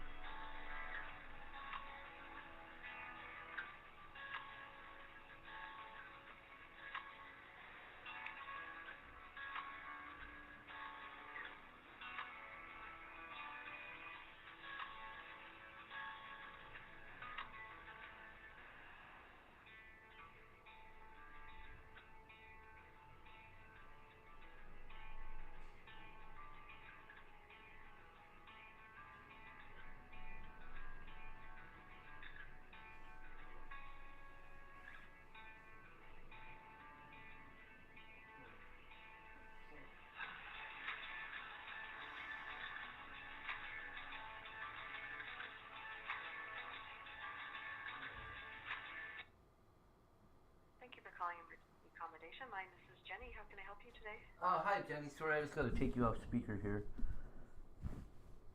I think that's got it. Hi there. This is Tyler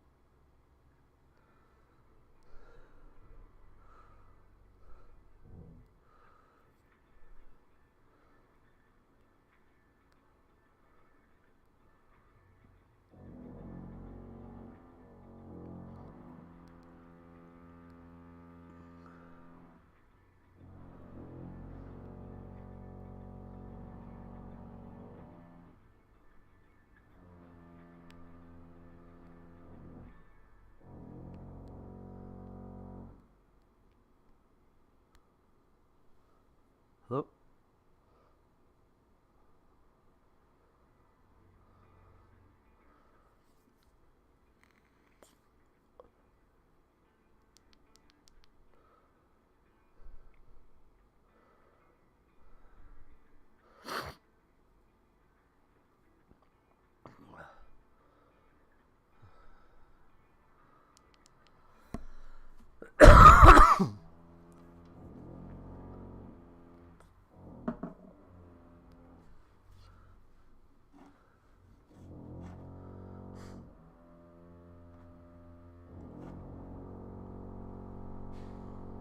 Oh my god.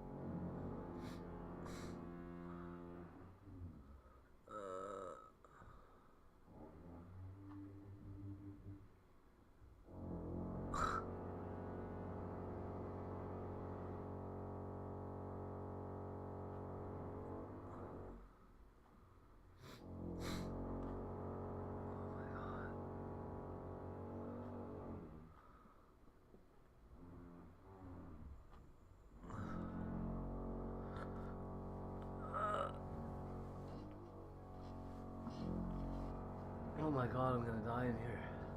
That noise is crazy.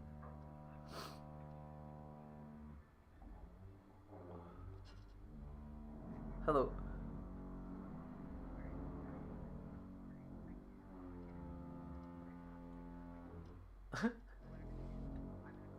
Okie doke.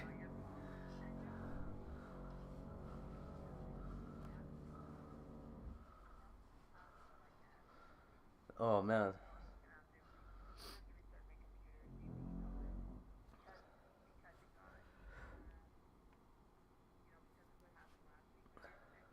Yeah.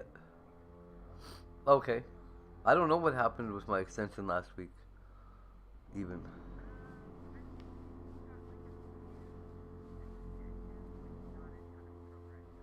Oh, that might have been that I wasn't showing so much progress, yeah.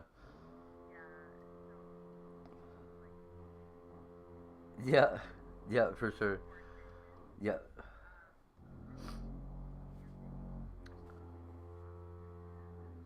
Yeah, and I've got both of my I've got a viewing today and one on the 7th at 2 o'clock. Yeah. That is on 124th Street and 117th Avenue.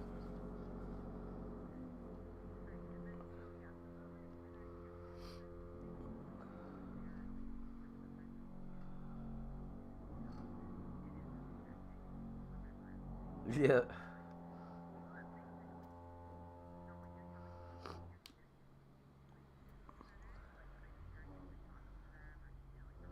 Yeah. Okay. Yeah. Okay. Awesome, yeah. Yeah. I want to get the hell out of here right now. Oh, it's terrible over here. Scary. Yeah. Yeah.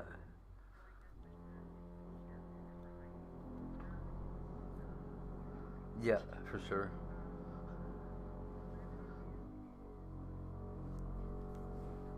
Okay.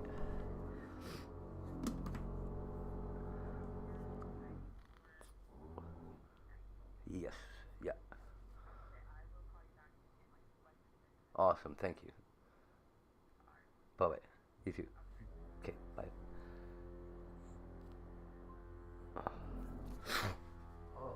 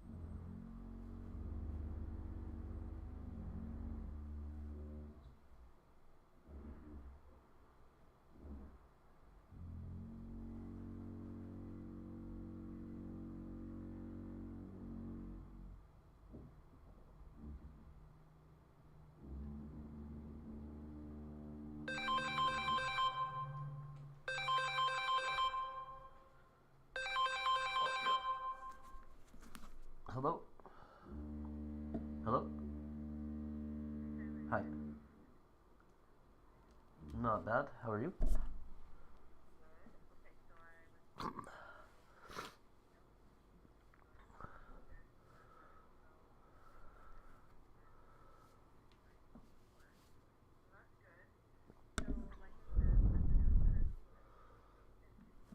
Okay. Yeah. Okay.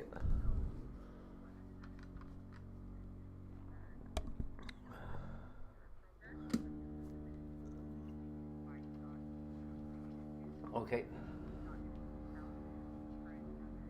Okay. Yeah, hopefully I won't need one after this lease today. Jeez.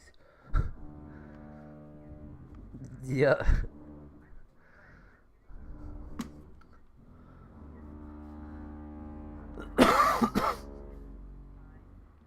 Yeah.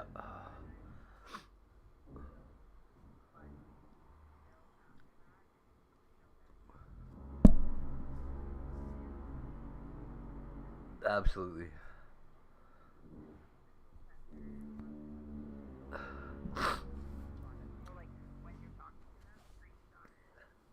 Okay. Yep.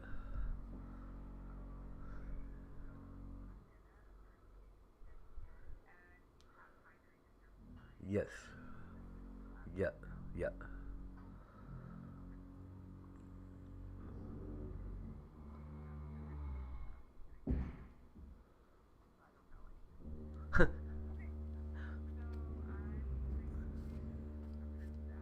Thank you.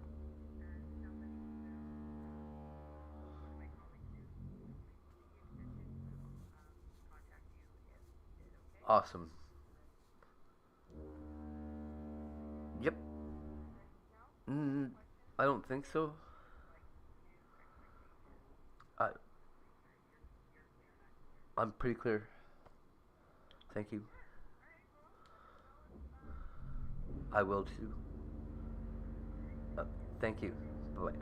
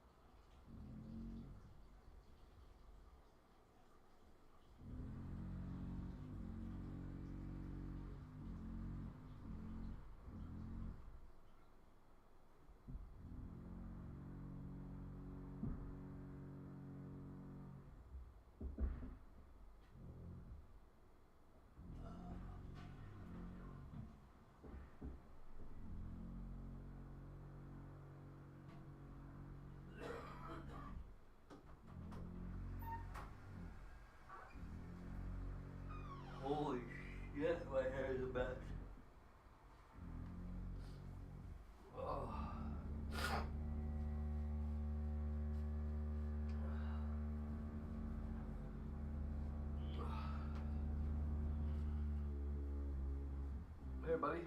There's a chocolate muffin here for you. I'm gonna run over to Tim Hortons, I guess. Okay? Good idea? You wanna come? You wanna stay here with all this loud noise? Okay.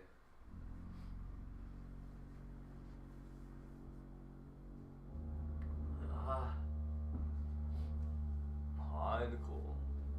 My God, this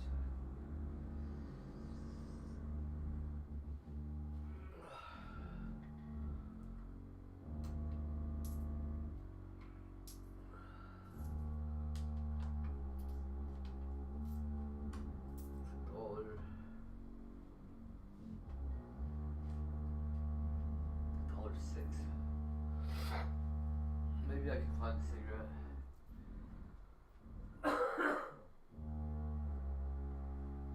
Probably not though.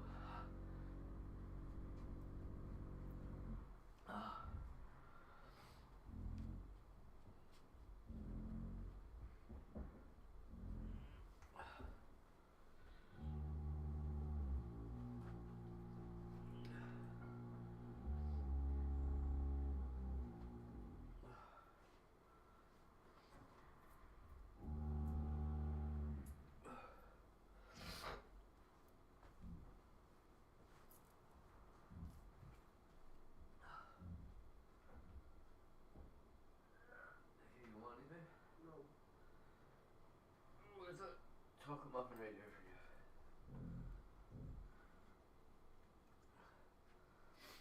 That's at least something, right?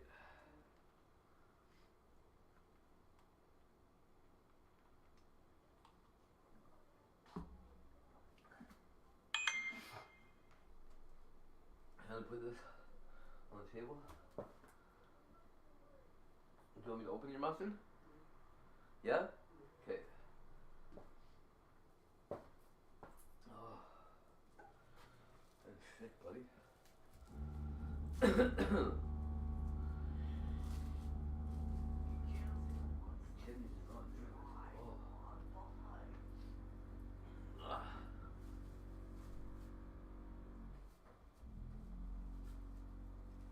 There you go.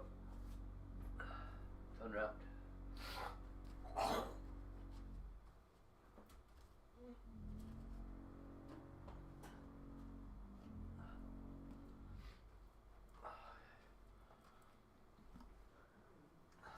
This will do. You don't want anything from the store? Okay. I'll be right back. You gonna be good? Yeah. Okay.